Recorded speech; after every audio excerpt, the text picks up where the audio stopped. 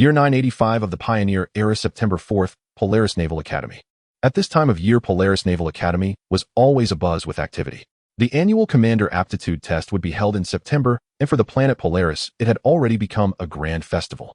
Within the entire Galactic Human Alliance, only 9 academies were authorized to conduct the Commander Aptitude Test, and Polaris Naval Academy was one of these rare institutions.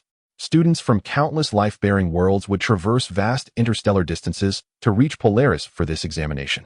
Those who succeeded would remain at Polaris Naval Academy and achieve a leap in social class, while those who failed could only return to their home institutions later, joining the conventional human fleets. For most of them, their ceiling would be sealed within their native star system, leaving them destined for obscurity.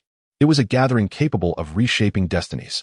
Luo Xingyuan sat by the classroom window watching the bustling crowds below, silently musing this in his heart.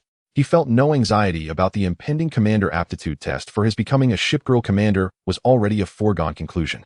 This was not some internal arrangement by the Academy.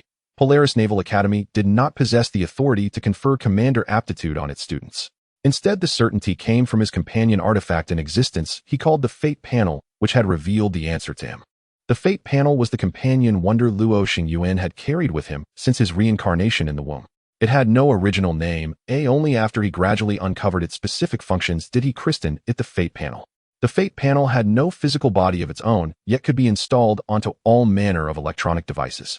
Its visible form was that of an ordinary display panel with a question input field beneath it, and it would automatically retract once Luo Xingyuan moved more than 5 meters away. Unlike the bizarre systems described in novels that manifest directly within one's mind, this thing never appeared in his consciousness. It was not particularly convenient to use, and its abilities were far from omnipotent. For now, it possessed only 2 functions: harvesting fate points and consuming fate points to answer Luo Xingyuan's various questions. Moreover, he was allowed to ask only a single question each month with no possibility of accumulating and used chances. Yet the answers it provided were uncannily accurate. Luo Xingyuan's own background was not poor, and with the soul of an adult housed within his young body, he had relied on sweat and hard work to successfully gain admission to Polaris Naval Academy, becoming the top student of his year. In fact, even before entering the academy, he had already learned from the Fate Panel that he possessed Commander Aptitude.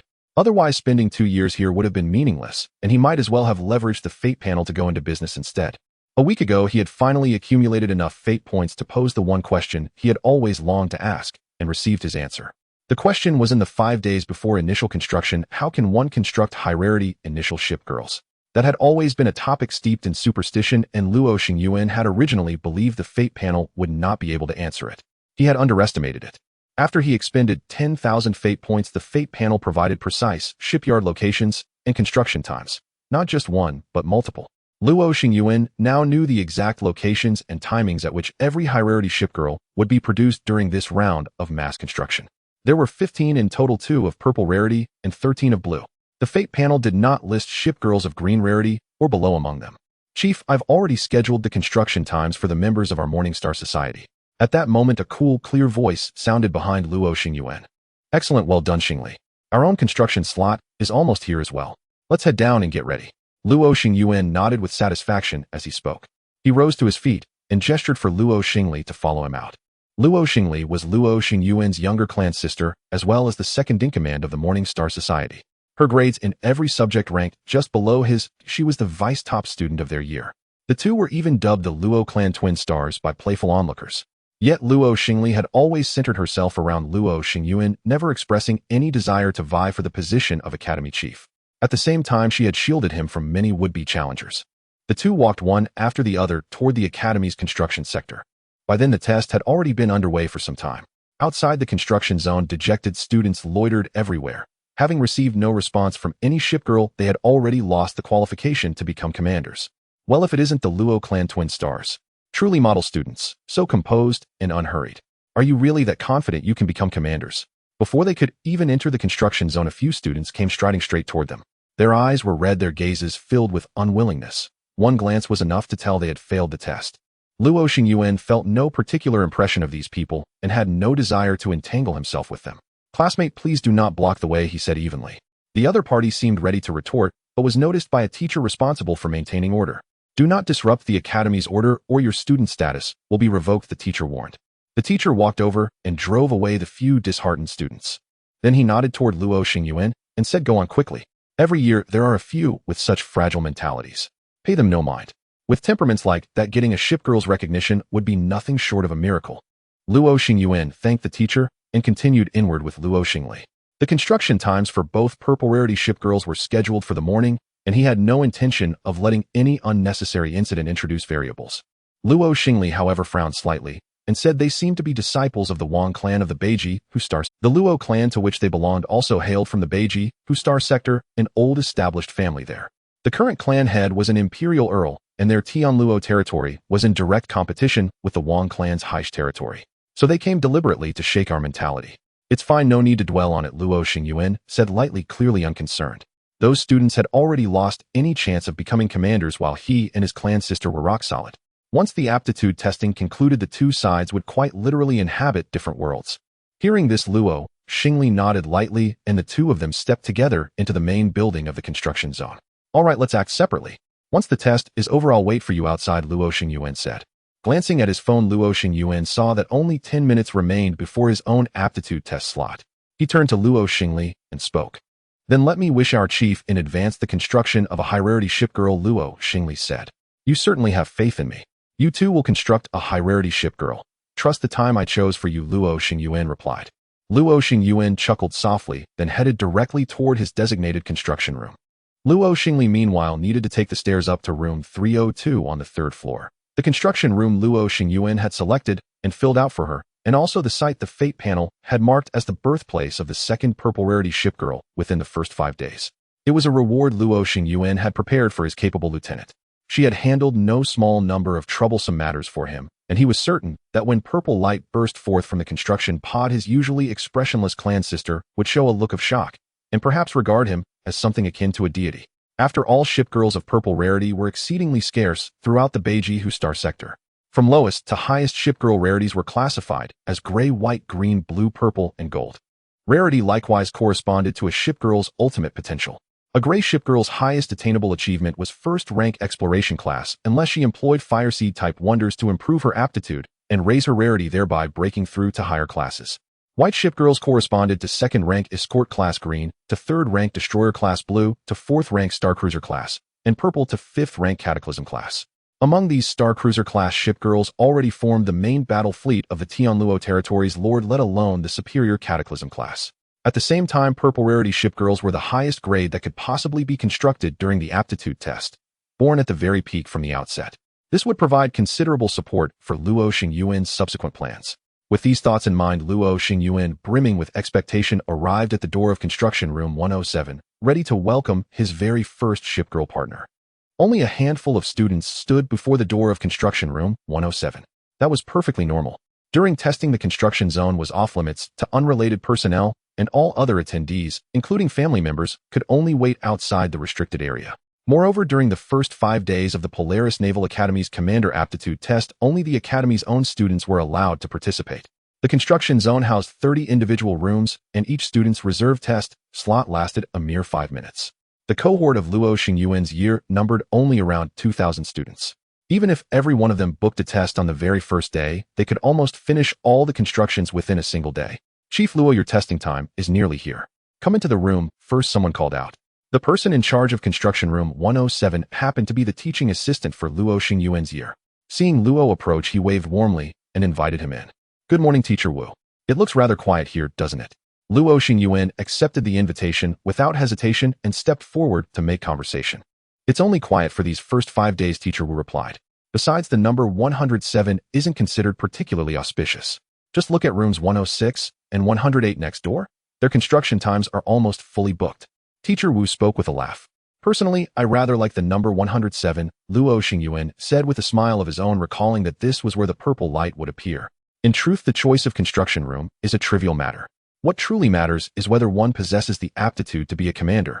Instead of spending all day pondering which room or what time might yield a good draw, it would be far better to improve yourself. Only by earning a shipgirl's recognition can you truly rise to the top. Teacher Wu shook his head as he spoke. You are right, Luo Xingyuan replied, expressing his agreement. Though he was only a teaching assistant, Teacher Wu was himself a shipgirl commander. He had known the taste of success and was qualified to speak from experience. Every year, roughly 100,000 students came to Polaris Academy for testing, yet on average, only about 1% became commanders. and that figure applied only to those already qualified to participate. The smaller naval sub-academies considered themselves fortunate if they received 10 slots. Anyone who reached this place was already a rarity among rarities. Of course, there were inevitably those who came through connections. The situation had improved greatly over the past century. The Galactic Human Alliance had enacted policies that allocated quotas and resources according to each sub-academy's commander output rate, thereby curbing the influence of nepotism. This in turn tested each sub-academy's teaching standards and luck. Generally speaking, the more outstanding a human student, the more likely they were to earn a Shipgirls recognition. Yet every so often a few unfortunates received no response from any Shipgirl at all. Even a year's chief at Polaris Academy faced roughly a 30% chance of failing to become a Shipgirl commander. With that in mind, Luo Xingyuan forced himself to stop daydreaming. His test time had arrived. Chief Luo, before we begin the test, do you have any special requirements? Teacher Wu glanced at the time and posed the standardized question. A faint tension stirred in Luo Xingyuan's heart, though it was overshadowed by excitement. None, teacher. We can start right away, he replied. Teacher Wu nodded and led Luo to a construction pod taller than a man. The academy has prepared all the materials required, he said. Once you press construct, a Shipgirl will respond to any candidate who possesses the aptitude to be a commander. The response will never take longer than 3 minutes. He then added, during the test, you must maintain a calm mind and not grow impatient. If a Shipgirl does not respond immediately, it may simply mean her rarity level is extremely high, not that you have failed. If you choose to abort the process midway, the test will be deemed a failure. These points were all covered in the textbooks, but Teacher Wu conscientiously repeated them once more. I understand, Teacher Wu. Drawing a deep breath, Luo Xingyuan placed his hand upon the construction button. The door of the construction room sealed shut, and the environment fell utterly silent. Teacher Wu sat at his station, eyes fixed on the pod, while Luo Xingyuan likewise watched it intently. For the duration of the test, he had to remain at the designated position to ensure the construction proceeded smoothly. Time passed second by second, 30 seconds, a minute and a half, 2 minutes, and still the construction pod gave no response. As the test crept toward the 3-minute limit, Luo Xingyuan's heart grew less anxious. Instead, a calm settled over him. He could sense something out there answering his call. Seated to the side, Teacher Wu had begun to shake his head. If nothing happened by this point, success was unlikely. This year's chief was so outstanding, yet it seemed he lacked commander aptitude. How lamentable. He only hoped that the year's chief would not lose control when faced with failure, or it would cast a shadow over the entire cohort. Before his thoughts could fully form, the construction pod suddenly blazed forth with a dazzling purple light. What the? Teacher Wu could not help exclaiming aloud. Outside, the scattered students also noticed the purple glow emanating from room 107 and hurried over, unable to resist gathering around. It's actually a Shipgirl of purple rarity. And this year's first purple appears so soon. One student cried out in amazement. The commander, stepping out of room 108 with his newly obtained starter Shipgirl, stiffened as well. His Shipgirl was not of the lowest gray rarity, but only of plain white. Lucky dog, you lucky dog, he muttered, face contorted as he hammered his fist against the nearby wall. His Shipgirl, meanwhile, could only show a trace of helplessness, inwardly lamenting the sort of commander she had ended up with. Even some teachers who had been idle could no longer sit still and began walking toward room 107. Inside the room, a blue-haired girl with silver streaks stepped out of the pod. She wore a solemn morning dress with a knight's sword at her side, her gaze sharp and unwavering as she strode straight toward Luo Xingyuan. A faint smile curved Luo Xingyuan's lips. Once again, the answer displayed on his destiny panel had the instant she appeared, Luo Xingyuan's commander network awakened. He could feel countless invisible threads connecting him to the girl before him. At last, he had become a formal Shipgirl commander. A torrent of spiritual feedback surged into him, and within his newly formed pristine commander network, a deep purple star flared to life. This was perhaps the greatest boon a commander could receive from constructing a purple rarity Shipgirl. Only Shipgirls of purple rarity bestowed innate talents upon their commanders immediately upon forming a contract. Gazing at the Shipgirl before him, Luo Xingyuan could not hide his delight. Yet before he could speak, the blue-haired girl had already reached him. She dropped to one knee, drew the long sword at her waist, and lowered her head. Kingdom Night-class battlecruiser 7th ship, Shue Qishir, reporting to you. From this day forth my sword shall serve at your command, she declared, eyes steady as she looked up at Luo Xingyuan. Luo Xingyuan reacted quickly. I accept. Rise, Lady Shue Qishir, he replied. Hearing his words, Shue Qishir rose with graceful poise, sheathing her sword once more. She naturally took her place behind Luo Xingyuan like a knight standing guard over her lord. And a historical Shipgirl no less. You've struck gold, boy. Teacher Wu admitted to a twinge of envy. I've been a commander for almost 8 years now, and my fleet has only a single blue rarity Shipgirl. Luo Xingyuan could only smile in silence at that. Purple Shipgirls were never easy to obtain. For new commanders, the Academy's large-scale testing construction was essentially the only realistic path. The Academy's construction zone was not open without limit, and only during the new student tests did it allow constructions at blue and purple rarity. At other times, the best one could hope to build here was a green rarity shipgirl, and even that with low probability. There was always a significant chance of producing no shipgirl at all. Generally, only commanders from remote regions, and those of civilian background, continued to rely on the Academy's construction zone. Commanders from wealthy families preferred to first commission the warship hull, then use source essence fragments in an attempt to awaken a shipgirl. If no awakening occurred, the hull could still be sold directly to the human fleet. This latter method yielded a higher chance of birthing a shipgirl, and the better the warship's construction quality, the greater the possibility of obtaining a high-grade shipgirl. Still, even that route could at best produce shipgirls of blue rarity.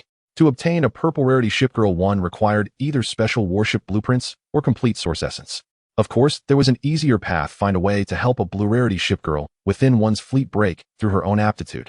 Teacher Wu glanced at the crowd gathered outside, shook his head, and turned around saying, "Let's take the special passage to the construction room. If we go out, we might get blocked by the crowd." As he spoke, he picked up the remote control and pressed the switch, revealing a passage at the back of the construction chamber. It seemed the school had made preparations in advance, thought Luo Xingyuan. "Thank you, Teacher Wu.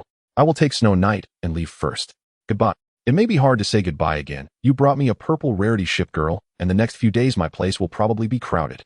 Thinking about the leisurely life that would soon be gone, Teacher Wu couldn't help but sigh. Seeing this, Luo Xingyuan didn't stay any longer and left with Snow Knight through the passage, arriving at the back door of the construction area and successfully exiting. Next, we need to head to the dock to prepare for shipbuilding matters, and I need to inform Xingli. If I just rush back to the entrance of the construction area to wait for her, I might be surrounded. Luo Xingyuan muttered to himself while taking out his phone to send a few messages. Snow Knight quietly stood behind him, observing her commander. "All right, the preparations are complete. Let's first go to the starport to get your hull constructed, so we don't have to wait if the dock becomes insufficient later." Luo Xingyuan put away his phone and spoke to Snow Knight behind him. "Yes," Snow Knight replied. "You don't need to be so serious, Miss Snow Knight.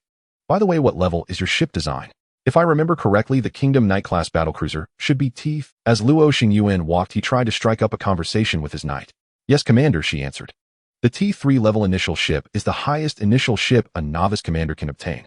If Snow Knight's design is T4, Luo Xingyuan would have trouble, as a newly activated commander cannot use designs to construct T4 level hulls.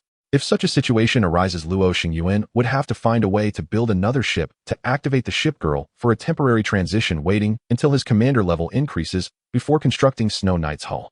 However, even if that situation were to occur, it would not be a major problem. Not to mention that Luo Xingyuan has a family backing him. Even if he were a civilian commander, the higher-ups at the Academy would be willing to invest, allowing for a stable transition in the early stages. It might encounter some troublesome matters because a fourth-tier hull, once the shipgirl's proficiency increases, would possess combat power at the Star Cruiser level, which is not considered weak even in the Northern Seas Empire, where the Polaris Naval Academy is located. Riding the shuttle, Luo Xingyuan and Snow Knight arrived at the starport of the Academy. During the grand event, a free service for constructing hulls for all new commanders' shipgirls is offered. As the Academy's top student, Luo Xingyuan easily obtained the use of a dock. Entering the dock with Snow Knight, she handed her construction blueprint to Luo Xingyuan. This construction blueprint belongs to a special type that can only be used once. After placing the blueprint in the scanning machine, it only requires a large amount of necessary materials to quickly build the ship. Even for a T3 battlecruiser like Snow Knight, it only takes 3 days. Unfortunately, this special blueprint is not easy to obtain, and commanders can only enjoy the thrill of rapid shipbuilding during initial construction. It actually requires 2,300 units of blue source fragment materials. This is quite a hefty price to pay the Academy, Luo Xingyuan remarked as he saw the bill printed by the scanning machine. Source fragments are the universal currency among shipgirl commanders, used to activate the consciousness of ordinary warships, transforming them into special warships controlled by shipgirls. This is also the most common type of grand construction for commanders. In addition, upgrades to shipgirls' equipment also consume source fragments. The dock can quickly repair the shipgirls' hulls when paired with source fragments, and source fragments can also be directly converted into some conventional resources. Of course, these resources can only be used by the shipgirls' hulls. The level of source fragments corresponds to the rarity of the shipgirls and matches their tier, so T3 level warships require blue source fragments to convert into basic materials for manufacturing. For a T3 warship, 2,300 units of the same level of source fragments is undoubtedly expensive. The cheapest T3 frigate hull can be manufactured with just about 100 units of source fragments. Ordinary T3 battlecruisers only require between 800 to 1300 units of source fragments, while Snow Knight directly requires 2,300 units, making it quite exceptional. Luo Xingyuan approached the control panel of the dock, consuming a large amount of the Academy's resources, and began the construction of the Snow Knight's hull. This process is mostly automated by the dock, allowing the two to leave and act freely. Meanwhile, in the office of the principal of Polaris Naval Academy. Good gracious Director Zhang, are you joking? The Luo family's twins produced a purple rarity Shipgirl on the same day.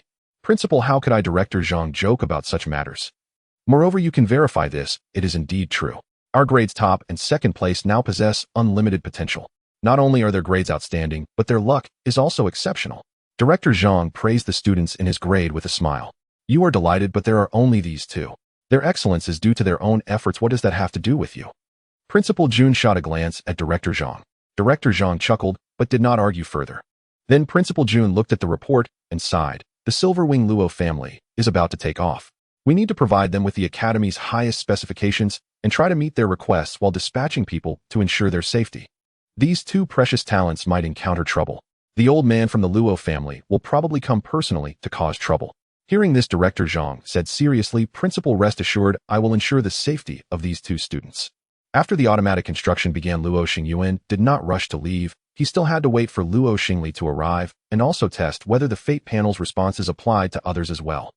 With nothing to do, Luo Xingyuan opened the fate panel on his phone and found that the information on it had changed. Host Luo Xingyuan. Life energy level first level. Fate points 233. Monthly usage 2. The fate panel has changed. Good originally did not have the life energy level field. After he officially became a commander, it became the first level, and the number of questions he could ask monthly increased from 1 to 2. So this fate panel can be upgraded, Luo Xingyuan expressed surprise. Thinking about it, he realized he had been too weak before to fully utilize the fate panel's capabilities.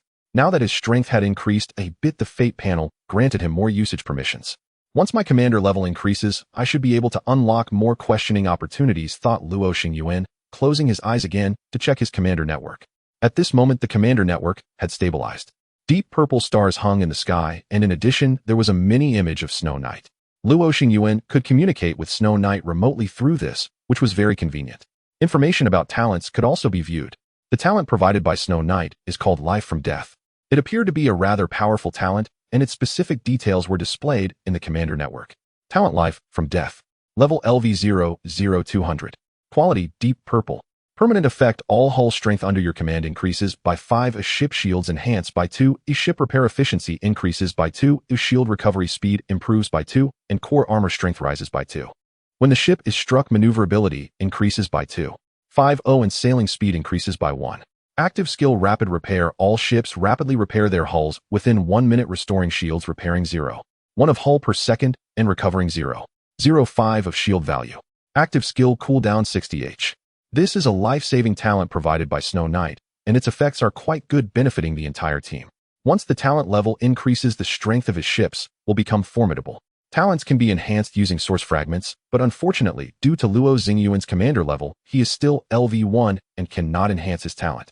He will have to wait until Snow Knight's hull is manufactured and gradually participate in exercises and battles to raise his level, which cannot be expedited. While checking her talent at Luo Xingyuan, Luo Xingli followed the instructions on her phone and arrived directly at the shipbuilding center of the starport.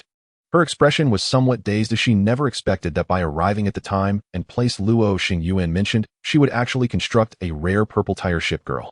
Although she was not an initial level historical shipgirl, Luo Xingli was already quite satisfied. At this moment, Luo Xingyuan also noticed the absent-minded Luo Xingli revealing a mischievous smile, not expecting that his usually cold cousin would show such an expression. Following her was a blonde girl who seemed to be her shipgirl. Luo Xingyuan approached with the Snow Knight. So how was it? Did you gain a lot? Then Luo Xingyuan waved his hand in front of Luo Xingli's eyes. Luo Xingli obviously had many questions on her face, her cold demeanor unable to hold up, and asked, Chief, how did you do it? I collected a lot of data from previous years, selecting some time points in construction rooms with a higher probability of good ships. How about you as the rarity above blue?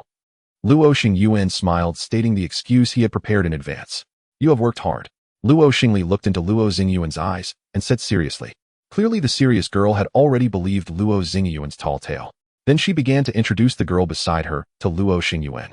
This is Qingli, a T3 Dawn Spear-class interstellar cruiser with a purple rarity, and is a special conceptual ship. Hello, Commander. I am Qingli. Please take care of me. Listening to their conversation, Qingli understood that her commander had a close relationship with the other party and greeted them. Hello, I am Luo Xingyuan, your commander's cousin. You can just call me by my name. Luo Xingyuan also introduced himself, then looked at the Snow Knight beside him. The Snow Knight immediately understood Luo Xingyuan's intention, stepped forward, and introduced himself. Kingdom Knight-class battlecruiser No. 7 Snow Knight has met the two of you.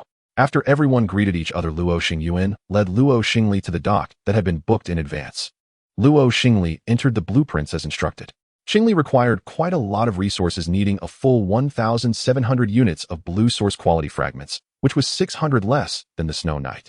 The construction time required for Qingli was also considerable. It was not much better than the 3 full days needed for the Snow Knight, only 4 hours faster. It seems we can only wait for 3 days first. Looking at the construction time displayed on the machine, Luo Xingyuan said, "By the way, Chief, there's something I haven't told you." At this moment, Luo Xingli returned to her usual demeanor. This is the blueprint for the Dawn Spear-class Interstellar cruiser. She took out a scroll of blueprints and spread it on the table. Does Qingli come with it? Luo Xingyuan asked in surprise. Luo Xingli nodded and said, "That's right, we can mass-produce this type of ship with this blueprint." The Dawn Spear class requires significantly more resources compared to other ships of the same tier, but this special weapon will definitely make up for it. Converted into a Shipgirl, it will likely be among the best in the blue tier category. Luo Xingli pointed at a large weapon depicted in the blueprints. That's great. If authorized, we could probably make quite a bit of money. Luo Xingyuan agreed with Luo Xingli's statement. The other party was quite lucky. Conceptual ships have a certain probability of bringing their blueprints, and Luo Xingli encountered such a situation. I plan to hand this over to you. Luo Xingli took a deep breath and said, "Hand it to me." This surprised Luo Xingyuan. That's right, if it weren't for your arranged time and construction room, I wouldn't have encountered Qingli, let alone obtained this blueprint, Luo Xingli said, glancing at Qingli beside her. Luo Xingyuan looked at the blueprints, not expecting to have such an unexpected gain. It seemed that raising this cousin wasn't in vain. Since you want to give it to me, I will submit it to the family. When the time comes, the authorized profits will be split 50-50. I won't let you suffer losses.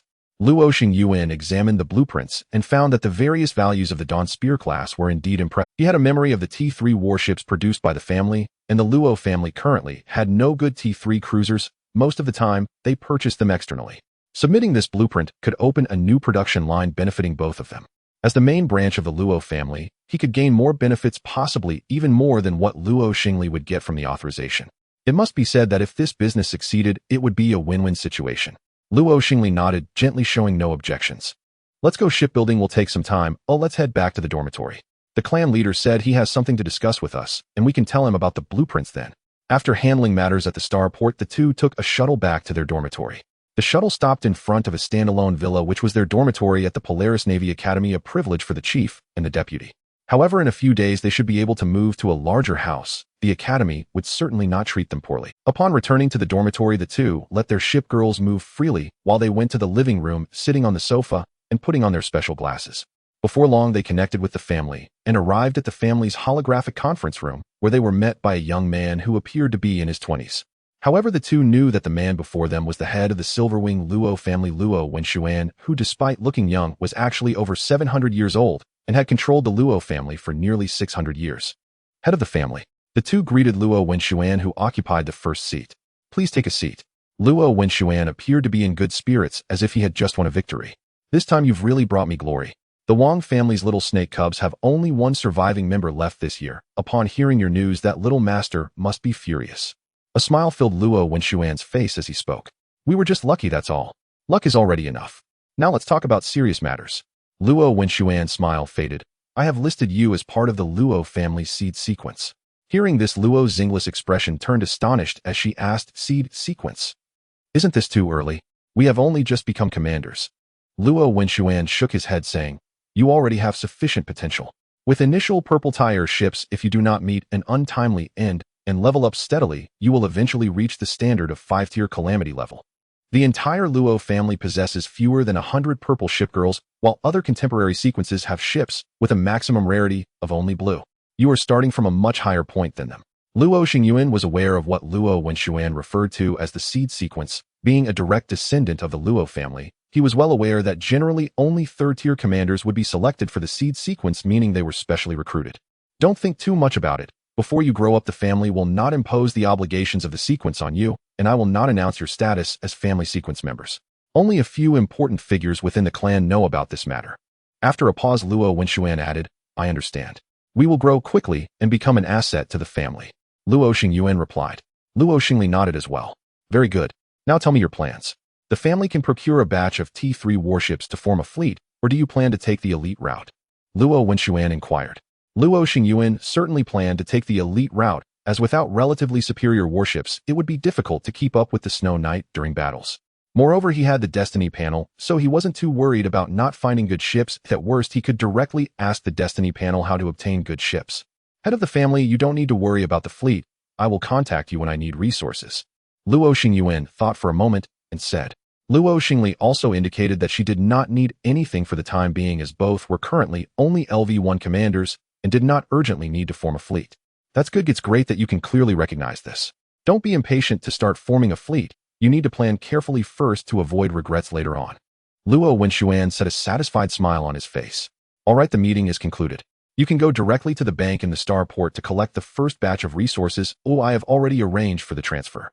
As Luo Xingyuan prepared to end the meeting, Luo Xingyuan called out, Head of the family, please wait a moment. We have a good T3 cruiser blueprint here.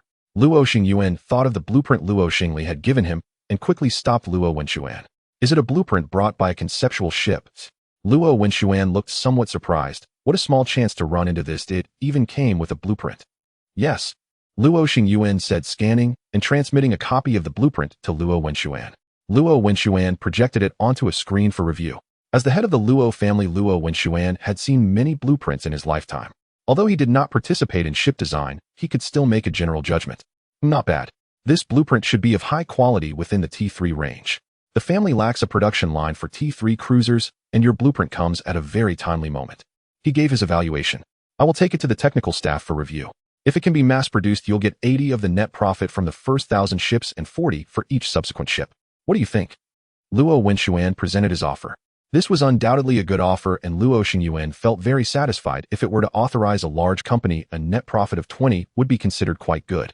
There is certainly no problem, Luo Xingyuan said. After this T3 cruiser was put into production, it would provide a continuous stream of resources for the two. 3 days later, the tightly wrapped Luo Xingyuan arrived at the shipbuilding center of the Star Harbor. The construction of the Snow Knight was nearing completion, and the two of them came to prepare for the final touches and to commence the Snow Knight's first trial voyage. The past few days had been quite overwhelming for Luo Xingyuan. After the Snow Knight was built, he had truly become Originally, he was well known only within his grade, but now the news had spread throughout the entire Polaris naval. Luo Xingyuan realized he had underestimated the influence of creating a purple ship girl. That day, after their class ended at noon, a large number of people came to visit in the afternoon. There were familiar students and teachers coming to congratulate him, and even media representatives showed up along with someone from the Imperial Navy Department asking if he was interested in joining the Imperial Navy after graduation. If it weren't for the head of the grade later setting up a perimeter around his dormitory and stationing guards, Luo Xingyuan felt that the threshold of his dormitory would have been trampled by visitors. Once when Luo Xingli went out to purchase supplies, she was almost surrounded by a crowd, which made her too scared to go out again after returning. For the past 3 days, Luo Xingyuan could only stay obediently in his dormitory practicing the family's inherited martial art, the silver wing breathing technique, with Luo Xingli. This is a commendable, extraordinary technique that the Luo family requires its disciples to practice from the age of 8 to enhance their physical attributes and lay a solid foundation for their future. Of course, they did not practice for long, as before becoming a commander, one must not break through the first level of biological energy, otherwise the probability of becoming a commander would decrease. Now that both of them had awakened the commander network, they picked up this technique again and received the complete inheritance from the family head. Practicing techniques to enhance physical attributes is crucial for a commander. Although a commander's own level increase can also promote physical growth, this enhancement is merely a drop in the bucket compared to the rapidly increasing mental power. If one's physical attributes are not strong enough, the body cannot accommodate more mental power, which would hinder the commander's level advancement. Thus, families generally have such inherited techniques, allowing their core descendants to practice from a young age, giving them a head start. Even if one does not plan to become a commander in the future, they can still become an extraordinary person serving them. In comparison, commanders from civilian backgrounds miss out on a lot. However, after they become commanders, the academy will also teach them some cultivation methods, and large families will attract civilian commanders through these methods. After practicing for the past few days, Luo Xingyuan had made considerable progress and had reached the first level in physical attributes. Inside the Star Harbor, noticing that no one was paying attention to him, Luo Xingyuan finally breathed a sigh of relief. He entered the dock with the similarly wrapped Snow Knight and took off his coat. Fortunately, this group of reporters didn't know that he was launching the ship today, otherwise his disguise wouldn't have fooled too many people. Inside the dock, a massive vessel lay quietly before them, and just moments ago the Snow Knight had officially completed its commissioning. Luo Xingyuan surveyed the giant ship before him. Having crossed over to the Starsea era, he had seen countless colossal Starsea vessels, but it was his first time encountering a T3 class battlecruiser at such close range. Standing before this behemoth, it was hard to see its end at a glance. The design of the Snow Knight was both elongated and robust, with turrets densely arranged along its hull, indicating a formidable firepower delivery capacity. "Let's go." And getting a bit impatient, Luo Xingyuan said to the equally eager Snow Knight. After receiving permission, the Snow Knight nodded and led Luo Xingyuan onto her hull, but from here on it would be her leading the way, as Luo Xingyuan had no idea how to find the captain's cabin. The Snow Knight looked at the familiar yet strange hull before her and couldn't help but feel a bit emotional, who after her hazy consciousness was born, her hull had never looked this clean and beautiful. In her memories, war was always unending, with very little time to return to port. Until the end, she returned to the dock with a damaged hull and a dwindling crew, never receiving new battle orders again, falling into a lonely slumber in the dock. The Snow Knight did not know how long she had slept until 3 days ago, when she felt she had a beautiful dream, opened her eyes, and her commander appeared before her. Thinking of this, a natural smile curved her lips. Unfortunately, Luo Xingyuan, who followed her, did not see this scene. The Snow Knight quickly brought Luo Xingyuan to the captain's cabin, as she placed her hand on the control center, and the entire ship shimmered with a silver light. During the Snow Knight's activation of the hull, Luo Xingyuan also felt a new layer of connection with the battleship beneath his feet. He seemed to be able to issue some commands to the ship, such as turning the gun barrel 50 to the right. Activating the hull did not take much time. Just 3 minutes later, the Snow Knight completed the activation process. For her, it was a marvelous experience, as she felt as if she could freely control various components of the ship, although she was still a bit unskilled.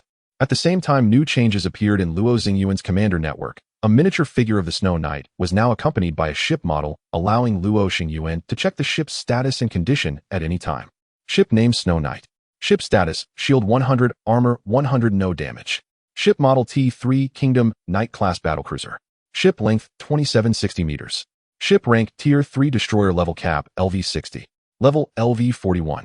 Hull components: Kingdom Knight hull green LV41, Kingdom Knight armor green LV41, Kingdom Knight engine green LV41, Kingdom Knight shield green LV41, Kingdom Knight radar green LV41. Ship armament: 8 triple-mounted Kingdom type 1,800mm electromagnetic cannons, green LV41, 30 triple-mounted Knight type 3 500mm electromagnetic cannons, green LV41, 70 dual-mounted Knight type 2 240mm electromagnetic cannons, green LV41. Ship attachments: T3 Kingdom Mecha green LV41. Remaining weapon slots: 10, remaining attachment slots: 95. The attributes of the Snow Knight are extraordinarily powerful. Its length is nearly unmatched among similar vessels, and the number of armaments is astonishingly high, with additional attachments for the ship. It's no wonder so many source material fra. In addition, the Snow Knight's attributes were also revealed to Luo Xingyuan after she activated the hull. Being a historical ship girl, her accomplishments in history must have been remarkable, as she even possessed 4 talents. Ship girl Snow Knight. Talent: Living to Die, deep purple middle, Zerg Slayer blue purple upper, Last Glory of the Nor Kingdom sky blue upper, Guerrilla Warfare sky blue lower. The grading of talents is similar to the rarity of Shipgirls, but the lowest starts from white. They can be classified into white, green, blue, light blue, sky blue, and purple, blue, purple, deep purple, with each level of talent further subdivided into lower, middle, and upper tiers. If a ship girl has no talents, she will be the most basic gray ship girl. As the bond between the commander and the ship girl deepens, the ship girl's talents will be shared with the commander, while purple ship girls will randomly share 1 talent directly. A ship girl's talents cannot be upgraded through the commander network, but it can be said that they start at max level, with attributes equivalent to the commander having leveled that talent to its maximum. Moreover, ship girls can also acquire new talents or change existing ones through certain experiences. Luo Xingyuan wasn't too clear on the specifics. This would require practice. Oh, by the way, Luo Xingyuan had also heard that some special artifacts could grant new talents to ship girls, but such artifacts seemed to be rare. He had yet to encounter any. While checking the command's official network at Luo Xingyuan, the Snow Knight had already completed the maintenance of her ship. She approached Luo Xingyuan and said, "Commander, the maintenance of the Snow Knight has been completed and is ready to set sail at any time. Please wait a moment. First, install the prepared source quality extractor and source quality purifier. These 2 Azure artifacts will be sufficient for us to use up to level 60. As Luo Xingyuan spoke, he took out 2 Azure glowing artifacts. These are artificial artifacts from the Human Alliance of the Galaxy, considered one of the greatest inventions. With these 2 artifacts, the Shipgirls can extract and purify source quality after battles. This is essentially standard equipment for commanders. Each fleet must have at least 1 source quality extractor and 1 source quality purifier, or else the battles would be in vain. These 2 artifacts are also an investment from the family in Luo Xingyuan. Luo Xingli has them as well, which were just delivered yesterday. Alright, Commander. The Snow Knight took the 2 artifacts and placed them in her accessory slots, occupying 2 spaces. Luo Xingyuan also brought enough resources. He currently possessed a large number of source quality fragments, easily enhancing the 2 artifacts to level 41. Very good, Snow Knight. Send a departure application to the Starport Tower. The Snow Knight will conduct its first sea trial and commence the 15-day P-137 route patrol mission. Luo Xingyuan had been waiting for this moment and waved his hand to announce the departure. The P-137 route patrol mission was a task that Luo Xingyuan had taken on himself. Every rookie commander would also take on a task from the academy during their first sea trial. The task he took on was not that simple. It was categorized as an A-level task on the mission list, not the F-level task usually assigned to rookie commanders. However, Luo Xingyuan felt that this task suited him well, so he chose to accept it. Coincidentally, the major construction project would almost conclude after 15 days, after which the Polaris Naval Academy would seal off again, preventing the media from lingering on campus. This mission was significantly more dangerous than purely rookie tasks. The P-137 route was near the border, classified as a risk zone rather than a safe area for rookie commanders to undertake tasks. The school leadership initially did not intend to assign this task to him, but considering that the Snow Knight was an excellent historical shipgirl with a certain initial level, they ultimately handed the task to him. Luo Xingli, who also constructed a purple shipgirl, could only take on tasks in safe zones. The Snow Knight received the instruction and sent an application to the tower, quickly receiving approval. Ahead of the ship, the dock gate slowly opened, revealing the vast and boundless starry sky before the 2. Luo Xingyuan had seen this beautiful scene countless times, but this was his first time setting sail as a fleet commander, and he felt a slightly different sensation in his heart, even though he currently only had 1 ship. The engine of the Snow Knight began to operate, and a massive spaceship departed from the starport, marking the official start of Luo Xingyuan's journey into the Starry Sea. Looking back at the increasingly distant starport, Luo Xingyuan said to the Snow Knight beside him, "Proceed as planned, head through the Stargate to the P-137 route and begin the 15-day patrol mission." "Yes, Commander." The Snow Knight will enter the Polaris Stargate in 1 hour and has obtained the passage rights. The Azure Kingdom Knight's engine can achieve a warp level of 5, but to reach the P-137 route, which is dozens of star systems away, Luo Xingyuan had no choice but to use the Stargate. Of course, the subsequent patrol mission cannot be completed within the Stargate. Many star systems along the P-137 route do not have stargates, which is why it requires a patrol. Entering the Stargate was something Luo Xingyuan was already quite familiar with. His hometown, the Arctic Fox Star region, had multiple stargates, one of which was near the core life planet of the Luo family, allowing him to return to his family at any time. 30 minutes later, the Snow Knight had arrived at the Stargate range, but due to the Polaris Naval Academy's testing event, there were many ships here, and the Snow Knight would need to wait in line for 30 minutes to use the Stargate. Luo Xingyuan had anticipated this, but going to other Stargates would take even longer, so he had no choice but to choose the Polaris Stargate. 30 minutes passed quickly, and the Snow Knight began her first Stargate journey. The massive ship passed through the Stargate and instantly arrived in the Arctic Bear Star region, dozens of star systems away, marking the initial section of the P-137 route. This area is on the edge of the Polaris Star Domain, while outward lies the 3rd star domain being developed by the Northern Sea Empire, temporarily named the Lost Star Domain. The so-called P-137 route starts from the Arctic Bear Star region, passing through 4 star systems until it reaches the border star region of the Northern Sea Empire, Salmon. Decades ago, this was a military resource transportation channel. Now, with the advance of the Imperial Front, it has become a normal route for both military and civilian use, thus transforming into a low-risk zone. The dangers that merchant ships might encounter are few, with a maximum threat level not exceeding level 3. The interstellar pirates here mainly use T2 class ships, and hardly any T3 class ones. For students who have just become shipgirl commanders, this might be a bit dangerous, but for Luo Xingyuan, it was just right. He could accumulate experience on this route and enhance his commander level. "Are we already on the P-137 route?" Luo Xingyuan asked the blue-haired girl beside him. The Snow Knight nodded and said, "According to the Imperial Star Chart, we are currently on the P-137 route and can initiate warp jumps at any time." "Alright, initiate a level 5 warp jump for patrol destination Salmon Star region." After hearing this, Luo Xingyuan issued the order. Yes, the Snow Knight will begin the patrol with a level 5 warp jump destination Salmon Star region, a total of 12 light years, and upon reaching the Salmon Star region, we will return to the Academy via the Star Gate in that area. The Snow Knight supplemented Luo Xingyuan's command and issued the instructions to the ship. The jump is about to begin. Do you need to rest for a while? Just leave the patrol to me, the Snow Knight added. Luo Xingyuan thought for a moment and agreed. As a historical ship girl, the task of patrolling the route was a piece of cake for her, and he did not need to issue commands. If he commanded freely, it might even affect the Snow Knight's performance. With this in mind, Luo Xingyuan decided to delegate the patrol task to the Snow Knight and would come to the captain's room if anything unusual occurred, while he could go to the training room to practice his skills. All right, but I'm not tired yet. I'll go practice the silver wing breathing technique in the training room. Just notify me directly if anything unusual happens.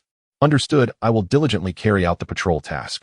After Luo Xingyuan left the captain's room, the warp jump officially began, and the area around the ship began to distort as a massive amount of negative energy enveloped the Snow Knight, propelling it forward. The personnel inside the Snow Knight were unaffected. Luo Xingyuan had experienced warp jumps before, and as a ship girl, the Snow Knight was even more familiar with it.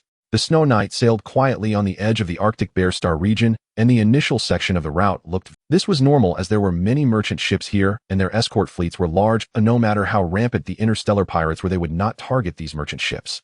The Snow Knight did not approach these merchant fleets, swiftly surpassing them, and sailing alone in a slightly more remote area of the outer ring. After all, this was a patrol mission, not an escort mission. There was nothing to patrol in safe routes, and the outer ring had a higher probability of discovering those with ulterior motives. The Snow Knight took her first task very seriously. She activated the ship's radar and began to search for potential threats along the route. This area could still be considered the interior of the Empire. She had not encountered any interstellar pirates, but had come across several suspicious merchant ships suspected of smuggling.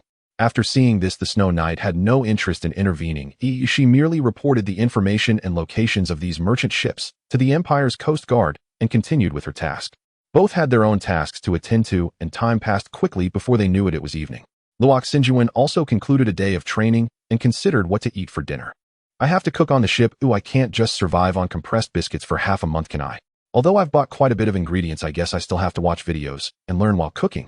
Luo Xingyuan muttered to himself, tossing his clothes aside. Before thinking about how to cook, he should take a shower first. Meanwhile, the Snow Knight in the captain's room also prepared to pause her work. She had already heard Luo Xingyuan's self-talk. After all, this was her ship, and she was fully aware of everything that happened on board.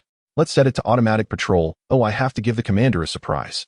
The Snow Knight glanced at the empty star chart, left the captain's room, and headed to the luxurious dining hall on her ship. As a historical ship girl, the Snow Knight could also cook. The Kingdom-class ships were equipped with luxurious dining halls to serve high-ranking officers. Now I can show off my skills in the dormitory. It was always that commander who cooked, and I never had the chance to showcase my abilities. The Snow Knight muttered, a hint of a smile on her lips. She really liked her commander. After all, he was the one who awakened her from her slumber, but the girl was still somewhat troubled about how to get closer to him. Sometimes she wanted to joke with her commander, but when she spoke, it turned into formal dialogue as if they were merely superior and subordinate. She envied the other ship girl in the dormitory. That girl had a very cheerful personality and always clung to her commander, greeting him openly, something she found hard to do. Stopping her wandering thoughts, the Snow Knight took out the prepared ingredients and began to prepare a nice dinner to bridge the relationship with her commander. Luo Xingyuan finished washing up and walked straight towards the captain's room. He planned to call the diligent Snow Knight to end her shift and then discuss what to have for dinner together. However, when he arrived at the captain's room, he found it empty. The Snow Knight had already left. Your Excellency, the commander, please come to the dining room. At that moment, the ship's broadcast sounded, and the voice of the Snow Knight came through the speakers. Could it be that his ship girl could cook? He hadn't seen her cook in the past few days. Luo Xingyuan pondered this and decided to investigate the dining room. At that moment, in a small private room of the luxurious dining hall, the Snow Knight inserted the last candle, feeling relieved. She had finally set up her surprise before the commander arrived. The Snow Knight drew the curtains of the private room, her clothes shimmering faintly. Her morning gown was replaced with an elegant black evening dress. Taking a gentle breath, her blue hair fell naturally. You can do this, she whispered to herself, her gaze becoming resolute just as it had been when she first met her commander. Then she opened the door to the private room and personally went to welcome her commander.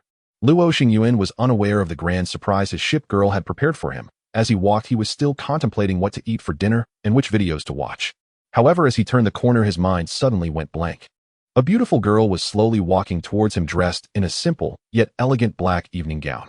Her gaze no longer as sharp as usual softened, and a faint smile graced her delicate features, making her look like a character straight out of a fairy tale. Is this really my ship girl? Luo Xingyuan felt somewhat incredulous, but before he could ponder further the girl, "Excuse me, Your Excellency the Commander, may I invite you to dinner?" She lifted her skirt and performed a grace. This was Luo Xingyuan's first time seeing such a snow knight, completely different from the knight who had once knelt before him to pledge her loyalty. This snow knight resembled a noble lady. "Of course it is my honor," Luo Xingyuan replied confidently, having undergone a period of noble education that equipped him to handle the situation. Luo Xingyuan slightly bowed to the girl in front of him, returning her gesture. From his perspective, he could see a blush tinting her cheeks, as if she were shy and nervous. "Please follow me," the girl softly said, turning around to lead Luo Xingyuan to the venue she had prepared. Luo Xingyuan's heart fluttered with anticipation as he followed her inside.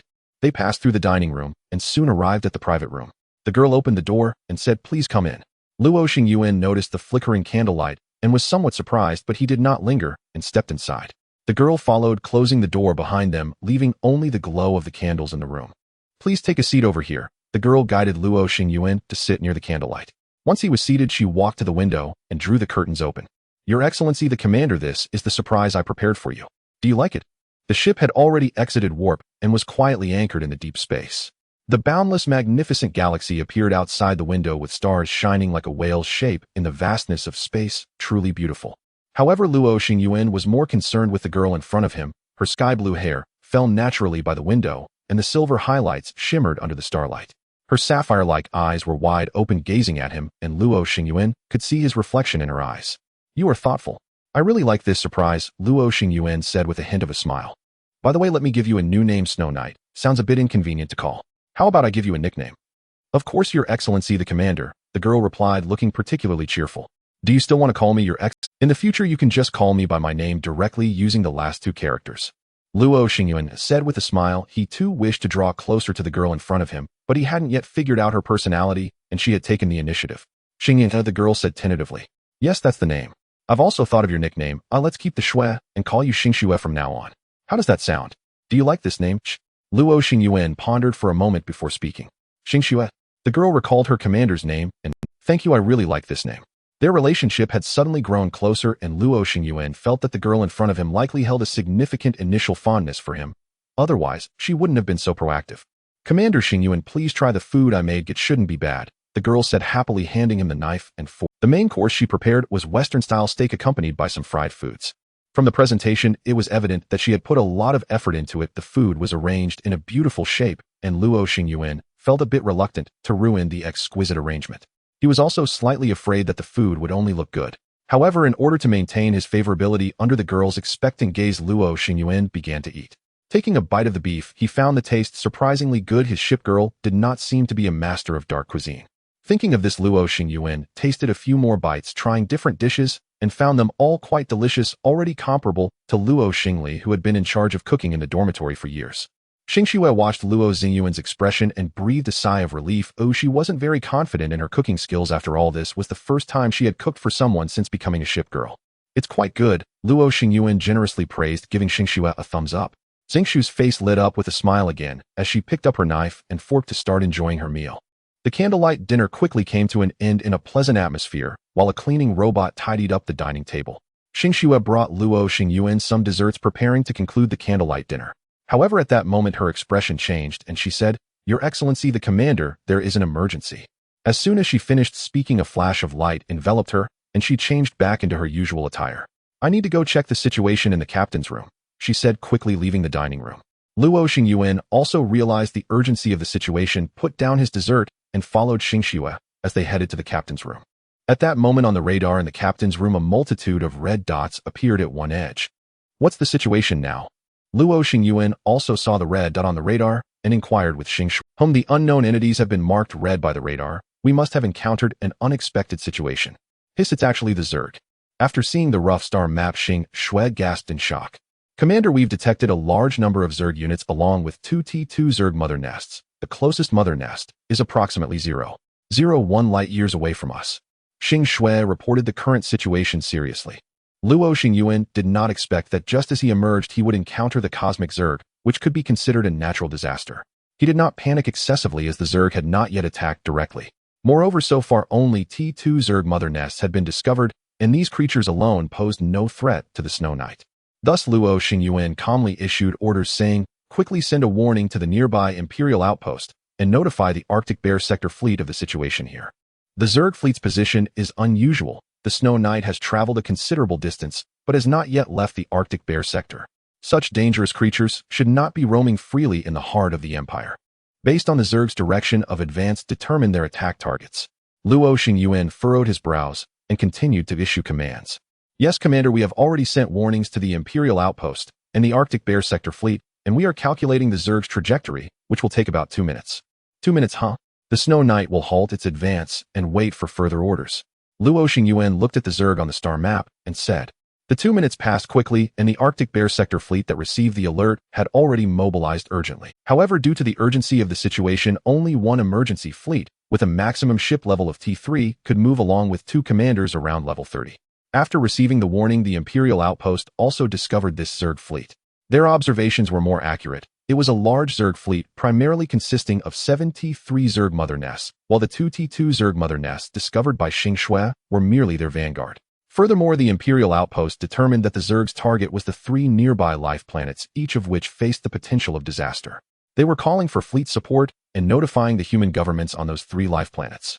Xing Shui also figured out the attack targets of the earlier 2 Zerg mother nests. The Snow Knight was even on the path of the approaching Zerg. The target of these creatures was the red maple star that the Snow Knight had just passed. In 15 minutes, the Zerg vanguard will be within our ship's strike range. Xing Shui calculated the distance between them and said. She turned her head toward Luo Xingyuan, looking at her commander with inquiring eyes. Does this vanguard have T3 mother nests? Luo Xingyuan asked. He could sense that his ship girl was eager to fight, as Xing Shui had a talent called Zerg. Currently, the radar has not detected any, but Commander, you can rest assured, if we cannot win, we can easily retreat, Xing Shui said. With matters reaching this point, Luo Xingyuan also decided to engage the Zerg vanguard, which would also relieve some pressure from the red maple star behind. Then let's confront them directly. There's no need to wait for them here. I want to see the formidable firepower of a kingdom-class knight. Luo Xingyuan smiled at the girl before him. Yes. Xing Shui perked up upon hearing the battle order. The Snow Knight resumed its advance, entering hyperspace again until a suitable combat location was selected. Having distanced itself from a small asteroid belt, Xing Shui decided to engage the Zerg fleet in the vast depths of space. The Snow Knight halted its jump, adjusting its speed to combat speed. The Zerg vanguard is expected to enter this ship's firing range in 30 seconds. Xing Shui reported the situation to Luo Xingyuan. In this position, Luo Xingyuan could already see the massive Zerg legion obscuring the heavens through his targeting scope. The red units on the radar were countless, which was the terrifying aspect of the Zerg. Before such a vast sea of bugs, the Snow Knight appeared minuscule. Once they enter range, my ship may fire freely. Luo Xingyuan rubbed his eyes and issued the combat order. Yes, the Kingdom-class 1,800mm electromagnetic cannon is ready for launch. Commander, prepare to enjoy this magnificent fireworks display. The 18 giant electromagnetic cannons began to rotate, aiming at the distant, overwhelming Zerg legion, waiting for them to enter the attack range. Xing Shui did not fire all the main guns simultaneously, as she left 2 triple-mounted 1,800mm electromagnetic cannons ready for emergencies. After all such large-caliber main guns take a long time to load, even a ship girl requires 3 minutes. Approximately 35 seconds later, the Snow Knight's main guns initiated their first round of salvo. In facing the Zerg, Xing Shui did not even need to aim. Anywhere she shot would bring down a large number. Brilliant explosions occurred in the depths of space, and countless Zerg turned to ashes. After one round of main gun fire, a clear area was opened directly in front of the Zerg. However, these Zerg did not know what death was. They filled the empty area in less than 10 seconds, swarming toward the Snow Knight. Yet Xing Shui remained calm. She had seen such scenes far too many times. Facing the approaching Zerg, she was not anxious. A multitude of secondary cannons were already prepared for bombardment. 3 minutes later, the Zerg had not yet entered the secondary cannons' firing range while the main guns had reloaded. With this round of main gun fire, a large number of Zerg perished, yet the Zerg continued to surge forward seemingly with an endless supply of troops. Soon the Zerg entered the firing range of the Knight-type 3 500mm electromagnetic cannons. In an instant, a barrage was unleashed, killing a vast number of Zerg. However, due to the loading time of the Knight-type 3 being nearly a minute, the subsequent Zerg filled in, and the tide of bugs continued to advance. Yet Xing Shui felt no anxiety. The Snow Knight remained in deep space, luring the Zerg to attack. Before long, among the countless Zerg, Xingyuan found her desired target, a T1 mother nest, and a T2 mother nest within the Zerg fleet, with one T2 mother nest still out of range. Xingyuan had no intention of firing recklessly and had even reduced the frequency of main gun attacks. Luo Xingyuan understood Xingyuan's intentions for the attack. His Shipgirl planned to conduct a decapitation strike, waiting for the mother nests to enter the Snow Knight's firing range before utilizing the 1,800mm electromagnetic cannons for a kill. For the Zerg, eliminating the grunts was of little significance. They must capture the king before the pawns. As for the Zerg that charged at them, Xingyuan was unconcerned. Those bugs did not even qualify to touch the Snow Knight, as the Knight Type 2 electromagnetic cannons on board were more than enough to give them a painful lesson. The swarm of insects was drawing closer to the Snow Knight, resembling a rapidly advancing black storm, a sight both magnificent and terrifying. The Snow Knight also ceased firing its large-caliber main cannon, revealing signs of ammunition shortage. The insect mothership advanced alongside the swarm, its biological cannon aimed at the direction of the Snow Knight, seemingly eager to end the battle swiftly. However, when all the insect motherships entered the firing range of the Snow Knight's main cannon, this farce came to an abrupt end. A cold smile crept across Xingyuan's face as the previously silent 1,800mm electromagnetic cannon resumed fire, this time targeting the insect mothership hidden behind the swarm. In the instant the shell was fired, the insect nest seemed to sense the impending danger and began to shift sideways, but it was too late. The ultra-high-speed shell traversed the depths of space and struck the insect warship in a fleeting moment. In an instant, 2 T2 motherships and 6 T1 motherships were reduced to ashes, with only the 2 T1 motherships closest to the Snow Knight escaping destruction. Xingyuan had no intention of letting them off lightly. The moment the main cannon fired, the Snow Knight began to maneuver, unleashing a barrage from numerous Type 2 electromagnetic cannons, causing a significant portion of the Black Storm to collapse. The 2 T1 motherships also sensed something was amiss. These massive biological warships began to turn, realizing that the Snow Knight before them was not an adversary they could defeat. Yet how could their speed compare to that of the Snow Knight? They awaited the completion of the main cannon's loading, which would mark their demise. Observing the one-sided battle, Luo Xingyuan felt that using Xingyuan against such low-level insect motherships was indeed somewhat unfair. Under Xingyuan's meticulous control, the insect swarm perished like snowflakes in the terrifying firepower net of the Snow Knight, with not a single insect even touching the Snow Knight's shields. This was the strength of a Tier 3 destroyer-class shipgirl, embodying a kind of numerical beauty, not to mention that Xingyuan herself possessed a purple talent specifically effective against insectoids. 1 minute later, the last 2 insect nest warships, unable to escape the firing range of the Snow Knight, were struck by the main cannon and obliterated. In an instant, the entire insect swarm lost its command center, and after a moment of silence, chaos ensued once more. Their brains seemed to have been severed, losing all capacity for thought, and becoming a horde of disorganized monsters driven solely by the instincts of consumption and slaughter. Before the Snow Knight's attack even commenced, they began to slaughter each other. The insectoids relied on node organisms for warfare, low-level insect beasts lacked cognition, and needed higher-level insect beasts for command.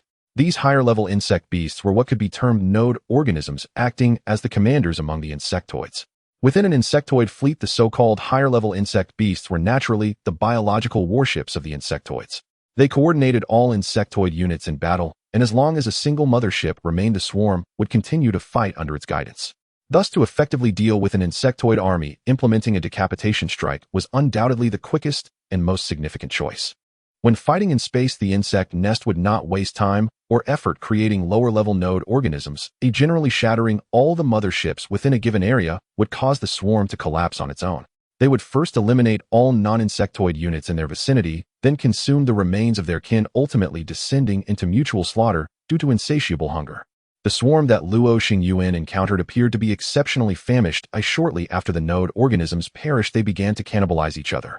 Xingyuan did not intend to let such a good opportunity slip away. The Snow Knight moved towards the swarm, its secondary cannons firing continuously, reaping the insect beasts engaged in self-slaughter.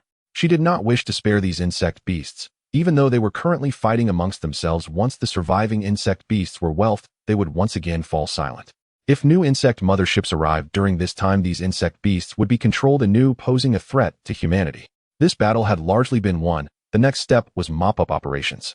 The secondary cannons of the Snow Knight were highly efficient, and looking at the densely packed area yielded significant rewards.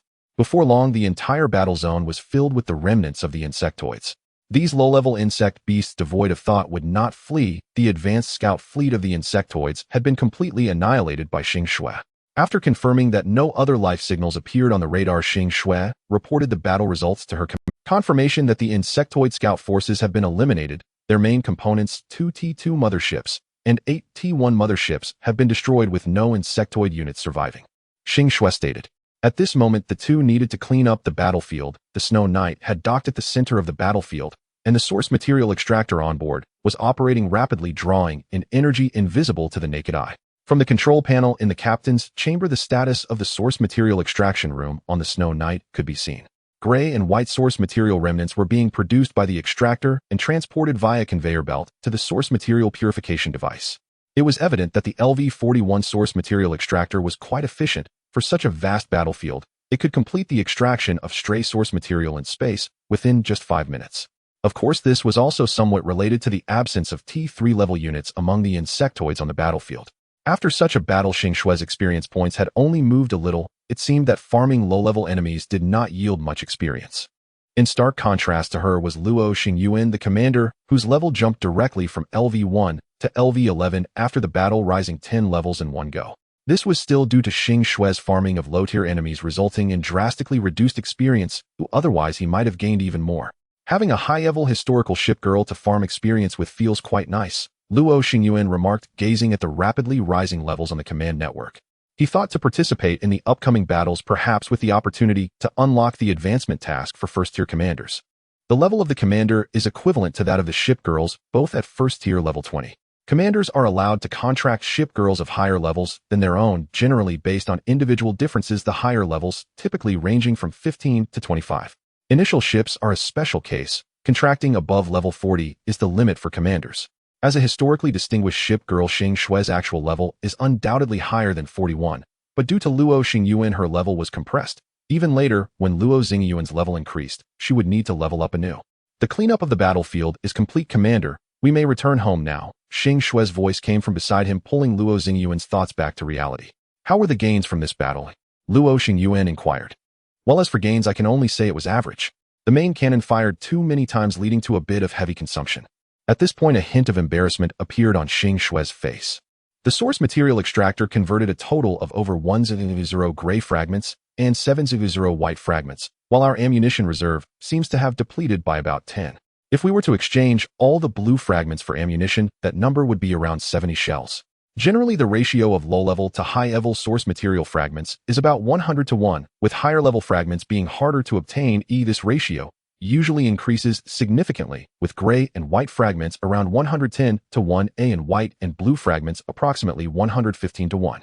This implies that if we were to self-fund ammunition, there would essentially be no profit from this battle. Although collecting all the insectoid corpses floating in space would fetch quite a sum, Luo Xingyuan currently only had the Snow Knight. Even filling the cargo hold would not yield much profit, and he would have to specifically collect T2 level insectoid corpses, which would waste too much time. By the time the main forces of the insectoid fleet arrived, there likely wouldn't be a shred left. Luo Xingyuan was somewhat surprised by the consumption incurred by Xing Shui, but upon reflection, it was understandable. When cannons roar, fortunes are won, not to mention the Snow Knight's terrifying rate of fire. The post-battle results being nearly a break-even was already Xing Shui's best effort at controlling consumption. It was not, as she said, that the main cannon fired too often. Moreover, considering this battle, it was certainly not his place to bear any losses. Intercepting the insectoid advance fleet bought a great deal of time for the rear-life planets. Had there been no one to obstruct them, this advanced fleet of insectoids would have arrived at Hafeng Star in at most 2 days and launched an assault on this life planet. In such a place devoid of stargates, the support fleet from the Arctic Bear Star Zone would not arrive with such speed. Once war breaks out, Hafeng Star would have to rely on just a few T2 warships and some armed T1 merchant ships for defense, which certainly wouldn't hold against the insect swarm. Once the swarm enters the planet, the losses incurred would not be measurable by mere shells. Do not worry, this battle will undoubtedly have someone to foot the bill, whether it be the Arctic Bear Star Zone or the Empire's outpost. Luo Xingyuan patted Xing Shui's shoulder. Let's go, we will return home and first head to the nearest Hafeng Star for some rest. Hopefully they can resupply us with enough T3 ammunition. Yes, Lord Xingyuan. The Snow Knight has altered course and is conducting a warp jump, expected to arrive at Hafeng Star in 2.5 hours. A faint smile appeared on the girl's lips. After the battle statistics concluded, she seemed to shed some burden, even changing the way she addressed her commander. However, she still added honorifics and did not directly call Luo Xingyuan by name. Meanwhile, Governor Charles of Red Maple Star was pacing back and forth in his governor's mansion, appearing quite... Just moments ago, he had received an alert from the Arctic Bear Star District government indicating that a Zerg fleet was heading towards the location of Red Maple Star. For Charles, this was undoubtedly a thunderclap from a clear sky. He had been sailing smoothly on Red Maple Star for quite some time, but recently he had felt an ominous premonition that something terrible was about to happen, and he never expected it to escalate to this extent. Heavens, this was an invasion by the Zerg. Although the location of Red Maple Star was remote, it could still be considered the heartland of the Empire. Could it be that even the border star districts had already fallen? The terrifying swarm had already penetrated the heart of the Empire. Would they once again stir up a dark turmoil akin to that in the history of the Galactic Human Alliance? A series of grim associations flashed through Charles' mind, and he found himself considering whether to have his steward prepare a starship for escape. However, he ultimately suppressed this foolish thought. Fleeing would only ensure temporary survival, and once he reached the rear, he would surely face reckoning. In reality, he was more reluctant to part with this planet he had managed for over 30 years. His subjects had become prosperous and numerous starports had joined the construction plans. Perhaps in another decade, he might even be granted permission to build a Stargate. By then, Red Maple Star could become a dazzling jewel on the P-137 route, and he could return home with honor. If fortune favored him, he might even receive a noble title from the Empire. Now, however, his once bright future had turned uncertain. Just as Charles was lost in thought, the person he had been waiting for finally arrived. The elderly commander of the Planetary Defense Army strode directly into the governor's office. "What is the situation? Is the fleet ready?" Charles immediately inquired as he saw him enter. "Thanks to you, the fleet of Red Maple Star is in decent condition and the soldiers are quite motivated. However, our fleet may not be sufficient to withstand the approaching swarm. A single T-2 Zerg mother nest is enough to pose a significant threat to us. You need to prepare for ground warfare," the defense commander stated plainly as he removed his hat, describing the state of the army. Compared to the panicking governor, he appeared quite composed. He was a veteran who had served in the Imperial Navy for over 40 years and had returned to Red Maple Star after retirement to continue contributing his efforts. He had faced many enemies in his life, and the Zerg were just one of them. "Are we really going to engage in ground warfare?" Charles trusted the old commander's judgment, but he still held out hope. If those creatures truly invaded the planet, all his efforts over the past 30 years would be in vain. The defense commander nodded seriously and said, "Yes, Your Excellency, you should declare a state of war for the planet immediately and initiate the highest level of mobilization, using all means to resist the Zerg until the Imperial reinforcement fleet arrives. However, before that, the Red Maple Star Defense Fleet will take the lead in battle, striving to delay the Zerg's advance and buy you sufficient time." The old man's words were calm and resolute. His assessment was remarkably accurate. Had it not been for the Snow Knight's intervention, the swarm would have swiftly entered the solar system where Red Maple Star was located. Charles knew he could not entertain unrealistic expectations at this moment. With a sigh, he said, "All right, I understand. Notify everyone Red Maple Star will immediately enter a state of war and inform the residents to prepare for defending against the swarm. Your Excellency, I hope you can await the support of the Imperial fleet." The defense commander put on his hat and turned to leave. "If only we could procure a few more warships," Charles said regretfully. "No need for that, Your Excellency.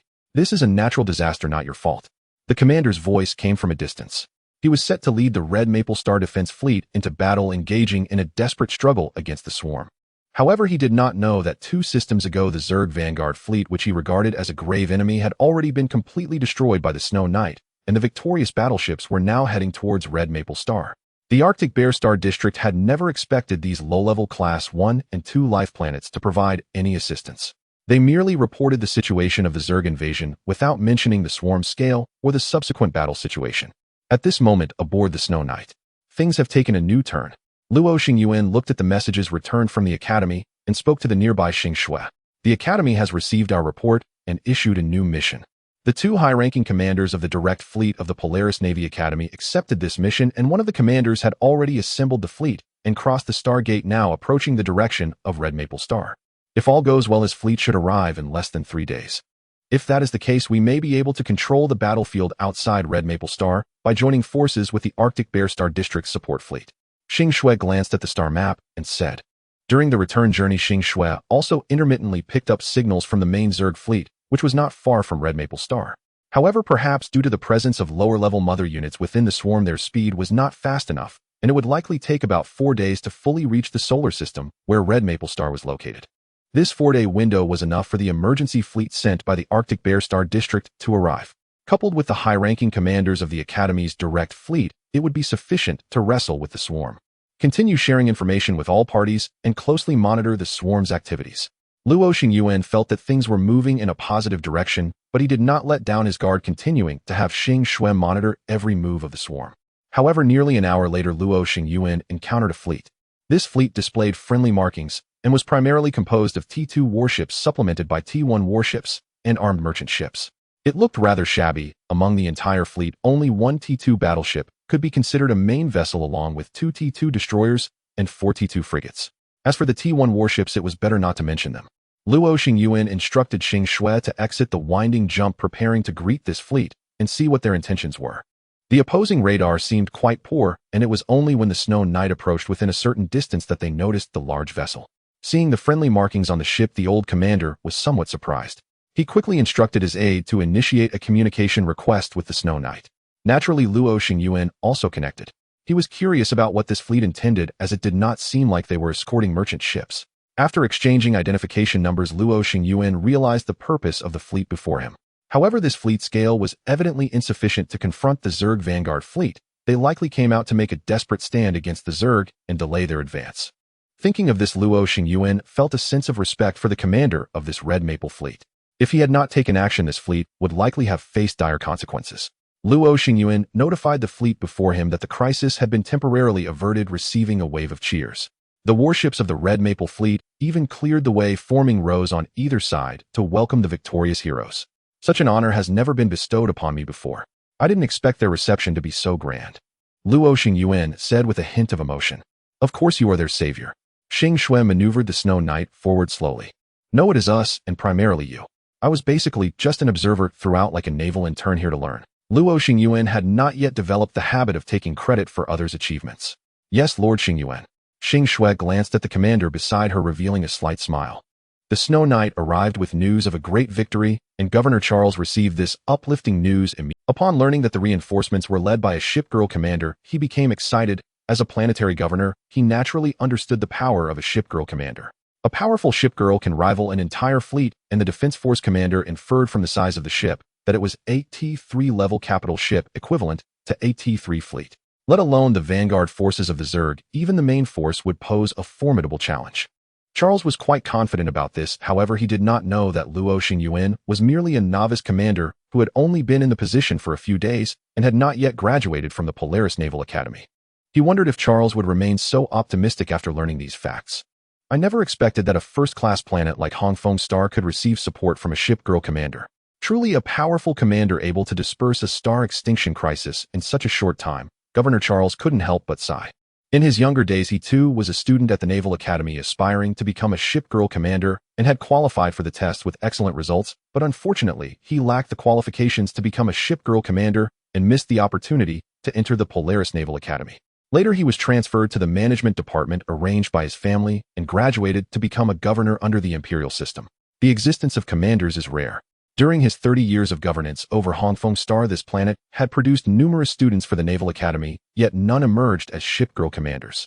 Hongfeng Star had no stationed Shipgirl commanders, only a human fleet, which rendered it powerless against the Zerg invasion.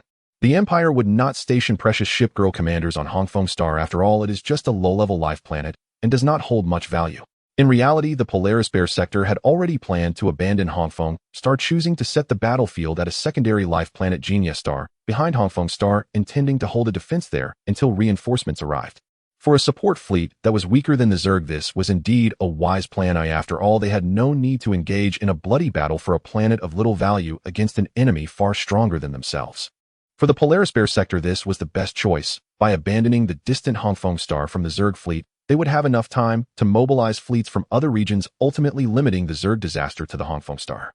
Rather than sending their own fresh fleet into a fierce battle, should they be defeated, the vulnerable belly of the Polaris Bear sector would be exposed to the swarm, marking the beginning of disaster. Another point is that the support fleet did not have time to reach Hongfeng Star. By the time they arrived, it was likely that Hongfeng Star would have lost its ability to resist. However, they did not anticipate that the rookie commander who warned them would become the only variable in this disaster. They had reviewed Luo Xingyuan's files and knew he was just a fledgling commander, so they did not hold much hope for him. After receiving Luo Xingyuan's warning, they expressed their gratitude to him, terminated his patrol mission, and gave him an excellent evaluation, informing him that he could leave.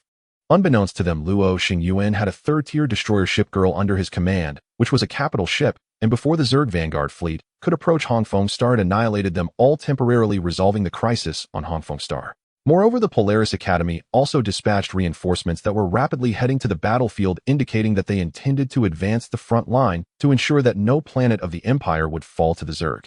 The two Shipgirl commanders in the fleet responded immediately to the call and requested the fleet to advance. Before joining the Polaris Bear sector, they were also students of the Polaris Academy and were well aware of the Academy's style. If they say we can go, then we definitely can. The Academy must have made thorough preparations. If we don't go now, when will we? If we delay, we might not even get a taste of the soup, they said. Under pressure, the fleet commander of the support fleet could only seek instructions from upper management, but before he could send the message, the order to advance was conveyed, directing them to Hongfeng Star for defense and to hold out until the Academy's reinforcements arrived. The fleet, originally headed for Jinya Star, changed its course and headed straight for Hongfeng Star.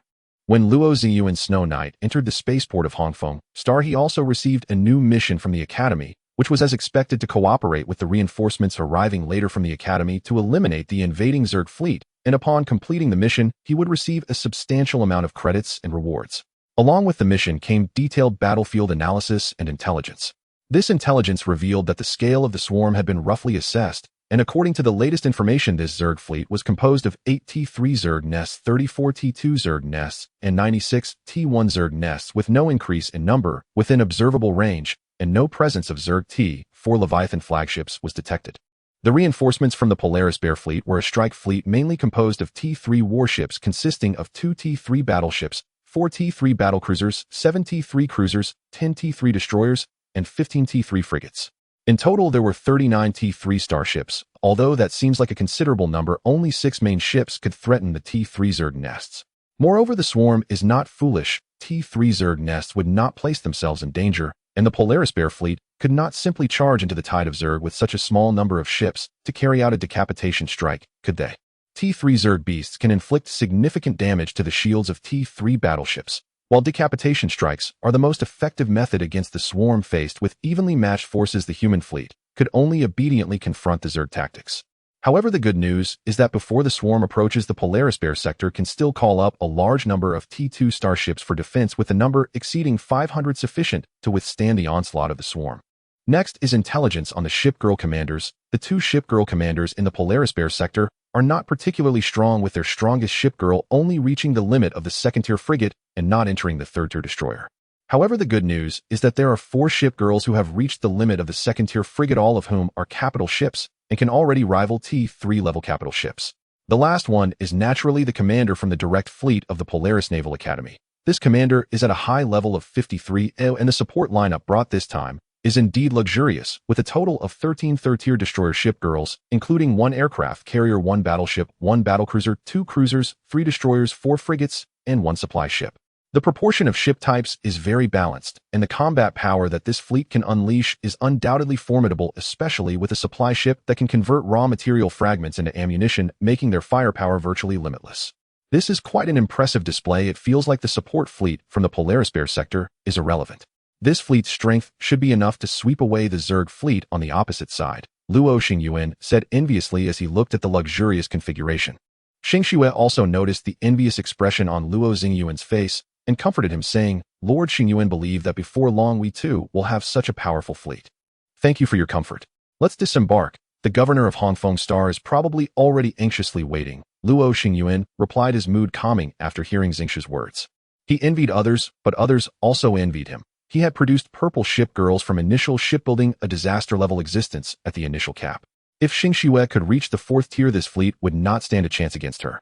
At the same time, Luo Xingyuan also decided that in the future the minimum rarity for Shipgirl construction must be blue to create a golden fleet. After killing a large number of Zerg beasts, his fate points accumulated significantly, and upon returning, he planned to inquire with the fate panel about where to find blue rarity Shipgirls. On the Red Maple Star, Luo Xingyuan and his Shipgirls received the highest honors here. For the governor and the people of Red Maple Star, Luo Xingyuan had alleviated an apocalyptic crisis for them. Although the war is not over yet, seeing such a massive warship docked at the starport has reignited hope in the hearts of the Red Maple Star residents. After all, the length of this warship is several times that of their own flagship. The Navy of Red Maple Star looked at the enormous warship with envy written all over their faces. Some young officers began to petition Charles, hoping to acquire more powerful warships. After this crisis, Charles also wanted to strengthen the planet's defenses, but there would be no immediate change. Moreover, Red Maple Star is essentially a level 1 planet. Maintaining a T3 cruiser is somewhat feasible, but they cannot afford a capital ship unless the planet's potential can be upgraded. The energy level of a planet is crucial for its development. Higher-level planets can produce more rare resources and provide excellent training environments.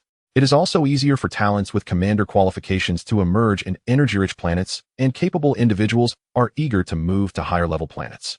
This is also the reason why Red Maple Star has not produced a single commander over the years. The inherent deficiencies are not due to the lack of effort from the inhabitants. In fact, during Charles' 30 years in power, considerable efforts have been made. He transplanted a large number of second-tier spiritual trees to improve the environment of Red Maple Star and implemented extensive reforms, transforming Red Maple Star significantly. It can now be considered a quasi-level 2 life planet.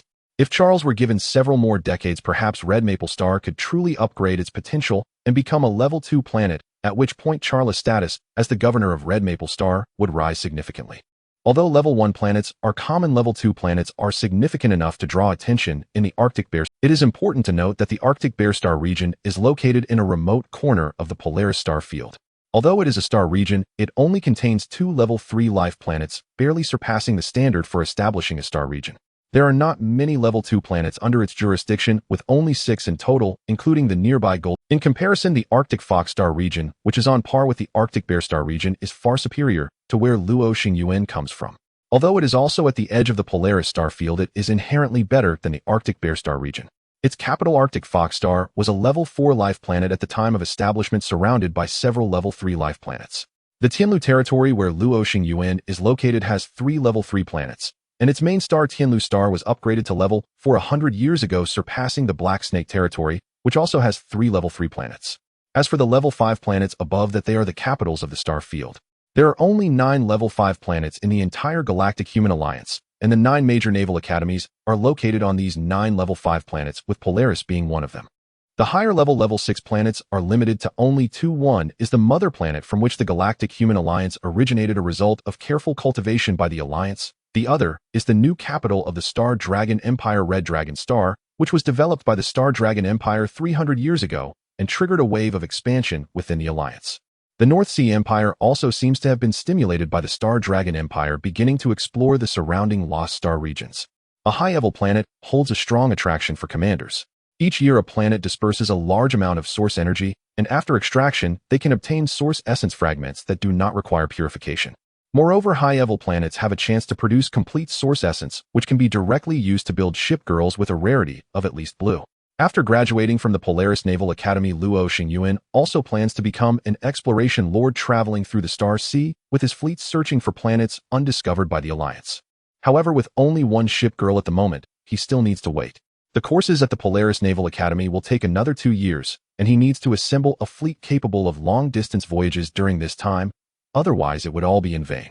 Red Maple Star has beautiful scenery, but unfortunately this planet cannot supply ammunition for the Snow Knight. Perhaps only the nearby Golden Leaf Star has that capability, but Luo Xingyuan does not intend to take action. Going back and forth would waste time. It would be better to wait for the arrival of a senior from the academy and ask for some supplies, then find someone to reimburse later.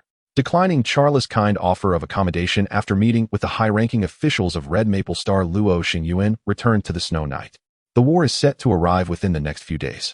He needs to stay on the warship at all times and respond immediately. Although reinforcements are on the way and the enemy appears to be very stable, they have not yet arrived. The defenses of Red Maple Star are vulnerable to the swarm.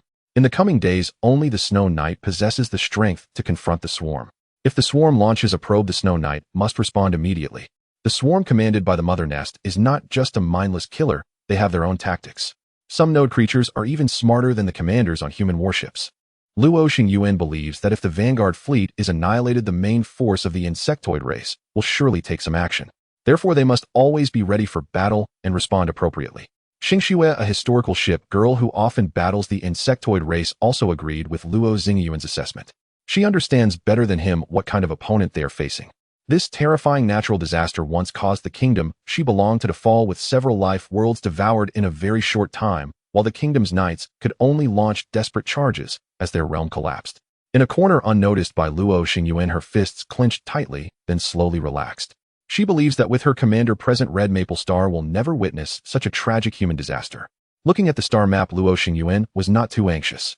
Although he anticipated that the swarm would react, he was not worried about his own safety. Not to mention why the fleet from the Academy was able to gather so quickly. Luo Xingyuan just received a message from a star-class ship girl from the Silver Wing Luo family has already arrived in the stellar system, where Red Maple Star is located via a jump. This is the family support he called for.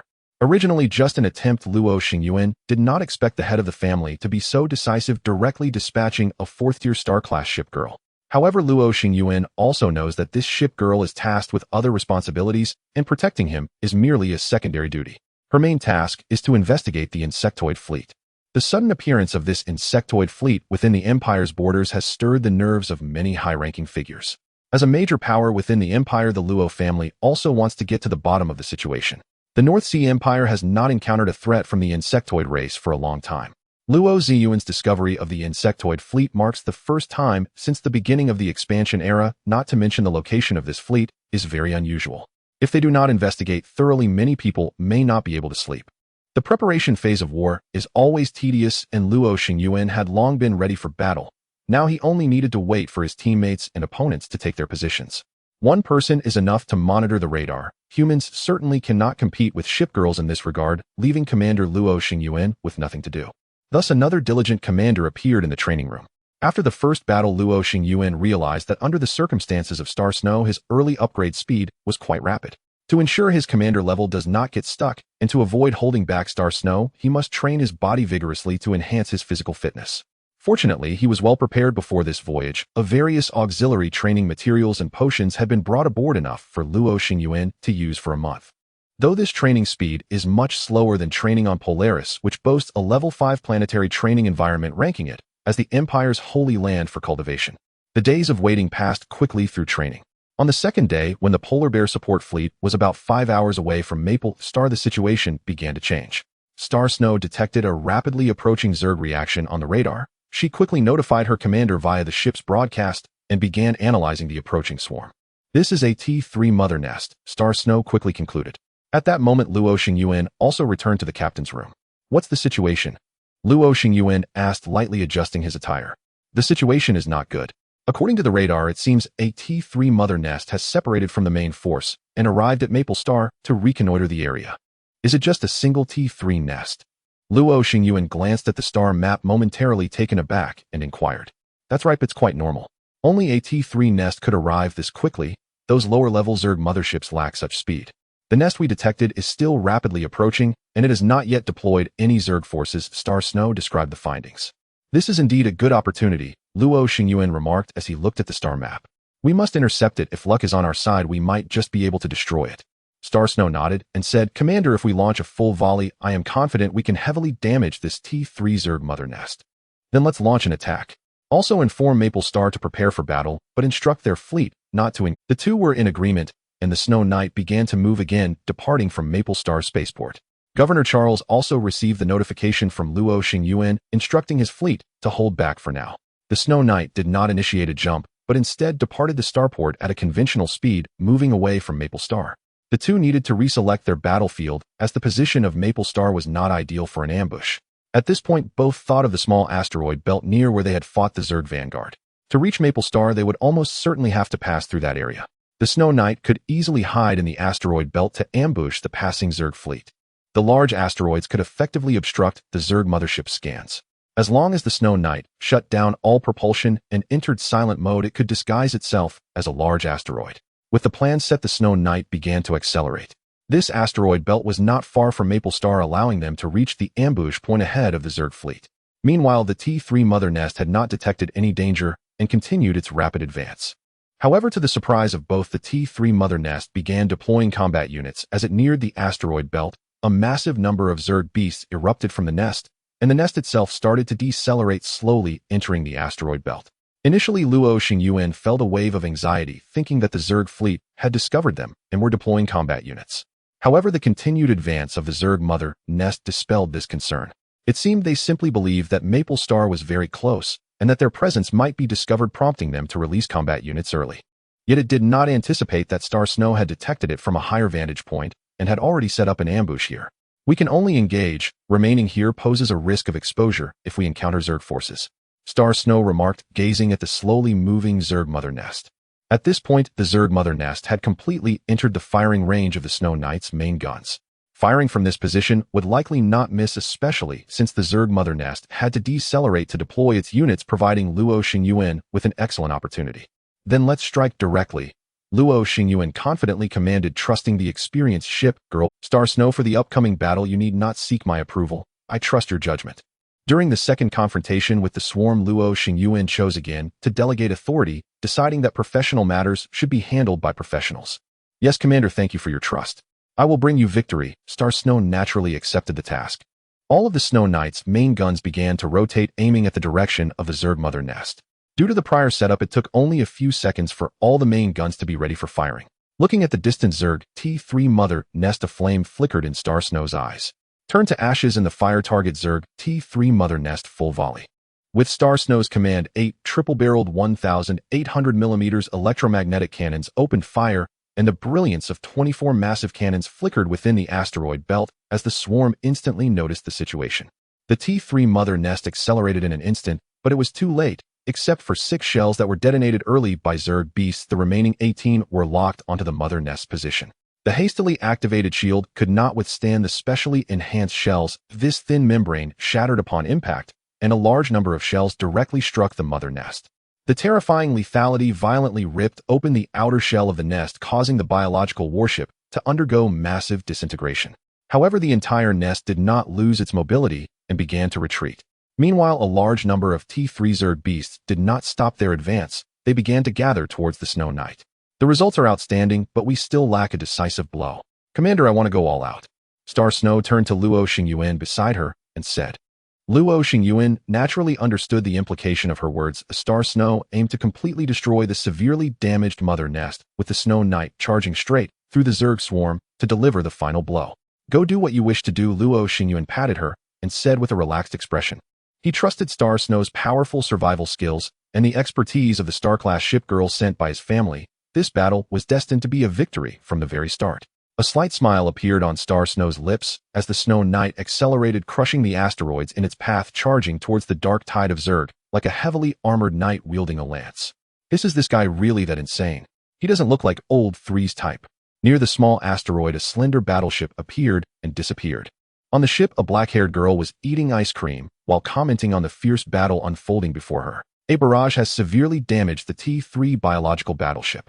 This historical shipgirl, drawn by Xiao Xingyuan, is truly capable, deserving her purple rarity.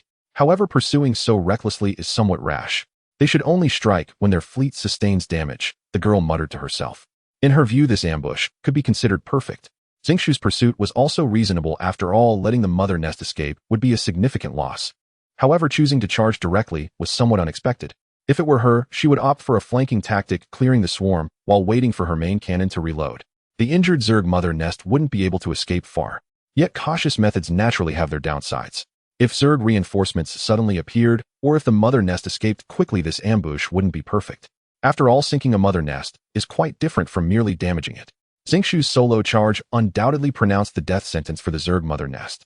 If she was fast enough, she might not even need to reload the main cannon. The secondary guns could handle the severely damaged T3 mother nest. However, doing so would likely result in the Snow Knight's shield being depleted, requiring the hull to withstand a large amount of Zerg unit attacks. If she were to suffer serious injuries as a result, it would be somewhat counterproductive. The nearby Maple Star had no capacity to repair the Snow Knight, and heading back would mean missing the decisive battle against the Zerg. But she had not anticipated that a ship girl who had just been built a few days ago possessed 4 talents, and all were at least blue rarity. The Snow Knight's secondary guns fired fiercely. Even the stronger T3 Zerg beasts were easily dispatched. Close combat units couldn't reach the outer layer of the colossal ship's shields. Only some ranged T3 Zerg units could inflict effective damage. Under the effectiveness of Xingqiu's guerrilla warfare talent, a significant portion of these ranged attacks failed to hit their targets. In an extremely short amount of time, the Snow Knight had carved a hole through the Zerg swarm, while her shield remained at a healthy over 80.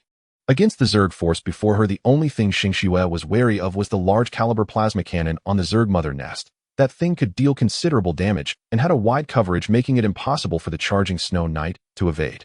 However, with the mother nest severely damaged, Xingqiu had fewer concerns. Even if those Zerg melee units managed to touch her shield, they wouldn't break through in a short time. She just needed to eliminate the low-health mother nest, and then shake off the swarm. As the Zerg tide was breached, the Zerg could no longer organize any effective defense, allowing the Snow Knight to charge directly in front of the mother nest. At this point, the Snow Knight's main cannon had also completed its reloading E-24 1,800mm cannons aimed at the fleeing mother nest, and Xingyuan unleashed her second round of salvos. This time, there were no loyal guards to shield the mother nest from the shells. The shells pierced through the entire nest, ripping it apart completely. A large number of Zerg fell silent in an instant, their command system destroyed, leaving only instinct and confusion. The Zerg beasts near the Snow Knight continued to attack out of instinct, but were easily dealt with by the Snow Knight's secondary guns. The battleship quickly broke free from the swarm, and the next step was a pleasant shooting session. Zerg mother nest unit confirmed destroyed, Xingyuan stated. Very good, send the battle report to all parties, continue dealing with the remaining enemies, and clean the battlefield. This battle did not take much time, the outcome was decided in an instant. From the moment Xingyuan opened fire to the subsequent pursuit, it took merely 2 minutes for the Zerg army, led by the T3 mother nest, to be annihilated. Such a feat would be nearly impossible on the front lines. Just breaking through the shielded mother nest would require quite some time, not to mention that it would hide behind the Zerg tide, using numerous Zerg beasts as shields. Moreover, the Zerg units involved in this operation weren't very numerous. Many units from the mother nest hadn't been deployed before they received a heavy blow. Otherwise, for the Snow Knight to retain 30 of its shield would be considered good. The observing Shipgirls didn't expect Xingyuan to be so formidable, but she could vaguely guess that the Snow Knight had impressive defensive talents. She's an old hand, it seems she's not reckless, but rather confident. The black-haired Shipgirl bit into her ice cream fiercely. This doesn't even require my supervision. If T4 Leviathan doesn't come, she can already stroll around with her own Shipgirls. The battle ended swiftly, but cleaning the battlefield took more time than expected. Xingyuan didn't want to waste her large-caliber ammunition, so she deployed mecha to clear the Zerg. These mecha themselves weren't particularly strong. They could just about handle a 1v3 match against Zerg beasts of the same level, but they were part of the Snow Knight, benefiting from Xingqi's talent enhancement, making them quite formidable. Xingyuan opened the 5 compartments for her mecha, deploying 500 battle mecha for the cleanup, providing fire support with the ship's 240mm electromagnetic cannon. It took 2 hours to completely annihilate the Zerg in this area. This time the ammunition consumption was significantly less than before, using only 7 of the total reserves. One must say she is truly a frugal and resourceful girl. Before receiving the report, Luo Xingyuan had not anticipated that engaging a T3 Zerg fleet would consume so little, and the gains this time were much greater than the last. First, regarding their levels, this battle was not classified as easy pickings. They fought against opponents of the same level. Xingqi's level bar filled to LV42, and Luo Xingyuan's commander level also maxed out at LV20, unlocking the Commander's Advancement Quest. The Commander's Advancement Quest is no simple matter. It is as difficult to level up as the Shipgirls. Luo Xingyuan's Commander's Network popped up 4 promotion conditions. 1. Battle Experience Requirement 100 met. 2. At least 1 Real Combat Experience 11 met. 3. Own 1 Shipgirl at LV21 or above 11 met. 4. Own a total of 2 Shipgirls 12 not met. Battle experience is a percentage indicator, and this experience can also be gained through drills, which is why there's an additional real combat indicator to restrict people who commanders without real combat experience cannot advance to the 2nd tier. The 3rd condition is actually the most challenging among the 4. Nurturing a Shipgirl above LV21 is quite a headache for most regular 1st-tier commanders. One must understand that lucky individuals are indeed rare. Many who become commanders start with gray Shipgirls. To satisfy this condition, they must find ways to elevate the rarity of their initial ships, and then help the Shipgirls to advance. This requires a significant amount of time. Generally speaking, graduating from the Polaris Naval Academy with a 2nd tier is already considered good. The 2 commanders from the Polar Bear Star Zone are basically in this situation. However, what was holding Luo Xingyuan back was the 4th condition. He did not want to casually create a ship, as that would be irresponsible both to himself and others. Fortunately, regarding how to obtain high-rarity Shipgirls, Luo Xingyuan had already devised a solution. After 2 major wars, his fate points had also experienced a significant leap. Originally, he needed a long time to accumulate 10,000. Now, he already possessed over 200,000 fate points. It was only at this moment that Luo Xingyuan realized that the simplest way to gain fate points was through killing. Eliminating others also altered their destinies. One could say he was fortunate to be the one who obtained the fate panel. Luo Xingyuan shook his head, not daring to think too deeply. Picking up his phone, he prepared to let his golden finger shine. He directly typed in the chat box how to obtain Shipgirls of blue rarity or above. However, unlike before, the fate panel did not directly indicate the required fate points, but instead listed 1. Blue escort ship girl clue, 6 days 10000. 2.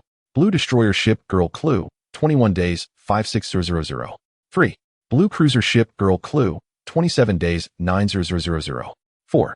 Blue battleship ship girl clue, 21 days 14800. This was Luo Xingyuan's first use of the panel since its update, and he did not expect such significant changes. It had seemingly transformed into a small marketplace, displaying all the information that met his criteria for selection. Among them, the number of days indicated the urgency. The closer the public release time, the fewer fate points were required, and vice versa, generally not exceeding 10 times. Luo Xingyuan's previous issue was stuck at a fast-approaching deadline, only obtaining the information when the price dropped to 10%. Otherwise, 10,000 fate points would have been far from sufficient. The information listed on the fate panel totaled 10, with time frames ranging from 5 to 30 days. Among them were also purple Shipgirls, but the price was set at 1,200,000 fate points, which was still far from enough for Luo Xingyuan. However, this piece of information was still early. With 30 days left, he could wait for the price to drop to the lowest before buying the intel. Of course, it couldn't be too low, otherwise, even if he knew the answer, he might not be able to complete it. That would waste fate points and an opportunity. Luo Xingyuan had experienced this before, usually leaving a buffer time instead of waiting until the price dropped to the lowest before acquiring. Unable to afford the purple ship girl information, Luo Xingyuan turned his attention to the blue ship girls. There were 9 blue ship girls of various types, and he even saw the shadow of an ecological ship among them, with prices only differing by a factor of 2 compared to purple ship girls, and the time frame was also 30 days, with no price drop yet. The ecological ship's function was quite significant. Although it had little attack power, it possessed the ability to transform planetary ecosystems, capable of revitalizing lifeless planets or making inhospitable ones suitable for life. But this was not the most important aspect. The crucial point was that it could assist planets in achieving promotion. One must know that planetary promotion is not easy. Although Hongfeng Star had met certain promotion criteria, it had a solid foundation among first-level planets, and with Charles and his family's countless investments, it took 30 years to elevate the planet to the peak of the first level. To promote to a second-level planet, luck is also required. Unexpected events might cause setbacks, and even if everything goes smoothly, it is uncertain how long it would take for the planet to complete this step. Ecological ships, however, are different. As long as there are sufficient resources, they can greatly accelerate this promotion process. The planets in Luo Xingyuan's hometown were promoted with the help of ecological ships. However, ecological ships are quite difficult to manufacture. The technology is not yet mature, and the necessary resources are hard to obtain, making mass production impossible. The ecological ships produced would first be allocated to higher-level planets, with first-level planets not having enough authority to allocate ecological ships. If he could obtain an ecological ship, girl, Luo Xingyuan's future territory would be secured, and it would also be of blue rarity, which is exceptionally rare. After mentally adding this clue to his wish list, Luo Xingyuan looked at other clues. There was still plenty of time, and he wasn't in a hurry. The immediate priority was to select some high-rarity ship girls with shorter time frames to expand his fleet. After a round of filtering, only 4 clues remained in front of Luo Xingyuan, all within a 6-day deadline. Due to the imminent loss of urgency, these clues had also dropped to very low prices. Among these clues, Luo Xingyuan prepared to choose the one with the highest price. The first clue, a escort ship worth only 100 fate points, was eliminated, leaving 3 blue ship girls with relatively high prices. The clue details are as follows. 1. Blue battlecruiser ship girl clue, 6 days, 3000. 2. Blue cruiser ship girl clue, 6 days, 22000. 3. Blue heavily armored destroyer ship girl, 3 days, 2000. With Luo Xingyuan's fate point reserves, acquiring all these clues would be no problem. Unfortunately, he currently only had 2 opportunities and could at most choose 2 clues. Among these 3 ship girls, Luo Xingyuan was most interested in the last one. The price of this clue looked the lowest, but it was a 1/10 discount, while the first 2 were at 2/10. Thus, in terms of original value, the third clue was actually the highest. Being a destroyer, its value exceeds that of battlecruisers and cruisers, indicating that this ship girl must have some special attributes, likely possessing multiple blue talents. However, Luo Xingyuan was somewhat conflicted about whether to purchase this clue, as the urgency was only 3 days. What if he learned the information but couldn't secure it? In 3 days, many situations would likely have already solidified. After pondering for a moment, he decided to acquire it. Taking a bit of risk for a high-quality ship girl was necessary. As for the remaining opportunity, it would be reserved for the purple ship girl or the ecological ship. The clues for these 2 ship girls would remain until next month, and at that time acquiring both would not be a problem. Spending 20,000 fate points, Luo Xingyuan purchased the information and awaited the fate panel's answer. The response in the chat box slowly appeared under Luo Xingyuan's gaze. The T3 type Escort 4-level improved heavy destroyer is yet another new creation from Tianying Industries. They are set to trial sell 100 brand new Escort 4-level improved heavy destroyers at the starport of Polaris. This batch of destroyers boasts excellent performance, with many warships having the potential to become shipgirls. Among them, destroyer number 32 is waiting for a qualified commander to awaken it. This was undoubtedly good news for Luo Xingyuan. He already knew which ship could manifest a blue shipgirl.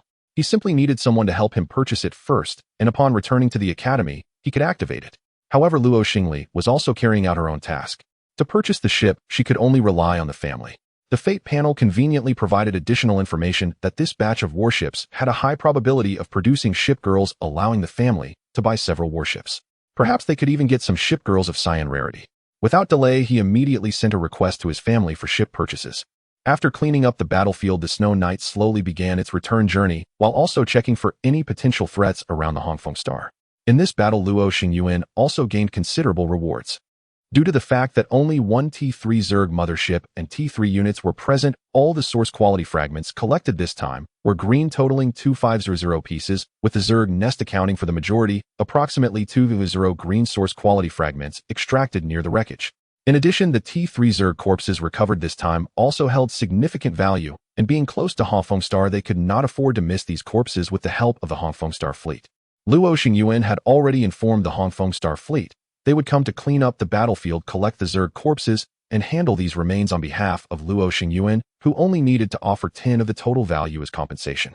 Xing Shue had just calculated that aside from some thoroughly destroyed Zerg beasts, the total value of the remaining Zerg carcasses at the scene was around 3 million star coins. The star coin is the currency introduced by the Galactic Human Alliance, with a value approximately equivalent to 1 star coin, 1 gray source quality fragment.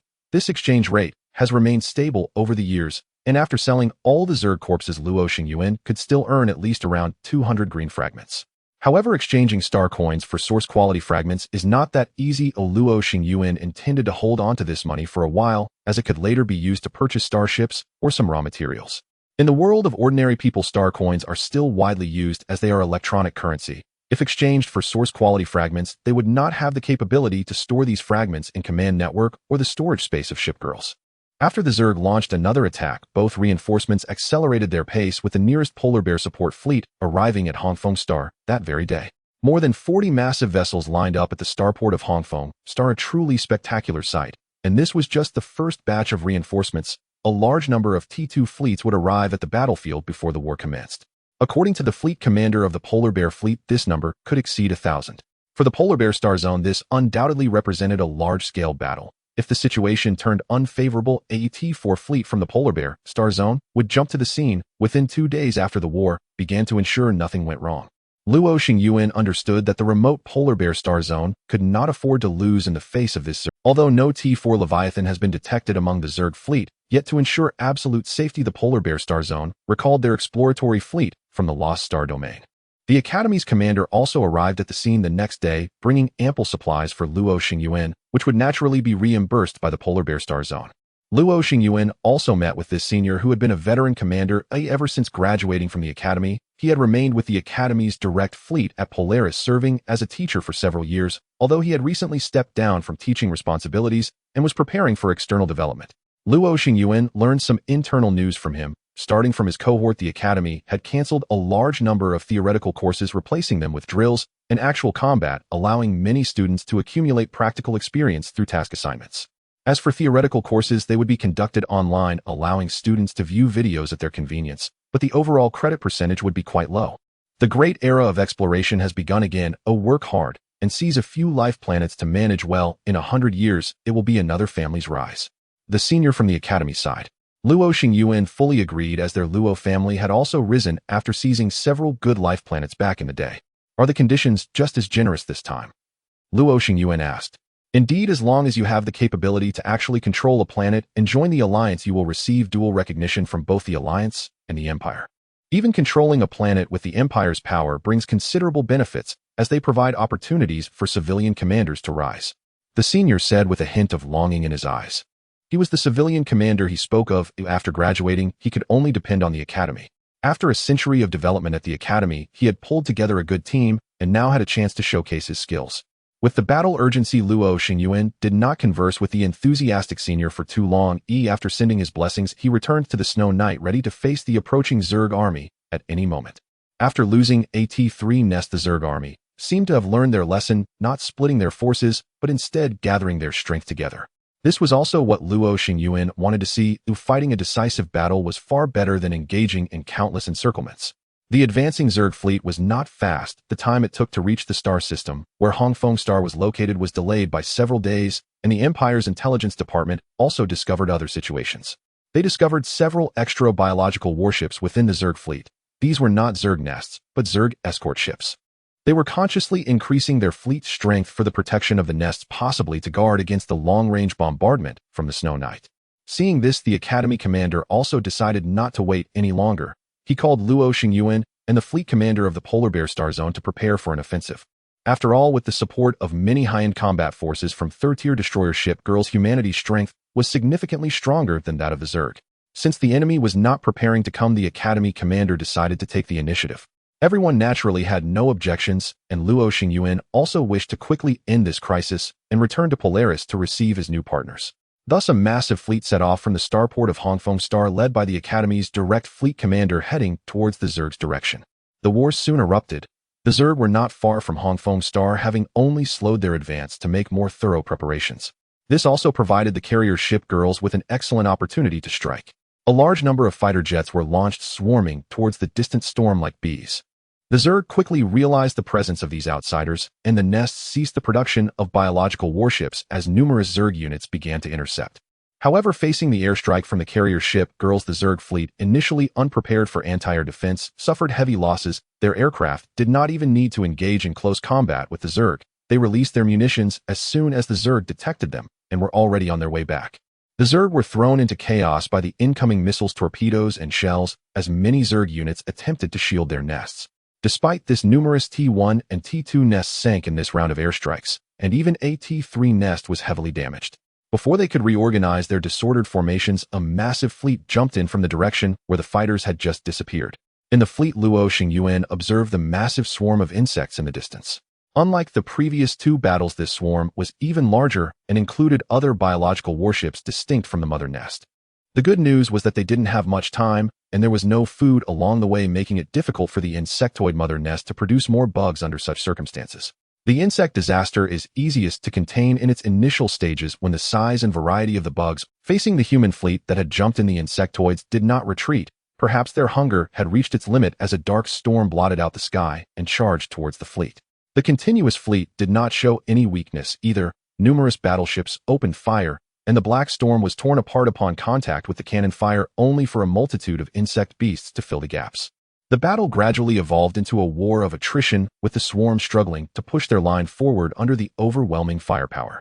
At that moment, the second round of airstrikes arrived, with a large number of carrier aircraft tearing a massive breach in the insect swarm's flank, followed by concentrated fire from the warships, causing the insectoid's flank to begin collapsing, leaving a gap difficult to fill.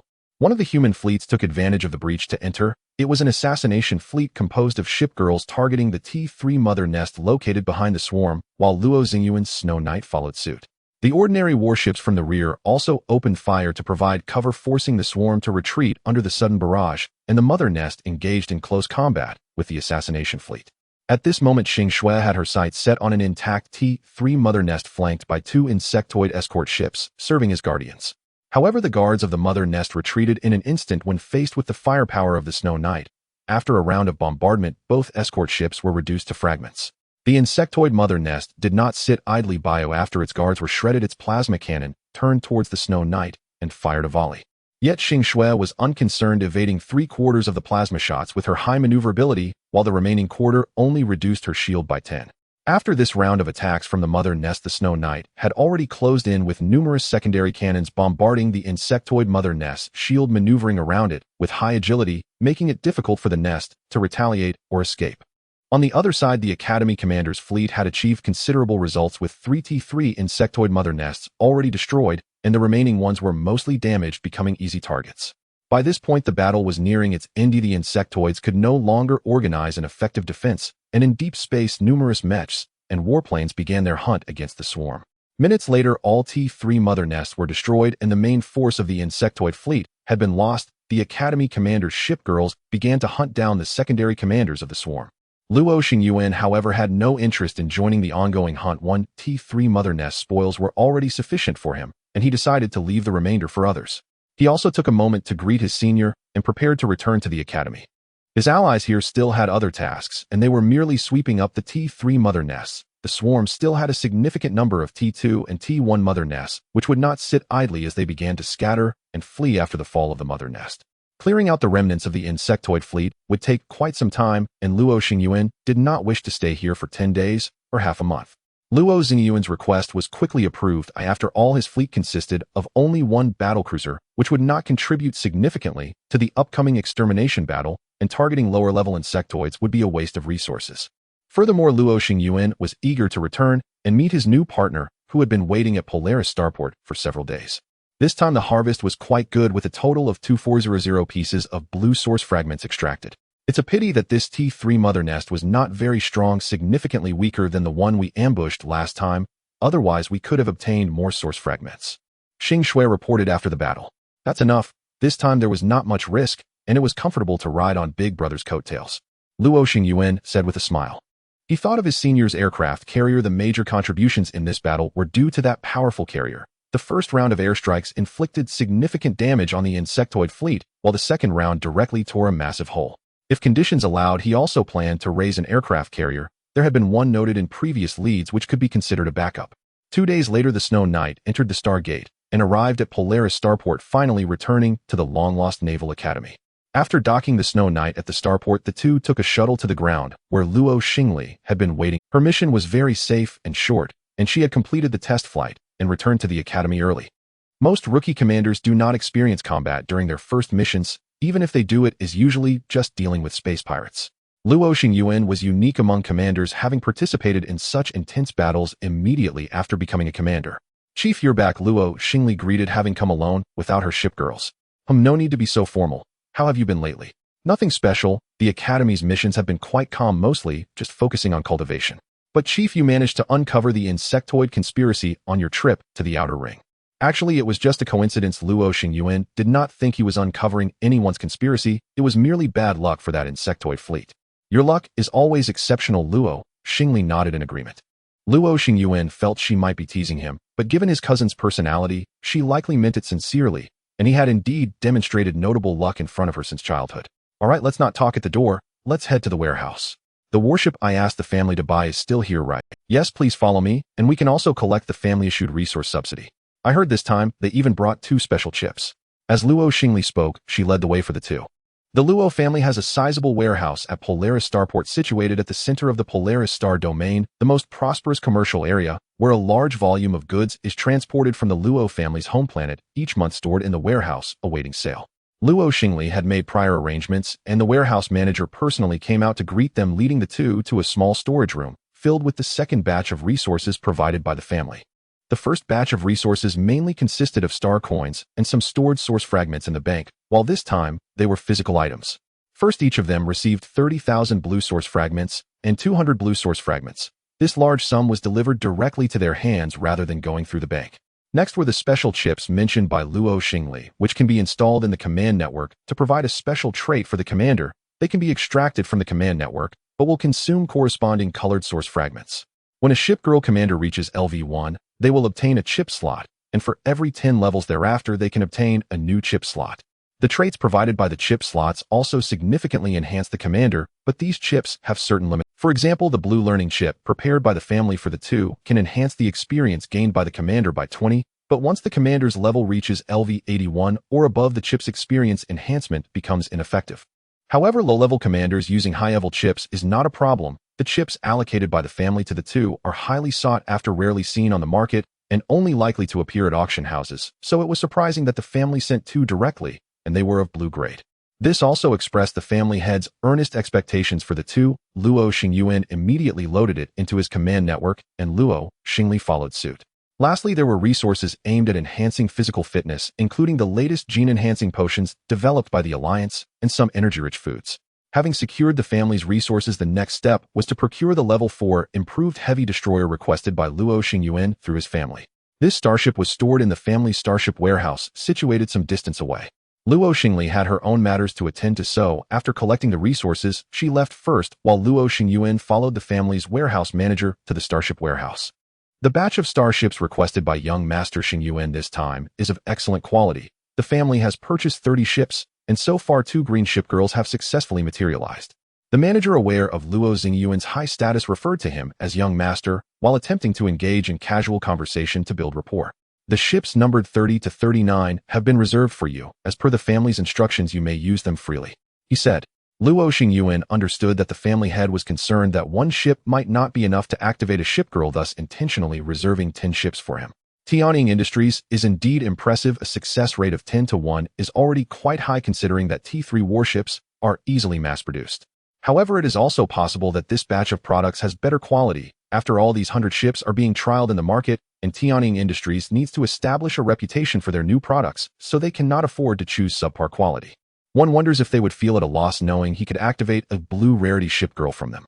Thinking of this, Luo Xingyuan shook his head again. With such a large family, how could they feel at a loss over a single blue shipgirl? If they knew he produced a blue shipgirl, they would probably be eager to approach him and make him their ambassador. After all, if a T3 ship could produce a blue rarity shipgirl, then that ship would surely be in high demand. After exchanging a few more words with the warehouse manager, the two arrived at the family's large starship warehouse, where dozens of starships were docked.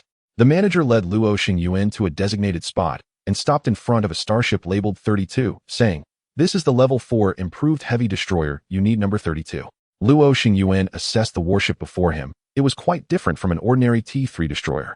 Firstly, its massive hull made one wonder how Tianying Industries could claim it as a destroyer. It was nearly as large as some T3 cruisers. No wonder it was called a heavy destroyer. Perhaps it simply means that the hull is larger than that of ordinary destroyers." Luo Xingyuan gently stroked the surface of the hull, deep in thought. The family manager, sensing the mood, discreetly withdrew. He knew that many shipgirl commanders would exhibit strange behaviors during major constructions to increase their success rates, and he could not stay here to witness the black history of important figures. However, what he did not know was that Luo Xingyuan had no such intentions. His construction was quite steady. "Let's go, Xingxue. Let's board and welcome our new companion." Luo Xingyuan called out to Xingxue, who was following behind. The two walked side by side into the starship's interior, where Luo Xingyuan took out the starship blueprint that the warehouse manager had previously handed to him, heading towards the captain's cabin.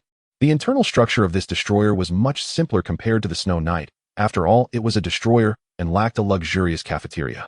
However, the captain's cabin was still quite spacious, and Luo Xingyuan estimated it was only slightly smaller than the Snow Knight's.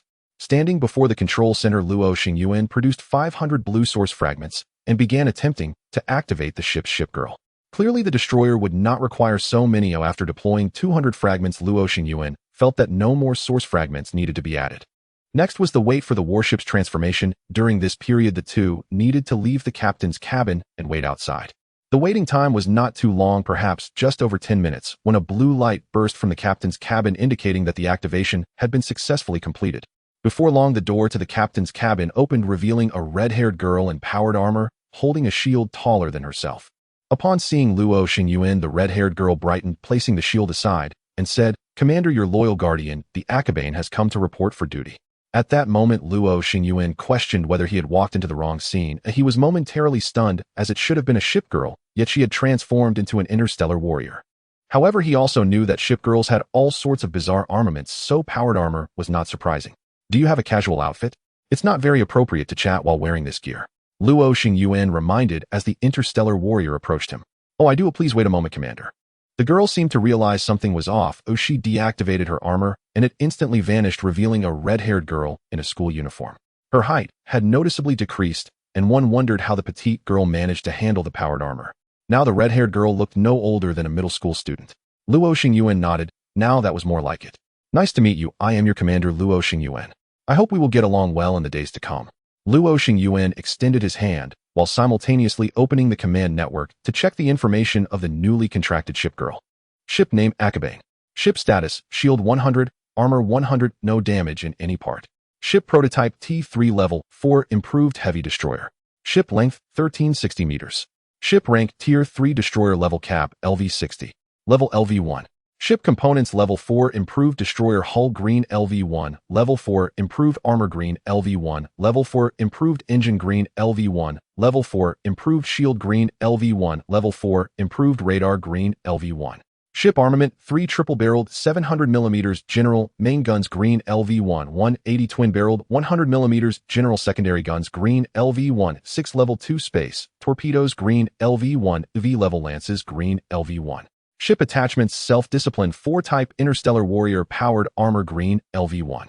Remaining Weapon Slots 8. Remaining Attachment Slots 45. Shipgirl Akabane. Talents Undying Guardian Sky Blue Medium Advanced Armor Light Blue Medium Collision Enthusiast Green Low. The specifics of these 3 talents are as follows. Undying Guardian increases hull strength by 30. When receiving fatal damage, this ship will not sink and will restore to its state before the fatal attack. This effect has a cooldown of 1 week. Restriction: the enemy's attack level cannot exceed 20 levels above this ship, or this effect will be invalidated. Advanced Armor reduces hull wear rate by 20, and the hull will automatically repair itself when starting to wear. Collision Enthusiast increases collision damage by 10 and reduces damage taken from collisions by 20. This panel is quite impressive, ranking among the top tier of blue Shipgirls. However, looking at these talents, one gets the feeling that Akabane's personality might be a bit unreliable. I will get along well with everyone. Akabane also extended her hand, gently shaking hands with her commander. Her gaze then shifted to Xingyuan beside Luo Xingyuan. Her curiosity piqued. However, she did not rashly speak, as she could sense how powerful this shipgirl next to her commander was. I am Xingyuan, young Master Xingyuan shipgirl. Miss Akabane, I look forward to working with you in the future. As Luo Xingyuan's initial ship, Xingyuan gracefully greeted Akabane. Akabane quickly nodded in response, and after casually chatting for a few minutes, she officially integrated into Luo Xingyuan's small group. Regarding the newly joined Chiyu, Luo Xingyuan felt relatively satisfied as her stats outclassed those of other battleships in the same tier. However, the type of Chiyu is not what Luo Xingyuan currently needs most. Chiyu's various configurations are clearly designed for direct combat, equipped with ramming capabilities, making close-quarters combat her forte. The numerous autonomous mechs aboard can even jump to assist. However, for Luo Xingyuan, who already has the Snow Knight, such abilities can only be considered an embellishment. If they were to form a combat team, Chiyu would likely only serve as a close guard for the Snow Knight. That said, under certain specific conditions, Chiyu should still be able to play a significant role. What Luo Xingyuan currently lacks more is the ability to gather intelligence.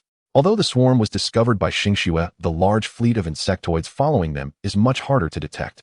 If he were to engage in combat alone, he might misjudge the situation, leading to unfavorable circumstances. Thinking of this, Luo Xingyuan felt that a carrier would be the most suitable for him right now, as it possesses good reconnaissance capabilities and won't lack in combat power. The carrier is considered one of the most versatile types of warships, combining detection and attack with a wide strike range, but its defensive capabilities are weak, necessitating an escort fleet. Additionally, with that unmissable ecological ship, if he only has 3 opportunities to promote to a second-tier commander, he might have to forego the purple battleship. Luo Xingyuan thought to himself and began his promotion in the command network. After activating Chiyu, Luo Xingyuan had already met the promotion requirements for commanders. However, as a major promotion takes time and cannot be completed instantly, he didn't rush into it. Now, having left the family starship warehouse and placed Chiyu near the Snow Knight, he proceeded to the training room aboard the Snow Knight to prepare for his promotion. His 2 battleships were waiting outside for good news from him. The promotion from first tier to second tier is generally not difficult. As long as the promotion conditions are met, commanders can usually ascend smoothly.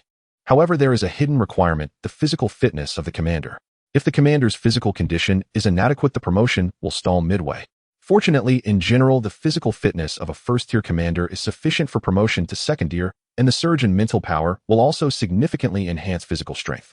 About 5 minutes later, the promotion was completed seamlessly without any unforeseen events, and Luo Xingyuan himself felt nothing. The promotion was accomplished.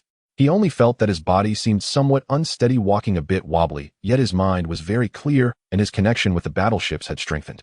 Now he could communicate with his battleships over long distances through the command network, although this connection would not. The 2 battleships outside sensed the change in their commander, realizing Luo Xingyuan had completed his promotion and thus entered the room. "Congratulations, Lord Xingyuan, on successfully promoting to second tier," Xingyuan said as she approached Luo Xingyuan. "Are you feeling unwell physically?" "Just a bit unsteady, but I'm fine. It's just that the rapid promotion has left my physical strength lagging behind," he replied. Luo Xingyuan waved his hand. "I need a moment to adapt. You don't need to worry about me. Go chat for a bit, and I'll join you later." Naturally, Xingyuan had no objections and took the still silent Chiyu out of the training room. Luo Xingyuan sat down and ran the silver wing breathing technique, and his condition improved significantly. He felt normal again, and his physical strength had also increased considerably due to the promotion in mental power, now roughly at the mid-level of first tier. Opening the fate panel attached to his phone, sure enough, after promoting to second tier, the panel had undergone a significant update, with the entire interface refreshed. However, the number of monthly inquiries remained unchanged and had even decreased to 1. Luo Xingyuan patiently scrolled down, discovering that the original battleship clues had transformed into an independent section, and it displayed 4 opportunities remaining, effectively splitting from the original function. Whether this update is good or bad is uncertain, but currently Luo Xingyuan indeed does not have many questions to ask. Swapping it for opportunities to purchase battleship clues is also inconsequential.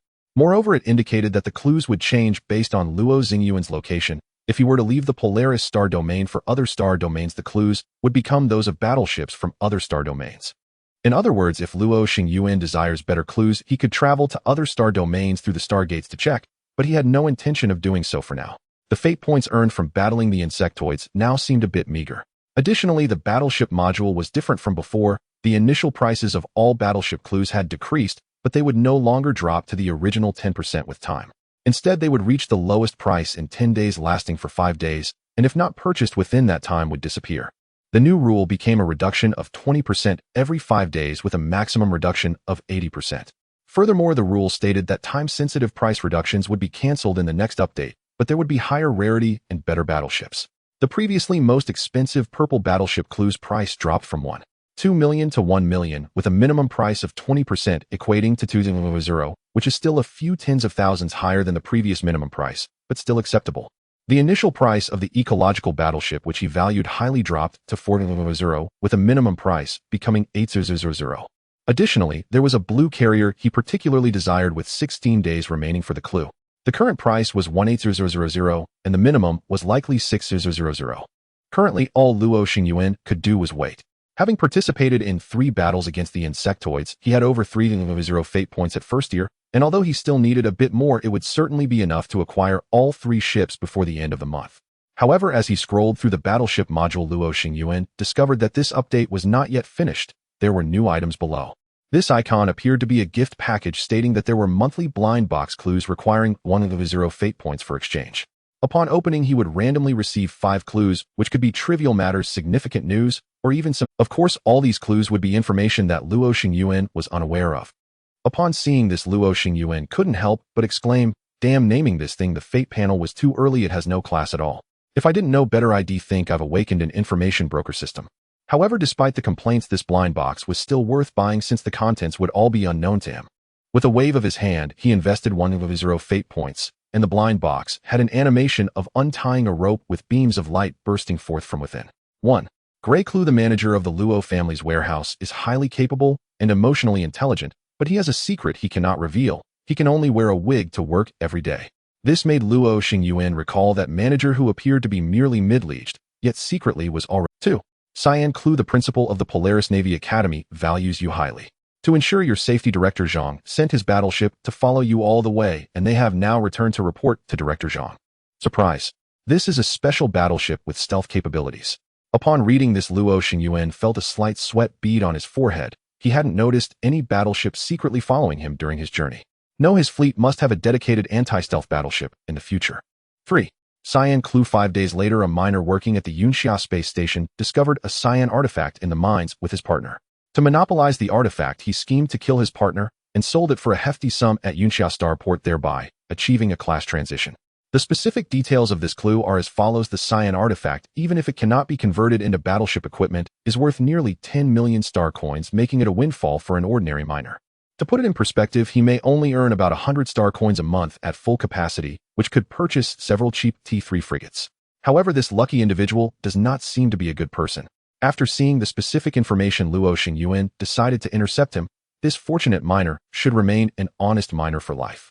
4. White Clue: 3 days later, a 4th-year student from the Polaris Navy Academy successfully activated a T2 cruiser purchased from Tianyin Company. The specific information for this clue is as follows. The 4th clue was automatically skipped by Luo Xingyuan. 5. Purple Clue: half a month later, a crisis erupted on a human civilization that had just entered the space age as an alien race from another star system set their sights on them. They deployed a gene virus onto the planet via meteors, planning to eliminate most of the resistance forces on the planet before colonizing it. The specific information for this clue is as follows. Upon seeing the fifth message, Luo Xingyuan's spirits lifted, a superior civilization attacking an inferior one, and this surely is not an issue within the imperial domain. However, this advanced civilization clearly isn't that far ahead, choosing to deploy a gene virus against a civilization just entering space rather than sending a fleet to directly colonize with overwhelming superiority. Luo Xingyuan examined the specific information and discovered that this story took place in an extragalactic system where a human planet known as Silver Willow was attacked by an alien force called the Norse. Ridiculous, I get a purple clue only to find out the events happen outside the Milky Way. Luo Xingyuan scratched his head. Then he thought of a possibility and swiped on his phone, clicking to inquire. How to reach Silver Willow. Luo Xingyuan typed his question into the inquiry box. As expected, the fate panel did not indicate that the question was unavailable, but rather was prepared to charge him a fee. Luo Xingyuan suspected that this strange object might have gained sentience, entangling him in compulsory consumption after purchasing the blind box. However, if there truly is a stable route to Silver Willow Star, it would represent a tremendous opportunity for him. The cost for this question was 100,000 fate points. Luo Xingyuan did not hesitate much before paying, as he believed that if he could intervene in the affairs of this planet, the fate points he could obtain would surely exceed 100,000. The fate panel provided the answer. Traveling to the extragalactic star system is extremely difficult. For ordinary ships, it would be a long process. However, there are various methods to shorten the distance between you and the extragalactic star system, allowing for rapid arrival. You are fortunate. Within the Arctic Fox star zone next to an extinguished star, a natural wormhole has been stably operating for 100 years, and it will continue to operate even more stably for thousands of years. Through there, it only takes a few minutes to directly reach the star system where Silver Willow Star resides. Goodness, it's actually a natural wormhole. Luo Xingyuan's face revealed an expression of surprise. Natural wormholes are a grand cosmic wonder possessing significant utility, which usually depends on where the wormhole leads. There are quite a few known natural wormholes within the Galactic Human Alliance, many of which are merely the remnants of collapsed wormholes. In reality, there are not many wormholes currently in use, and most of them lead to other places within the galaxy, with seemingly none leading to extragalactic destinations. Of course, it is also possible that he simply does not know yet. In any case, this natural wormhole leading to Silver Willow Star holds immense value, and Luo Xingyuan did not expect such a hidden wormhole to be so close to his hometown. There are not many extinguished stars within the Arctic Fox star zone, so he would soon find the exact location of the wormhole. There are a total of 2 extinguished stars. One is near the Wang family, and the other is in a relatively remote location. Luo Xingyuan quickly started to investigate. It is likely that distant star, if it were near the Wang family, they would have discovered this secret long ago. Luo Xingyuan pondered and set his target on that remote extinguished star. Of course, if it were not in this secluded corner, the Luo family's attitude toward the Wang family would probably change. Putting down his phone, Luo Xingyuan left the training room, intending to invite the Shipgirls to a feast first. The matters regarding the natural wormhole and Silver Willow Star were not urgent. Though Luo Xingyuan indeed planned to appear as a savior on Silver Willow Star, he opted to refrain from helping them avert the crisis prematurely. Doing so would likely not earn him their gratitude. Only when true calamity strikes would they understand their own vulnerabilities. Luo Xingyuan did not wish to become that calamity, but he could be the one who dispels it. Another point is that Luo Xingyuan currently lacks the ability to undertake this task. After all, he only possesses 2 ships facing an uncertain fleet of the Norse and an unspecified number of meteors. He certainly could not manage it alone, and even bringing Luo Xingli along would be a challenge. Reporting this matter directly to the Luo family, he felt was not yet the right time. Currently, he is merely a level 21 commander with little say within the Luo family. Recklessly reporting this matter to the family would not bode well for him. However, he could disclose some information to those close to him, such as his parents who were pioneering in the Lost Star domain and his relatives from his lineage. Yet contacting his parents poses a major issue, as there are currently no signal towers established by the Empire in the depths of the Lost Star domain. Consequently, even when Luo Xingyuan successfully became a commander, he could not inform his parents. They have plunged into the Lost Star domain for 4 years, having gone before Luo Xingyuan even entered the Arctic Star Naval Academy, and they have only communicated with him twice during this period.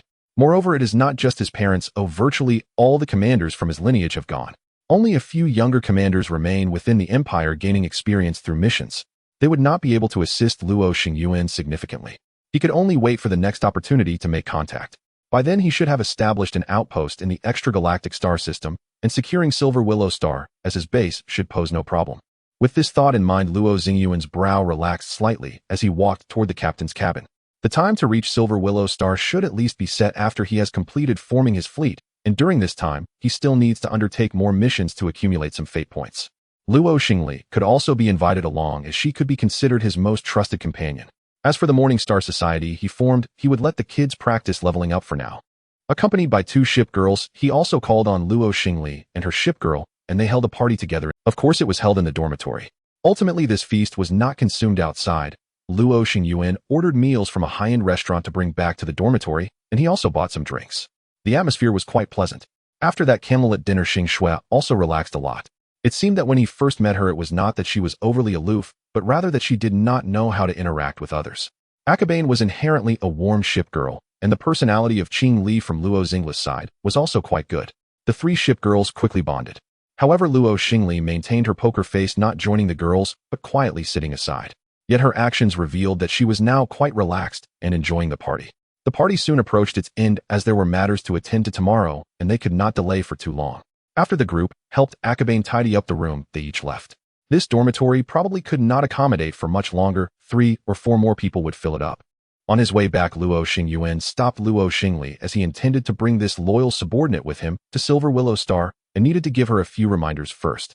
These days, practice leveling up with Qing Li more, but do not go to places without stargates. In about 20 days there will be an operation, Luo Xingyuan said. Understood, Chief. Luo Xingli nodded without asking what the operation was or where it would take place, readily agreeing. This was precisely why Luo Xingyuan wanted to bring her along. Whenever Luo Xingyuan had a mission, she was always the best executor, rarely disappointing him.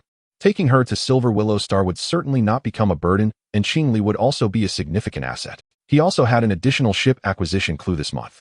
If he has enough fate points, he could consider expanding Luo Xingli's fleet size. The blue Shipgirls that Luo Xingyuan did not fancy were not too expensive, so spending some fate points to cultivate Luo Xingli should not be too much of an issue. The day after the party ended, Luo Xingyuan arrived at the Naval Academy to report in and officially submitted his task, directly receiving 30,000 credits and 3,000 green fragments. In addition, he also received an opportunity to exchange for a green ship outfit which he could select from the Academy's internal network, and it would be delivered to his dormitory within 3 days after the selection. The Academy's treasury contained quite a few valuable items, and considering that Lu Star would likely have many opportunities for ground combat, Luo Xingyuan prepared to enhance his land forces. After a thorough selection, Luo Xingyuan chose the T-3 Polaris Autonomous Mecha, a mecha named after Polaris that was independently developed by the Polaris Naval Academy, capable of being transformed into a ship outfit. It was also one of the few green wonders that could be mass-produced, with only 1,000 units sold each year, and the average price of each green wonder was around 2,000 green source materials, making it a significant saving to acquire it from the treasury. The Polaris Autonomous Mecha, like the Kingdom Mecha equipped on the Snow Knight, and the Interstellar Warrior Power Mecha equipped on Chiyu, occupied 5 accessory slots, with each slot capable of supporting 100 mechas, so Luo Xingyuan would have a total of 1,500 mechas. Of course, the level of Chiya's side would be considerably lower since she was still a newborn. Thus, once the Polaris Autonomous Mecha arrived, it could only be mounted on the Snow Knight, allowing it to level up directly to LV-42. After placing an order in the Academy treasury, Luo Xingyuan accepted a bandit elimination mission near Yunxia Star and set off with 2 Shipgirls. Yunxia Star was a level 3 planet surrounded by numerous asteroid belts and produced various high-quality mineral resources, making it highly favored by major mining companies.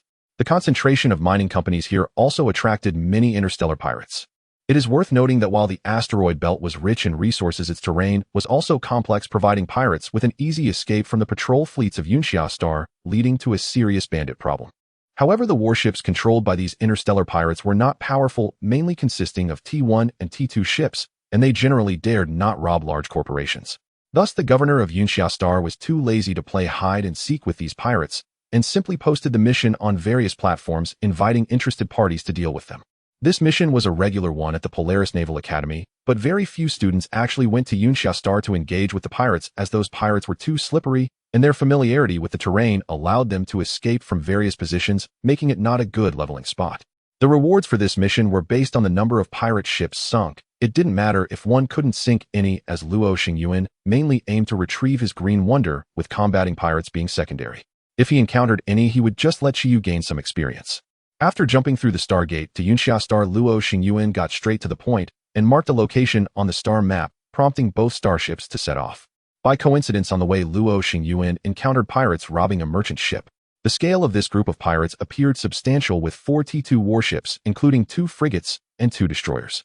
The surrounded merchant ship was merely a T2 armed merchant vessel, which was already swaying precariously under the attacks of the 4 hyenas.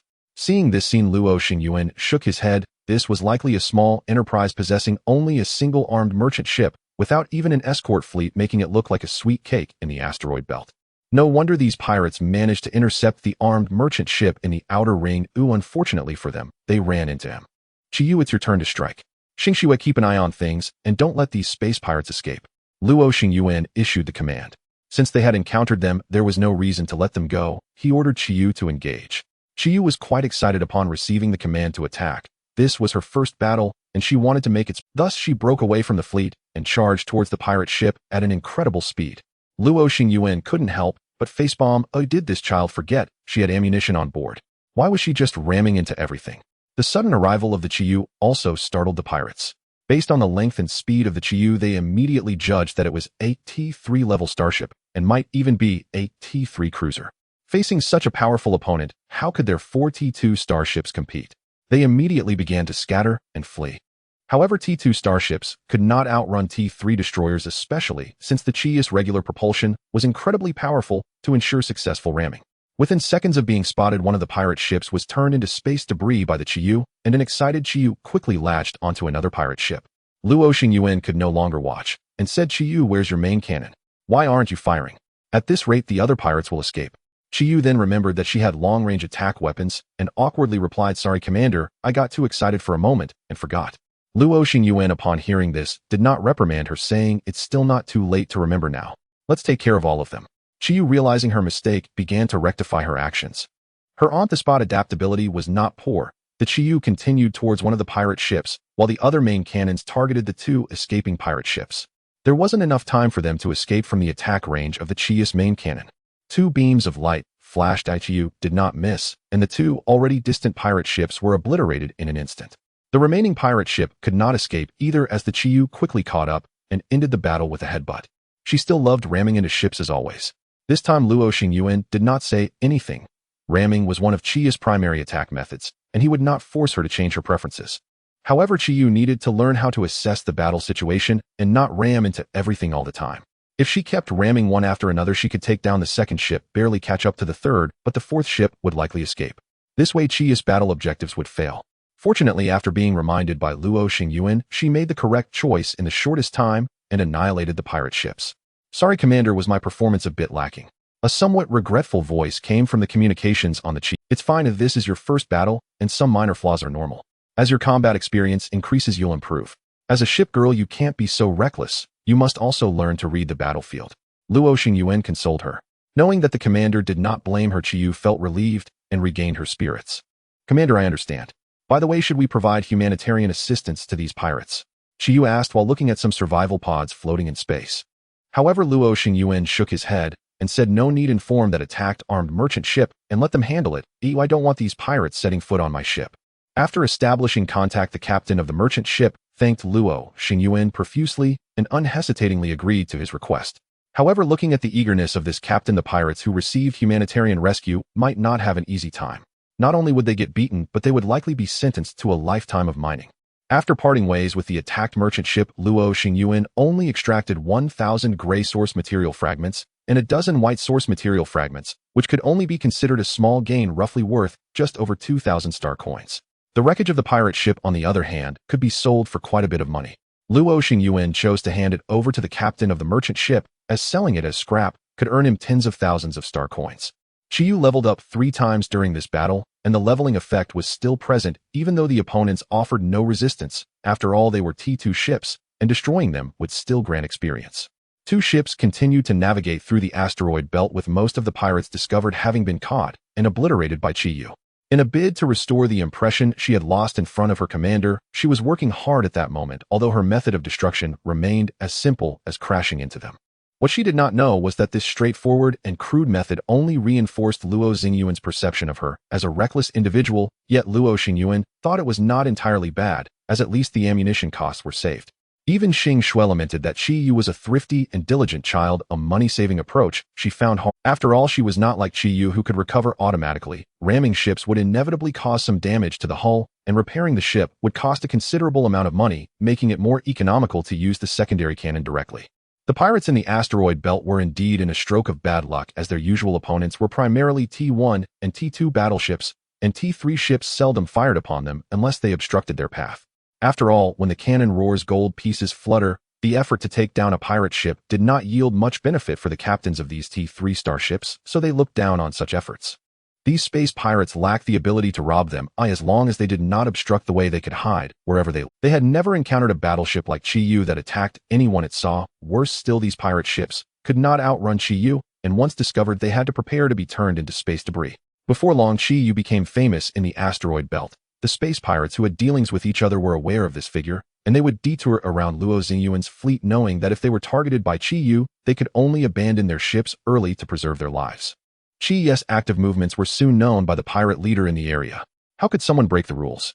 The pirate leader frowned and asked his subordinates. The subordinates exchanged glances, unsure of Chi Yu's background. Perhaps it's someone from outside, one of the pirate subordinates speculated. That's obvious, such arrogance must come from outside. I meant where they came from. The Bounty Hunter Guild might give us some face, so they wouldn't sink a ship marked with our insignia. The pirate leader could not help but kick this subordinate to the ground. As the pirate overlord of the asteroid belt, he had some connections with several large enterprises from Yunxia Star. Those companies were essentially his sponsors, and he was also responsible for attacking new companies entering the asteroid belt for mining. As a result, all 4 ships he sent out today were sunk, and when he sent someone to gather information, they were again ambushed by Chi Yu, which made him quite furious. Messages have also come from the starport saying they don't know much, only that this ship just jumped through the Stargate and directly entered the asteroid belt. Damn it, it's a reckless newcomer from outside. This won't do. We can't let that ship navigate freely in the asteroid belt, or else my Black Cloud bandits will lose their dominance here. If it's only a T-3 starship, gather our fleet and intercept it. The pirate leader thought for a moment before making his decision. His fleet quickly assembled. After years of plundering in the asteroid belt, the pirate leader had amassed a decent force consisting of 10 T-3 battleships and over 100 T-2 battleships. Facing a single T-3 battleship, he could not envision how he could lose. He planned to intimidate the opponent first, seize the ship afterward, and if the opponent had no backing, he could add a new cruiser to his fleet. The pirate leader thought to himself. However, he was unaware that his decision would bring about severe consequences. Moreover, his intelligence was gravely mistaken, and not only did they misidentify Chi Yu as a cruiser, but they also did not know that a T-3 battlecruiser had been following Chi Yu all along. Had they known this intelligence, perhaps the pirate leader would have reconsidered whether to go out. On the other side, Luo Xingyuan finally found the location of the blue artifact's emergence. Just as he was about to set down his mech to search nearby, came the spatial fluctuations of battleships jumping. This made him somewhat curious. Could it be that the group of pirates had come seeking revenge? Before long, a large number of battleships jumped in. They did not notice the snow knight hidden behind several asteroids, and instead focused their target on Chi Yu, who was still pursuing the pirate ships. Chi Yu also sensed that something was amiss. A large number of pirate battleships appeared before her. She feared she had stirred up a hornet's nest. However, she was not afraid, and even felt a bit excited. Continuously chasing down T-2 battleships was becoming tedious. Her actions had finally drawn out worthy opponents. Thinking of this, Chi Yu decided to skip the small talk and immediately opened fire at the approaching fleet, unleashing several main cannons in succession while launching torpedoes. The pirate leader was also taken aback by the formidable firepower of Chi Yu. None of the ships he commanded could match the terrifying output of Chi Yu. As a pirate, he had no legitimate channels to acquire battleships. His fleet was cobbled together, and the T-3 battleships he had were all second-rate. In reality, even if this fleet were not facing the Shipgirls, encountering a T-3 Type 4 improved heavy cruiser would be challenging. The gap between top-tier and second-tier T-3 battleships was vast. Even with shields down, a destroyer of Chi Yu's level could retreat with ease. Chi Yu's firepower was primarily aimed at the enemy's T-3 battleships, with the leading T-3 battlecruiser, which was also the pirate leader's flagship, facing the brunt of the fiercest bombardment. Other ships only endured the baptism of Chi Yu's secondary cannons, while this battlecruiser had to withstand Chi Yu's 700mm main cannons, which stripped away much of its shield in a short time. With the presence of shields, Chi Yu did not inflict significant damage on several T-3 battleships initially. However, some T-2 battleships, having just jumped in, were unprepared for their shields and were instantly obliterated by Chi Yu's secondary cannons. In less than half a minute, the pirate leader's T-2 battleships had lost 20. Such a substantial loss pained him, as this was his hard-earned wealth. Fire with all you've got. I want to see that starship turn to dust, the pirate leader said fiercely. He had already abandoned the thought of capturing enemy ships. However, before the T-3 pirate battleships could open fire, 6 space torpedoes had already been launched. Xingyuan did not target the heavily shielded battlecruiser, but set her sights on the 6 T-3 frigates. As expected, the shields of these frigates were easily torn apart by the space torpedoes, which detonated brilliantly as they passed through the hull. In an instant, the pirate leader's wealth turned into fireworks. Yet before he could mourn his flagship, report boss. A T-3 battlecruiser has appeared behind several distant asteroids and is firing at us, a frantic pirate exclaimed. Damn it, didn't you say there was only one cruiser? The pirate leader angrily grabbed him by the collar. Boss, it's too late to assign blame now. We need to withdraw from the battlefield quickly to save our flagship, one of the pirate leader's trusted aides said hurriedly. Just as he finished speaking, a more intense vibration occurred and alarms blared throughout the ship. Not good, the hull is severely damaged. Our defenses have been breached by the enemy. Impossible. Absolutely impossible. My Black Cloud's defenses are so strong. How could they be broken in such a short time? The pirate leader's face was filled with disbelief. He crawled up from the ground, throwing aside the pirate who was checking the situation, and upon seeing the control panel, he realized that what the enemy had said was true. Most areas of the ship were marked in red, indicating severe damage. It really is like a tortoise shell, quite sturdy, Xingyuan remarked, feeling dissatisfied that her 2.5 rounds of concentrated fire did not sink the enemy. They must have modified their shields to reach the level of an ordinary battleship of the same class, Luo Xingyuan said, taking a sip of his drink. No matter the modification, it won't do any good, Xingyuan snorted. I will lead the charge at Xingyuan. Let's deploy our combat mech together. Since we haven't sunk them, well, seize all the remaining T-3 battleships. She did not want to end the battle with no gains. The surviving T-3 battleships were still worth quite a bit. Apart from the 6 frigates sunk by Xingyuan, the remaining T-3 battleships included 2 destroyers, 1 cruiser, and 1 battleship, all of considerable value. At this point, the battlecruiser had lost its ability to resist, and Xingyuan could easily suppress the firepower of the remaining few ships without using the main cannon. She would then deploy a large number of mechs to jump in and seize control of the battleships. The pirates aboard the Black Cloud felt despair after inspecting the damage to their ship. First, the battleship's power system was destroyed, rendering the Black Cloud a mere target incapable of movement. Even without the shuttle bay, escaping had become difficult for them.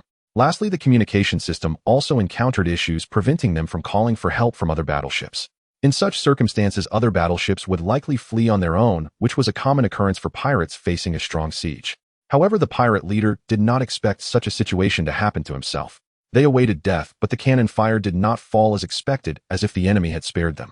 At that moment, one pirate bravely glanced outside and discovered a large number of mechs rushing towards the position of the Black Cloud. Not good, the enemy intends to seize the ship. He brought this grim news to everyone. Yet no one took action. Most pirates had collapsed to the ground, unwilling to move. The pirate leader did consider self-destructing the Black Cloud to deny the enemy any spoils, but the ship's weapon systems had already malfunctioned, rendering even self-destruction impossible. They could only endure the torment aboard the Black Cloud, waiting for the judgment of fate. At this moment, the Snow Knight and Red Feather had completely suppressed the pirates. The fleeing T-2 starships were being sunk one after another, and the remaining 3 T-3 battleships were heavily damaged by the secondary weapons of the Snow Knight. A large number of T-3 mechs began boarding the ship under advantageous conditions. They encountered only sporadic resistance aboard, as most pirates surrendered in batches. They handed over control of the ship to the invading mechs and were herded into a cabin where they were concentrated and detained. In this manner, Xingyuan captured 3 T-3 battleships and 20 T-2 battleships, leaving only the Black Cloud, which remained stationary, half-full, awaiting the judgment of fate. Xingyuan did not hesitate. After seizing control of these pirate ships, she left only a small number of mechs to control the battleships and concentrated her forces against this pirate flagship. However, as the mechs boarded the battleship, the crew members lined up to surrender, yet the pirate leader was nowhere. From the accounts of these pirates, Xingyuan learned that during the agonizing wait, a rebellion had occurred aboard the Black Cloud. The pirates who wished to survive killed their leader and his loyalists. This also saved Xingyuan some trouble. She controlled these pirates in accordance with her previous method. However, the Black Cloud was severely damaged and could not sail, needing to be towed back by the Snow Knight. After Xingyuan completed the entire ship capture operation, the extraction of raw materials also concluded. As expected, there were only a few shards of blue raw material, with the majority being gray and white, yielding little profit. Fortunately, she stopped her losses in time and did not choose to destroy all these ships. Towing them back to the starport would still fetch a good price. After this battle, Xingyuan's experience bar for LV-42 increased significantly, nearly allowing her to break through to LV-43. Red Feather leveled up considerably during the fight. By the end of it, she had reached LV25. This leveling efficiency was quite impressive. Luo Xingyuan had leveled up from LV21 to LV24, now outpaced by Red Feather. However, he did not mind. The commander's leveling speed was much slower than that of the Shipgirls, and he was more concerned about that blue peculiar artifact. After the battle, Xingyuan dispatched mechs once again for excavation. This wasted quite a bit of time, but fortunately the location given by Luo Xingyuan was correct. Half an hour later, a blue peculiar artifact was finally unearthed and brought aboard by the kingdom's mechs. Luo Xingyuan took the artifact to examine it and found that it was a peculiar item known as Void Mine, which itself did not possess the ability to be transformed into ship equipment. However, it could be directly integrated into the hull, enhancing the ship's spatial attributes and boosting the potential of the Shipgirl. This was considered a precious mineral, which Luo Xingyuan handed over to Xingyuan for safekeeping. Although it's not what I wanted most, it's still a gain. I just didn't expect that retrieving an item would cause such a commotion. Luo Xingyuan looked at the row of pirate ships behind him, uncertain whether to feel happy or helpless. Thanks to Red Feather's provocative actions, this mission was definitely a complete success. The pirates of Cloudy Star had likely suffered heavy losses, and the banditry here should quiet down considerably. He also gained a considerable amount of fate points. The space pirates he had eliminated were not few, and although they could not compare to the quality of the Zerg, they had also indirectly saved many merchant ships, earning him about 50 to 60,000 fate points.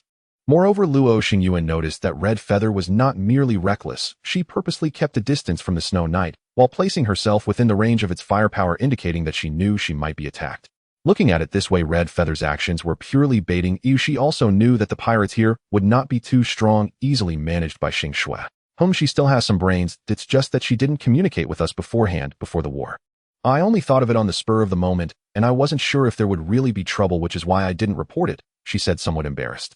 It's alright, just remember to communicate more in the future and share your thoughts. Your first battle was quite well done, and although there were some flaws, they did not overshadow the overall performance. It's rare for a ship girl to achieve so much in her first real combat. Luo Xingyuan spoke in a gentle tone, and overall Red Feather's performance was indeed satisfying. Thank you for the compliment, Commander. Red Feather felt quite happy to be recognized.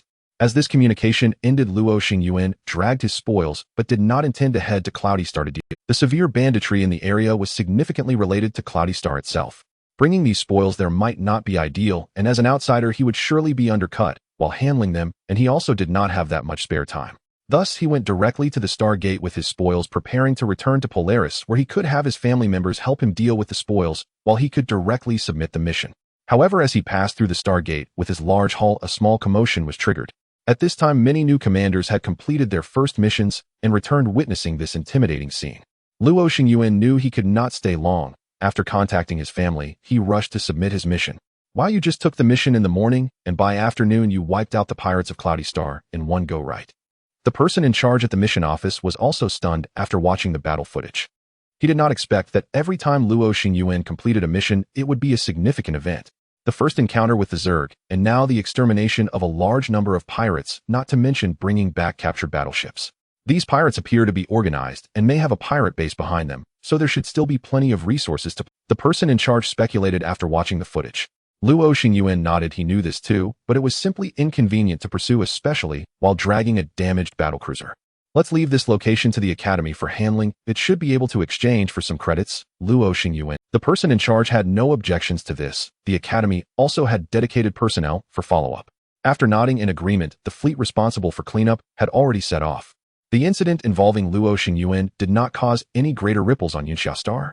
The consortiums supporting the pirate leader abandoned their investigation once they learned that the attackers came from the Naval Academy, cursing the deceased pirate leader as useless while they set up a new pirate.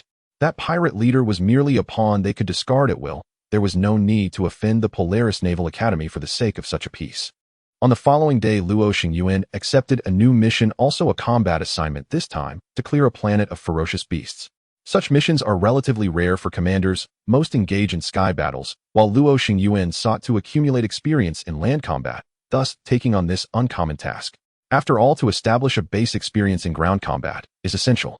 In the early stages of developing the outer galaxy, he wouldn't be recruiting human armies and would have to rely on the mechas aboard his battleship. Perhaps deploying starships to fight within a planet's atmosphere was an option, but the power of a starship is so great that any misstep could cause irreparable damage to a planet. He wasn't aiming for annihilation, so the best choice remained these disciplined mechas. The timeline for the new mission was not urgent, and Luo Xingyuan also needed to wait for the Polaris autonomous mechas ordered from the Academy, so after working for a day his small team got a new holiday. Luo Xingyuan also planned to cultivate his relationship with his shipgirls, exploring nearly all the fun places within the starport. A leisurely commander like him was quite rare in the entire Polaris Academy. Our rookie commanders were either slow with their first missions, or after returning to the Academy, were busy accepting tasks or practicing in the training ground.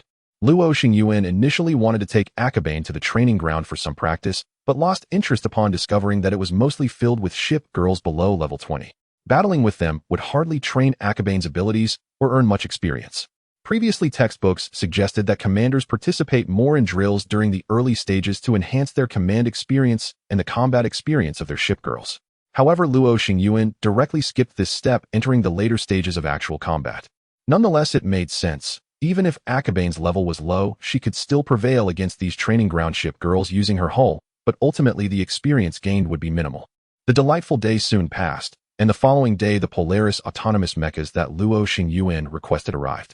Loaded onto the Snow Knight, Luo Xingyuan upgraded its level instantly. Such ordinary attachments could be enhanced using source material scraps, with the first 40 levels only costing gray and white scraps, so reaching the level cap of Xingxue required minimal resources. Luo Xingyuan's fleet set sail once again, but this time there was no Stargate nearby. The planet that needed clearing of dangerous wildlife was only a secondary planet. Luo Xingyuan had to first warp to the nearest Stargate, then spend a day's journey in deep space to reach this recently colonized planet. The entire mission was somewhat lengthy, but there were not many difficulties after all. It was merely a secondary planet, and the highest life forms it could produce were Tier 3 creatures. While colonizers faced dangers from these ferocious beasts, the presence of 1,500 mechas changed the game easily, taking down beasts that lacked intelligence, swiftly turning several aggressive beast populations into protected species within just a few days. Unfortunately, the fate points obtained were not as ideal, barely exceeding those earned from dealing with pirates in a day. Luo Xingyuan was not picky. His current fate points were sufficient to execute his upcoming plans, and could also help Luo Xingli acquire another ship. After completing the mission, he chose to return. This time the duration was even shorter than the previous encounter with the insect tide, taking a total of 6 days. Compared to the previous 2 missions, the cost-performance ratio of this task was not high. Luo Xingyuan did find some white and gray curiosities on the planet, but they were worth very little. The shipgirls also did not gain much experience, and since it was ground combat experience, it incurred a certain discount. Xingxu's level barely increased while Akabane leveled up by 1. However, for the sake of accumulating land combat experience, this result was acceptable. Upon returning to the Polaris Academy, Luo Xingyuan purchased the clues of the aircraft carrier ship girl he had long desired. This clue was different from the one he obtained for Akabane. The fate panel provided him with the coordinates of a starship graveyard. This starship graveyard was located in an unstable alternate space, and the wormhole connecting it was about to collapse in a few days. When that happened, the starship graveyard would vanish along with the wormhole's destruction. Among the sunken starships, there was one moderately damaged quasi-T, 4-level aircraft carrier, which was the clue given to him by the fate panel. After reviewing the information, Luo Xingyuan realized he needed to hurry. The location of the wormhole was similarly remote, near the Polaris star domain, close to the lost star domain. However, this time, it was not the familiar Arctic Bear star region, but another poor star region similar to the Arctic Bear known as the Misty Cloud star region. The delineation of this star region was approved only a few years ago, and is still in the pioneering phase, with parts of the entire star region yet to be fully explored. Due to its barrenness, the Imperial exploration teams abandoned further in-depth exploration. Within this unknown area lies the starship graveyard mentioned in the clues. Fortunately, although the Misty Cloud star region is impoverished, its capital Yunwu Star has a star gate, which has brought significant benefits to Yunwu Star and attracted some independent exploration teams for development. In recent years, the economy of Yunwu Star has gradually flourished. Of course, this is also the result of Imperial subsidies. For these newly established star region capitals, the Empire provides certain resource preferences to better control remote star regions. This was Luo Xingyuan's first visit to this remote star region, but he did not have much time to stay here. After leaving the Stargate, he headed towards the coordinates on the star map. Warp jump initiated. It will take approximately 2 days to reach the target point, said Xingxue. She felt somewhat puzzled as to why her commander suddenly wanted to venture into the distant, unexplored region. Luo Xingyuan noticed her confusion and decided to share the details about the fate panel with her. Luo Xingyuan had no intention of keeping secrets from his shipgirls. They were unlikely to betray their commander unless he mistreated them, such as through abuse, neglect, or leading them to death, which could provoke their betrayal. Luo Xingyuan was determined never to commit such acts, so he easily revealed his trump card to his shipgirls. After hearing this, Xingxue felt the trust from her commander and promised to keep the secret.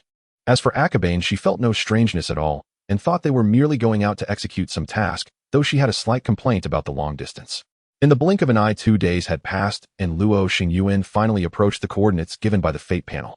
From a distance, he could already see the enormous wormhole outside. He had not expected it to be so vast before arriving. If it weren't for the nebula obscuring the view, this place would be a breathtaking star sea. After discovering the wormhole, another 2 systems passed, and the 2 warships finally reached the edge of the wormhole. The internal space of the wormhole appeared somewhat unstable, already showing signs of impending collapse. Without hesitation, at the wormhole's edge, Luo Xingyuan gave the command to enter. After spending about 10 minutes, the 2 warships passed through the narrow wormhole and arrived in an alternate space. The space was eerily silent, with the ground littered with the wreckage of starships. From the design of the starships, it was clear that they all belonged to the same style. They must have experienced a fierce battle before crashing here.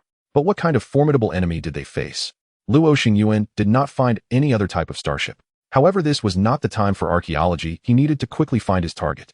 It was time for the autonomous. A large number of mechs surged out from the hatches of the 2 warships, beginning the search of the starship graveyard. Soon Luo Xingyuan made a discovery.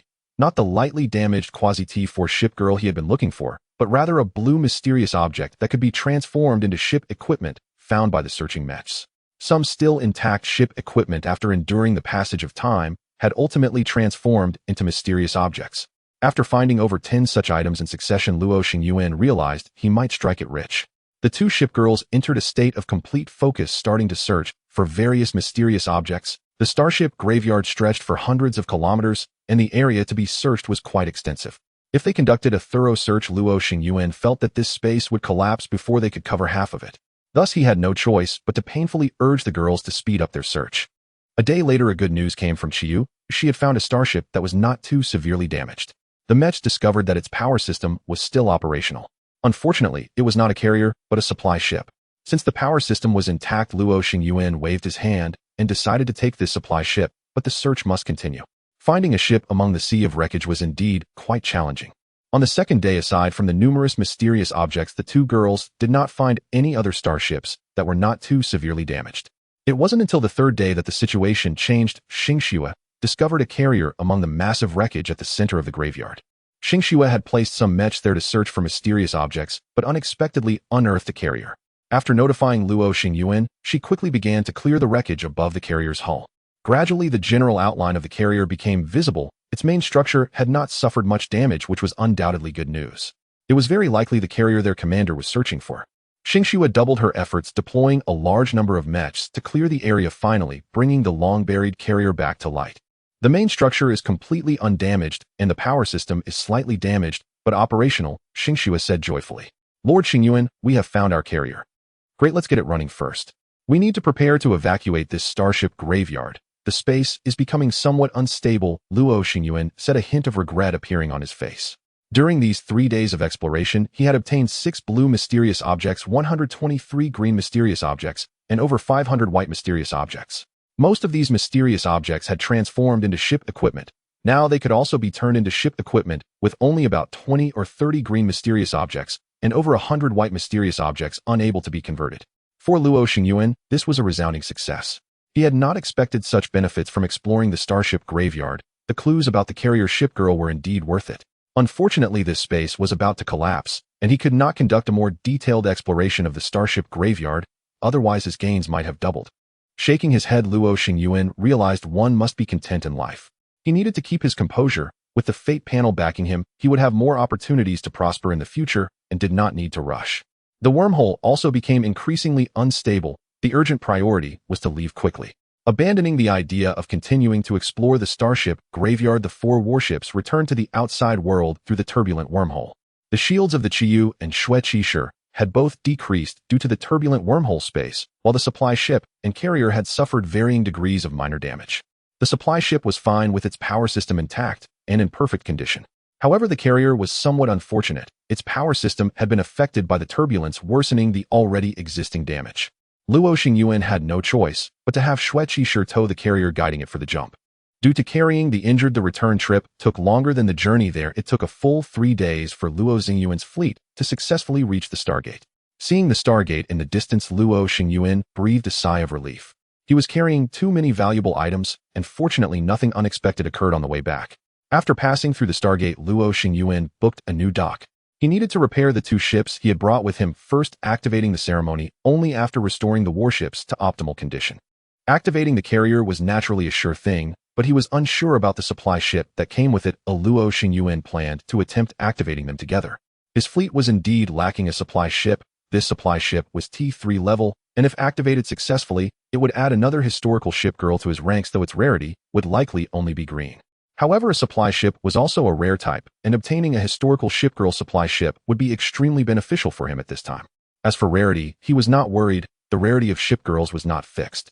He could always look for mysterious objects that could help a shipgirl break through rarity later, so it wasn't a big issue. With the help of his 2 shipgirls, the 2 warships rescued from the Starship graveyard were sent to the shipyard for repairs handled by Luo's professional team. You lad have done something great again. The family will remember your contribution this time. A virtual projection of Luo Xingyuan appeared in the captain's cabin of Shueqi, smiling and in a very good mood. As soon as Luo Xingyuan exited the Starship graveyard, he informed his family. He planned to exchange a large quantity of unused mysterious objects for resources, and also to see if the family could find a way to stabilize the collapsing wormhole. After learning this, Luo Xingyuan was also very interested in the Starship graveyard, and directly dispatched a 5th-tier shipgirl to the impending collapse of the wormhole, using some means to delay the wormhole's collapse. Now the family had sent numerous engineering and transport ships to that Starship graveyard, preparing to take away everything of value inside.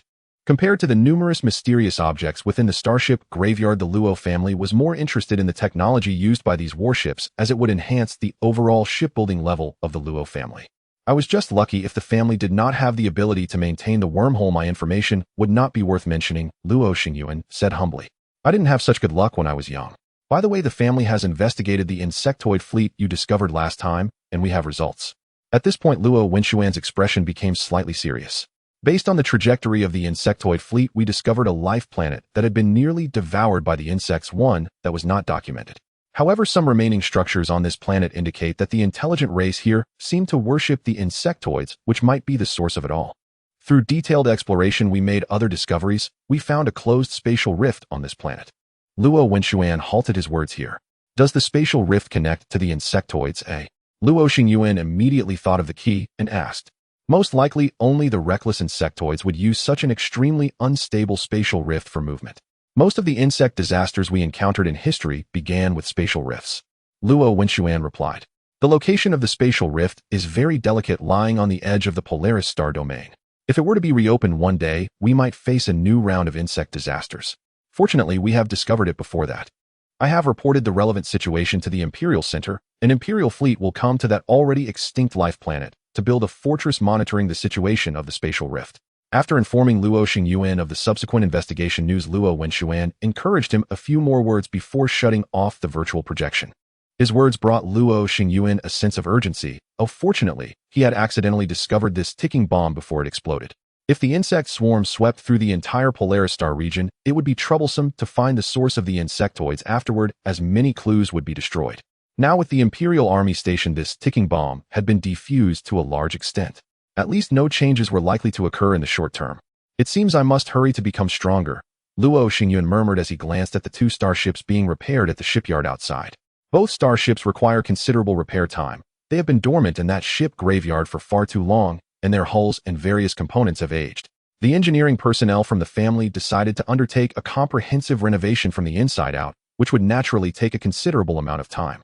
The supply ship needs 3 days, while the aircraft carrier will require a full 7 days of work. Luo Xingyuan also does not wish for any hidden dangers to arise from inadequate repairs, so he nodded in agreement to this major project. He still had ample time. Once he incorporated the ecological ship and that purple ship girl into his fleet, he would head to Inlu Star to begin his savior plan.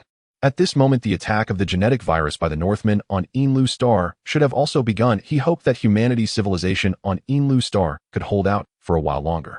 Putting aside the matters of Inlu Star, Luo Xingyuan checked the timing of the clues for the blue ecological ship, and that purple ship girl would drop to the lowest price tomorrow, at which point he could acquire them all at once. Additionally, there were not many clues left for shipgirls this month. There was still a blue battleship with a countdown of 7 days. Luo Xingyuan planned to purchase it to gift to Luo Xingli to expand the fleet. Acquiring this battleship Shipgirl was not troublesome. Similar to the Chiyu, it was also a starship sold by the same company, though it was already an older ship with a certain level of notoriety. Luo Xingyuan directly ordered the designated battleship from the online platform. This batch of T3 battleships happened to be in the starport and could be delivered today. Luo Xingyuan did not go himself, but had someone sent from the Luo family's warehouse to fetch the ship. After sending a message to Luo Xingli, he turned his attention to other matters. For instance, he organized the gains he had made in the ship graveyard. These 6 blue artifacts were quite precious, and each could be transformed into ship equipment. Luo Xingyuan opened his command network and began to check the properties of these 6 blue artifacts one by one. Destruction class laser, main cannon blue occupies weapon slot 10. Must be equipped on a capital ship. Special effects 1. Annihilation when attacking shields. Shield penetration efficiency increases by 51, with an efficiency increase of 1 for each level gained. 2. Charging increases damage based on charging time, 5 per minute. Max increase of 100. This effect is fixed. The distinction between blue and cyan ship equipment is significant. It is evident from the properties of the ship equipment itself. Prior to blue ship equipment, cyan, white, and gray ship equipment had no special effects, and leveling up only provided some power enhancements. However, blue ship equipment is markedly different.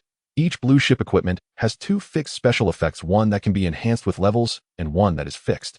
It is easy to imagine how the additional 2 effects create a substantial disparity between blue and cyan ship equipment. This main cannon is restricted to capital ships. In Luo Xingyuan's fleet, only the Snow Knight meets this condition, and coincidentally, the Snow Knight has exactly 10 weapon slots available, making it a perfect fit. Explorer Phase Radar Blue replaces the original radar. Special effects 1. Ultra-long-range detection radar. Detection radius increases by 21, with an increase of 1 for each level gained. 2. Artifact marking automatically marks blue and below-level artifacts within the detection range on the star map, with a certain probability of marking purple artifacts. This effect is fixed. This is a decent radar which should certainly be given to the highest level Snow Knight to maximize its effectiveness. Blazing Bird Space Fighter Blue occupies hangar slot 5, requires a hangar to equip. Special effect. Flame when hitting a target causes a continuous burn effect. The flames will continue to scorch the enemy and increase the damage taken by the target by 10. 5 with a 0.5 increase in damage for each level gained. 2. Engine overload activated for use increases the Blazing Bird Space Fighter's speed and maneuverability by 100 for 10 minutes. Cooldown time, 24h. This effect is fixed. This is naturally for the aircraft carrier, nothing more to say. Storm Spear Blue Ram occupies weapon slot 5, special effects 1. Shield absorption in close combat. When using the Storm Spear to attack the enemy, the damage to the enemy's shield will be converted into the user's own shield with a conversion rate of 2. 1 with a 0.1 increase in conversion rate for each level gained. 2. Gale when activated increases the ship's maneuverability and speed by 50, and collision damage increases by 30. This effect can be toggled on and off, consuming 0.5 of the ship's shield energy per second. This effect is fixed. Luo Xingyuan did not expect that among the blue artifacts there was exactly the ram that Chiyu liked the most, and the key point was that this item even had a shield absorption effect. Oh no, this will surely enhance Chia's hobbies. The remaining 2 artifacts are converting into auxiliary ship. Nano Repair Pod Blue occupies auxiliary, slot 1, special effects 1. Rapid repair can quickly heal living beings below 4th rank that are not dead, repairing 2. 1 of the body per minute with a 0.1 increase for each level gained. 2. Gene purification. The ship's controller can purify a certain type of gene within the pod. After purification, it must wait 1 year before it can be purified again. This effect is fixed. Silver Dragon Mecha Blue occupies auxiliary, slot 5, special effects 1.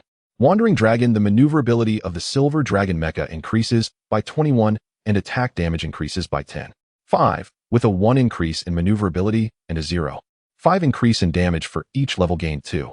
Elite Strategy reduces the number of Silver Dragon Mechas to 1/5, increasing individual strength to 3 times the original, and based on the number of battles participated in, there is a probability of elite forms appearing. This effect is fixed. Luo Xingyuan found that he would not be able to use the first nano repair pod for the time being, as he did not have any human warriors on standby on his battleship, but the second Silver Dragon Mecha was indeed a good acquisition. Luo Xingyuan did not think too much about it, and prepared to install these 2 on the Snow Knight. The Snow Knight itself is a good ship with 63 weapon slots and 100 auxiliary slots. Currently the weapon slots are already full, but there is still plenty of space in the auxiliary slots. With the addition of the 2 new attachments, there are still 82 slots left capable of holding a plethora of random items. Among the harvested cyan artifacts, there are also 2 sets of mechas which Luo Xingyuan equipped on the Snow Knight. Now with the remaining 72 auxiliary slots, the Snow Knight has 2,100 mechas ready to transform into a mecha mothership. Luo Xingyuan checked the remaining cyan artifacts again. There weren't many good items left as most were duplicates of ship equipment he already had. However, there were still 3 sets of drones that could be used to bolster combat power. After resting for a day at Polaris Starport, Luo Xingyuan purchased the last 2 clues, which pertained to the ecological ship's Shipgirl and the purple Shipgirl. First, regarding the ecological ship's clue, the situation of this ship was quite unexpected. It was currently lying in a scrap starship recycling yard awaiting its fate of being dismantled. It had been retrieved from a starship graveyard by a team of scavengers who likely did not understand what an ecological ship was and perhaps thought it was just a larger transport vessel, thus selling it to the recycling yard. The people at the recycling yard probably did not know about ecological ships either, and in a few days they would be sending this ship to the dismantling platform.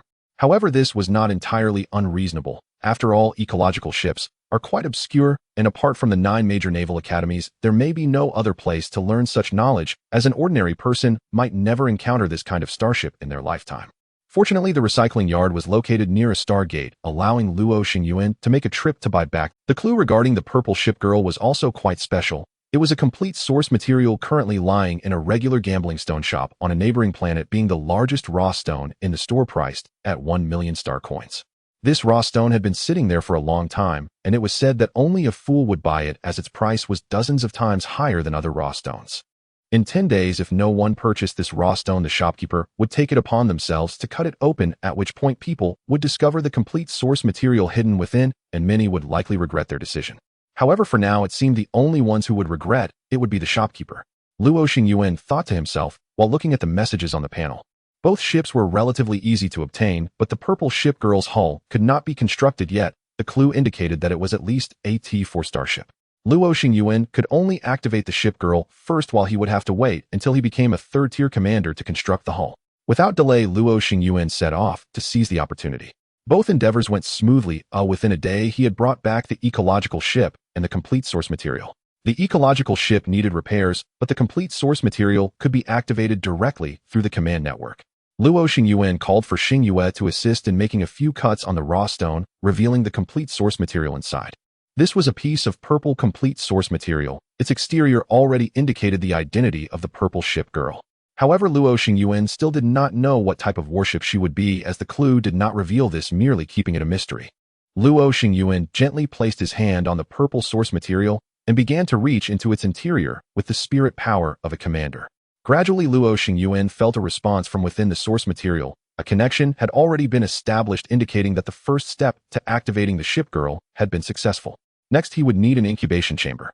This was not a troublesome matter. A few medical chambers could suffice. The nano-repair chamber currently installed on the Snow Knight was just right for the job. He only needed to place the source material inside and wait patiently. After securing the purple source material, Luo Xingyuan realized that he had no urgent matters to attend to. There were still a few days left before the monthly reset, and the ship he had brought back from the starship graveyard was still undergoing repairs, which required waiting, making it inconvenient to leave. Thus, he could only practice improving his physical qualities to ensure that his advancement in commander levels would not be hindered. Luo Xingyuan contemplated staying on the Snow Knight to train while waiting for news from the dock. Good news soon arrived. The ecological ship's functions were mostly intact, requiring only minor repairs to the exterior. Thus, this ship could be repaired the fastest, and Luo Xingyuan would be able to pick it up that very day. If all went well, a new Shipgirl would soon be added to Luo Xingyuan's fleet.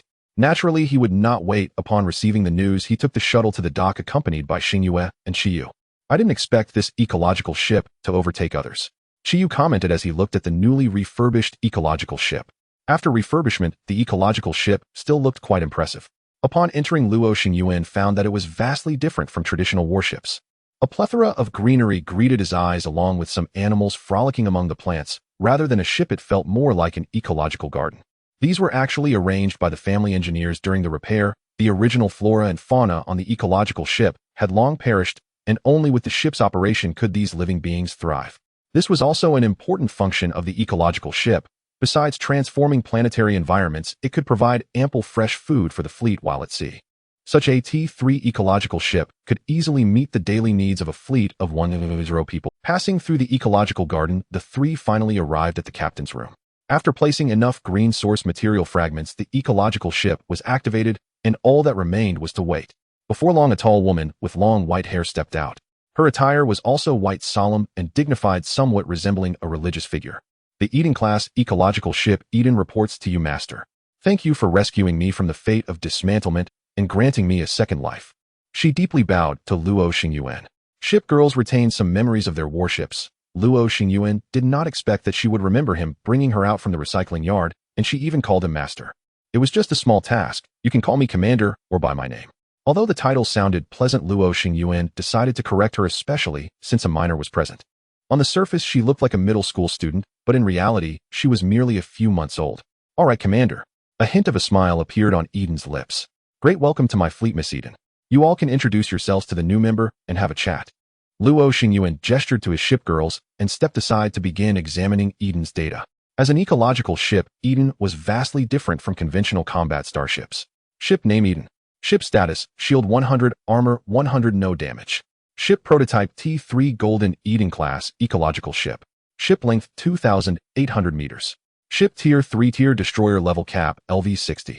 Level LV-41. Ship components Golden Eden class hull green LV-41. Golden Eden class armor green LV-41. Golden Eden class engine green LV-41. Golden Eden class shield green LV-41. Golden Eden class radar green LV-41. Ship armament none.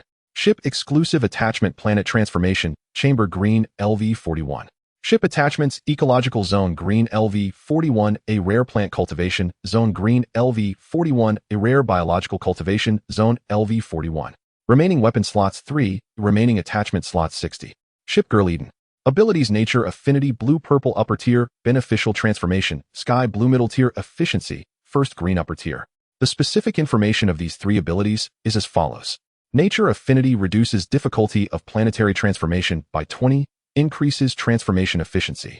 Beneficial transformation increases the probability of beneficial mutations occurring on planets transformed by Eden by 20, and guarantees a beneficial mutation with every complete planetary transformation.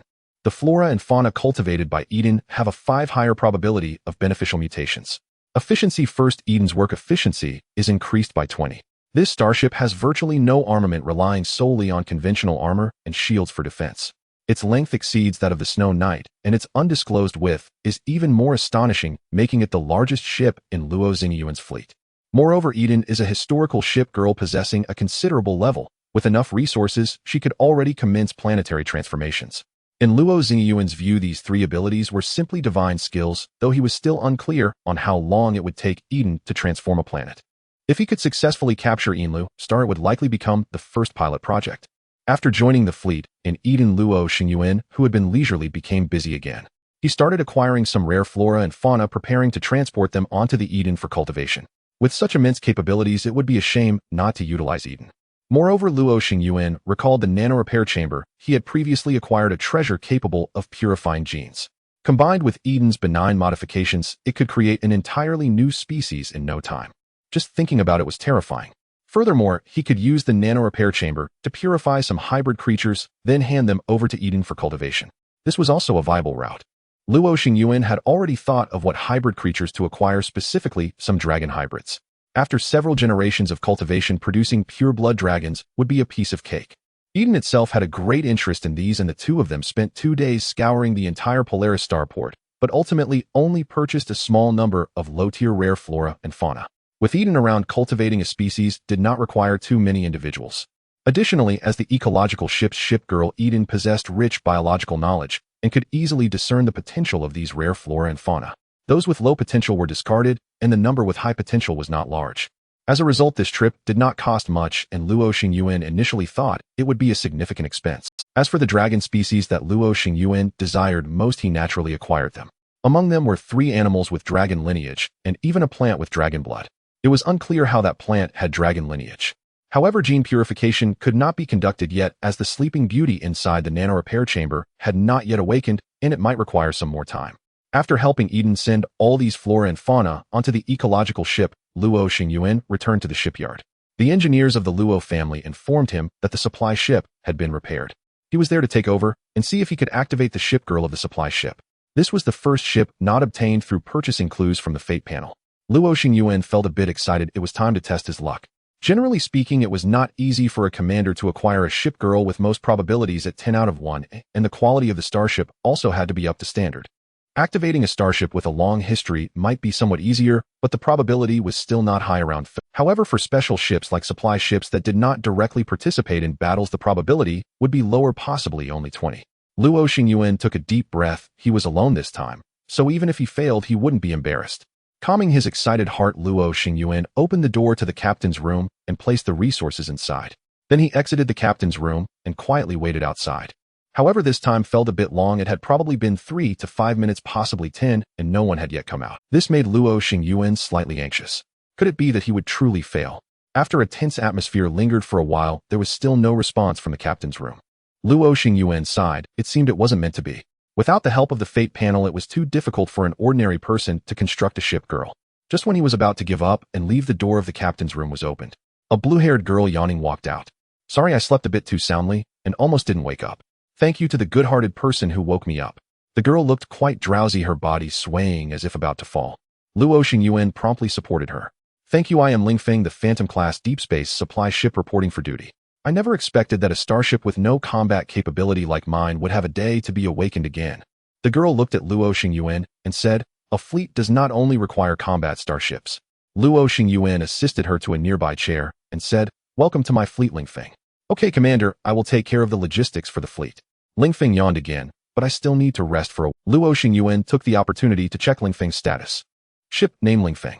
Ship status, shield 100, armor 100, no damage to any parts. Ship prototype T3 Phantom-class deep space supply ship. Ship length 2,000 meters.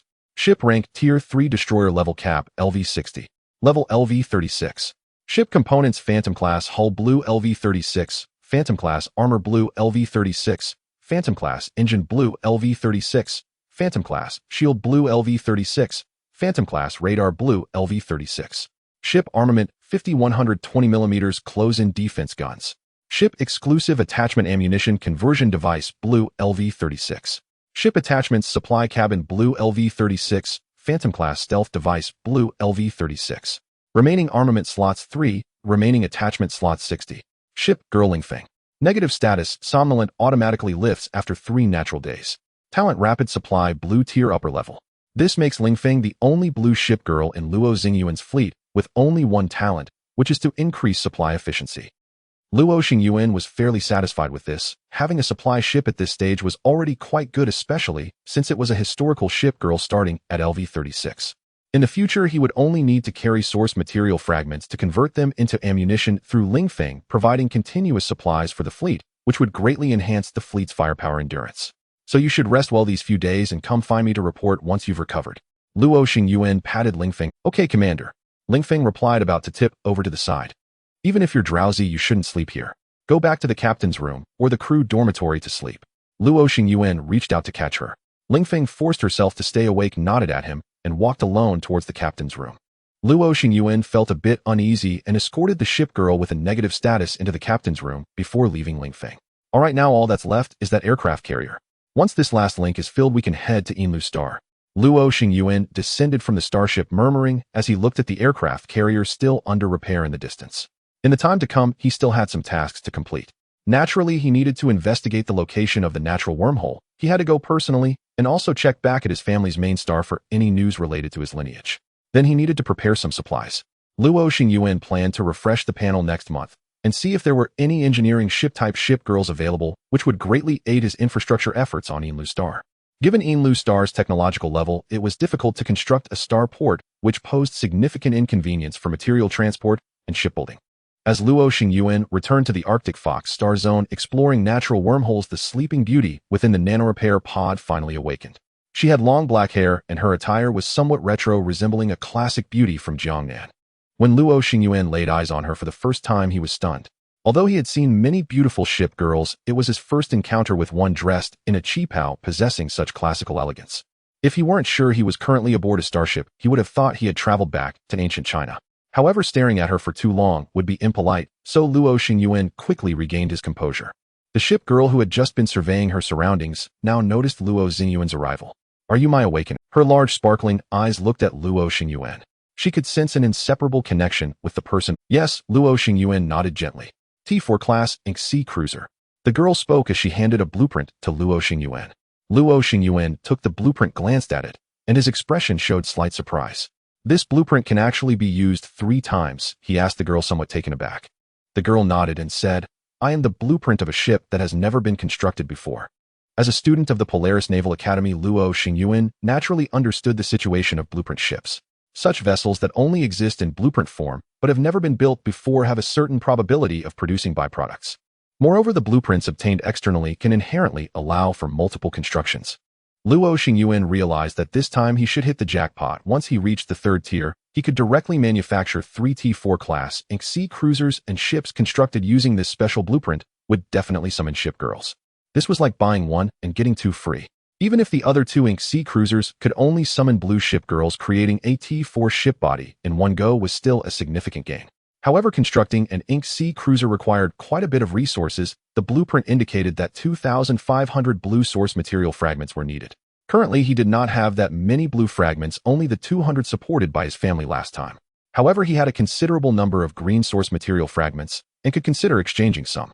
Moreover, he was still far from the 3rd tier and was not in a hurry to construct T4 ships. I am currently unable to build T4 class ships, so you will likely have to wait a while longer to get your own ship body. Luo Xingyuan returned the blueprint to her and said. The girl nodded, indicating that she understood the situation.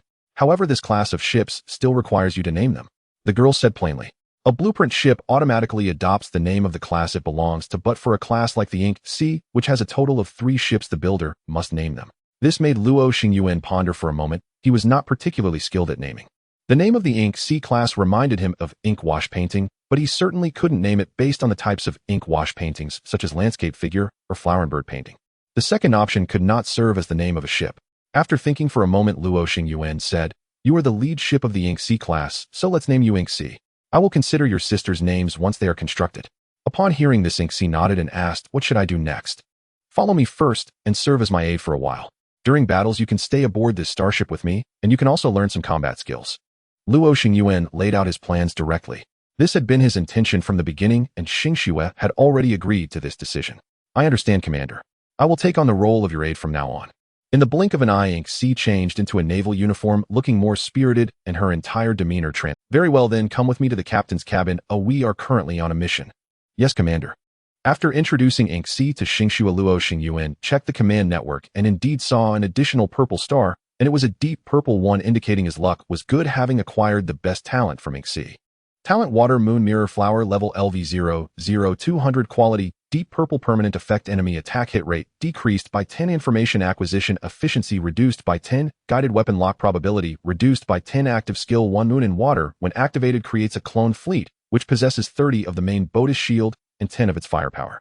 The shields disappear once broken. Cooldown 30, active skill 2. Mirror Flower, when activated the fleet enters an invisible state, naturally lifting after attacking or being attacked, lasting for 10 minutes.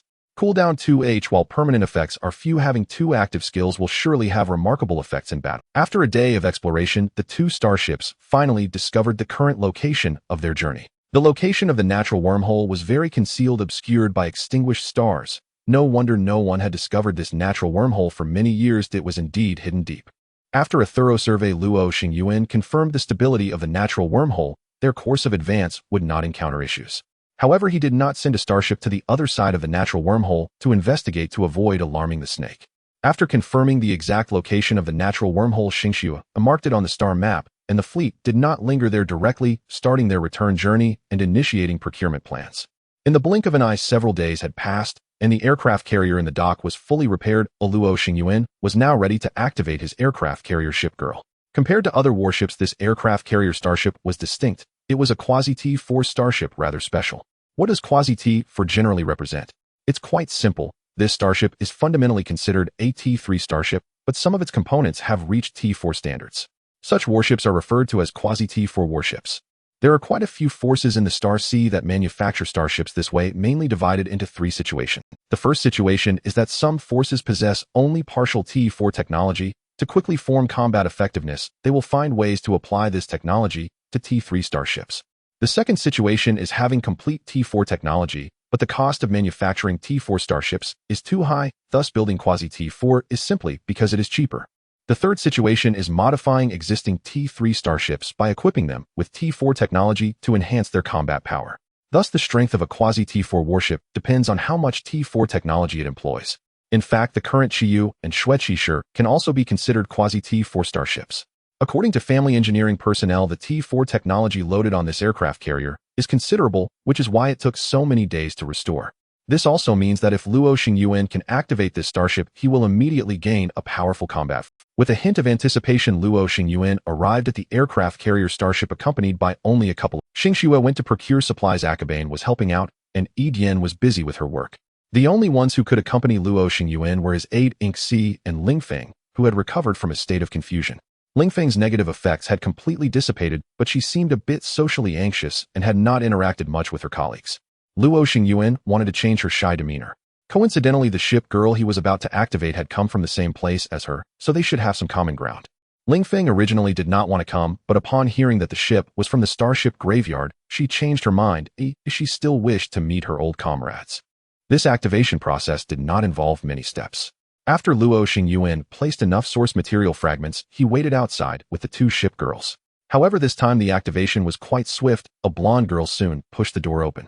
This surprised Luo Xingyuan. He had expected it to take a long time, similar to activating Lingfeng, but he did not anticipate this time to be so quick. She walked with determination, approaching Luo Xingyuan directly. "Hello, Commander, we finally meet formally." Her expression was not reserved. Instead, she graciously extended a hand. "The Jinwu Enhanced Class Aviation Starship Luoyang, requesting to join your fleet.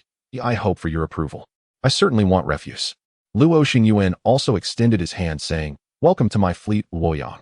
He introduced Lingfeng and Inxi to Luoyang and naturally began checking Luoyang's data. Ship name Luoyang, ship status, shield 100, armor 100, note damage, ship prototype Quasi-T4 Jinwu, enhanced class aviation starship ship, length 3,000 meters, ship, rank 3rd tier destroyer, level cap LV-60, level LV-44, ship components, Jinwu class hull green LV-44, a Jinwu class armor green LV-44, Phoenix class engine blue LV-44. Phoenix class shield blue LV-44, Jinwu class radar green LV-44, ship armament 40, dual mounted 120mm Closian guns green LV-44, ship hangar Phoenix heavy bomber blue LV-44, Firefly reconnaissance plane green LV-44, Jinwu fighter green LV-44, Jinwu combat type drone green LV-44, ship accessories Tianhua class fighter armor blue LV-44, remaining weapon slots 3. Remaining hangar slots 20. Remaining accessory slots 35. Ship girl Luoyang talent fire of the sun sky blue upper aircraft overload sky blue middle tactical master light blue lower. Luo Xingyuan nodded, quite satisfied with Luoyang's data, but regrettably, she was not a ship girl of purple rarity. If only. Luoyang's arrival also filled the final piece of the puzzle for Luo Xingyuan's fleet. Once everything was ready, he could lead the fleet to Silver Willow Star and give the indigenous people there a big surprise. Just as the fleet was gathering at Luo Xingyuan, Silver Willow Star was already in chaos. The incident began with the arrival of an unusual meteor shower. The Astronomical Bureau had not observed any signs of such meteor activity prior, as these meteors arrived suddenly and in vast numbers. As the meteors were about to enter the atmosphere, various nations on Silver Willow Star hurriedly took countermeasure. They dispatched a large number of fighter jets and mechs into the sky, preparing to intercept the meteors, while substantial air defense units swiftly gathered on the ground. It was evident that Silver Willow Star was responding quickly. They were no strangers to special situations after encountering extraterrestrial civilizations. What they did not know was that this time the aliens had employed a genetic virus, a formidable weapon that was nearly impossible to defend against. The interception of the meteors went smoothly. The nations of Silver Willow Star organized several defensive lines and successfully shattered the meteors, with only some debris falling, which was quickly contained by the military. However, they were unaware that the meteors were merely vessels for the alien weapons. The genetic virus was released the moment the meteors were destroyed, contaminating the air of Silver Willow Star. Soon outbreaks began to occur across the nations as a global influenza swept through, rapidly increasing the number of infected individuals. Only then did the leaders of Silver Willow Star realize something was amiss. They hastily dispatched troops to quarantine the infected, understanding that this could be an alien conspiracy, as a new disease spread across Silver Willow Star. However, the number of infected was simply too great, and their response came too late. The first batch of infected individuals underwent mutations the next day, transforming into horrific, bloodthirsty monsters akin to zombies from movies. They attacked the unaffected, overwhelming the police and military, maintaining order, possessing physical abilities far beyond that of normal humans. Even seasoned veterans struggled against more than 5 of these bloodthirsty monsters. Only the official armored units stood a chance against these monsters. However, these bloodthirsty monsters were not static. Officials from various nations on Silver Willow Star discovered that these transformed creatures possessed rapid evolutionary capabilities. Forget about the tank divisions. Even the lower-tier mechs faced the risk of being destroyed if entangled by these monsters. The military could only retreat, gathering the surviving civilians to evacuate the city. The governments could only urge people to stay indoors, not to go out, and to secure their doors and windows while awaiting rescue. Meanwhile, the most elite mech units of Silver Willow Star remained at a space station beyond the planet, having lost contact with the ground command. It had been nearly 10 days since the space station lost contact shortly after detecting the significant meteor. They had sent personnel on a spacecraft to return, but communication remained unresponsive, and those dispatched had not returned. This left the joint forces of various nations in a state of anxiety. More than 10 attempted communications had gone unanswered, leading everyone to realize that something had indeed gone wrong on their home planet. However, they had no idea what had happened, and it was inappropriate to abandon their post. This elite unit was stationed here for a reason: to guard against potential alien invasions. "We can't just sit here. We need to send someone back to the surface to assess the situation," said a black-haired man in the Joint Command Center. "Calm down, Lin, my friend. Perhaps the situation isn't as dire as we imagine. Our communications with the surface do have issues from time to time. If we wait a few more days, we might get a response," said a blonde-haired man, dismissively patting his shoulder. "Thank you for your optimism, Ayers, but I still think we should send a small team to check on the situation. If there are any issues, they can return directly to the space station," replied the black-haired man. He didn't intend to send the space station staff for this reconnaissance. Instead, he planned to dispatch a mech squad to investigate. "That's indeed a good idea," said a brown-haired woman who had been silent until now. The blonde man pondered for a moment and replied, "True, we can send our night-class mechs for this task. They have the capability to return to the space station independently. It's indeed been too long since we lost contact." Just as the three had made up their minds, the space station suddenly sounded an alarm. "Detected large fleets approaching. Detected large fleets approaching," came an urgent voice over the intercom. "Let's go, hurry to the radar room," said the black-haired man. "No, we need to get our troops ready for battle. They have already—" The brown-haired woman looked out the window, seeing a visibly approaching fleet before them. "Damn it, how did our intelligence officer just notice this?" Mech units assemble immediately. Meanwhile, on the fleet, the humanoid beings were observing the chaotic scene at the space station. "Commander, shall we not directly bombard the space station?" The Northman commander shook his head, saying, "No need. We already have a good understanding of this space station. It poses no attack capability and does not threaten our fleet. Destroying it would necessitate reconstruction, which would consume too many resources. Let's send the mech units to take the space station instead." The Northman commander yawned as he spoke. As his orders were issued, numerous mechs exited the transport starships, flying toward the space station. "Damn, the enemy's numbers are overwhelming you, at least 10 times ours." At this point, Ayers had already donned his mech armor, glaring at the dark clouds of enemy mechs and angrily stating, "We need to notify the ground. The Star Knight Corps will defend the space station to the last man. I hope the ground is prepared for war. The Northmen this time are not planning to let us go." Lin Cheng's tone was grave as he spoke. A great battle was imminent, and all mechs of the Star Knight Corps quickly gathered outside the space station. The Northmen did not interfere with their assembly, seemingly wanting a fair duel. Lin Cheng sensed their intent. The Northmen aimed to capture the space station of Silver Willow Star intact, but were hesitant to issue the order to destroy it.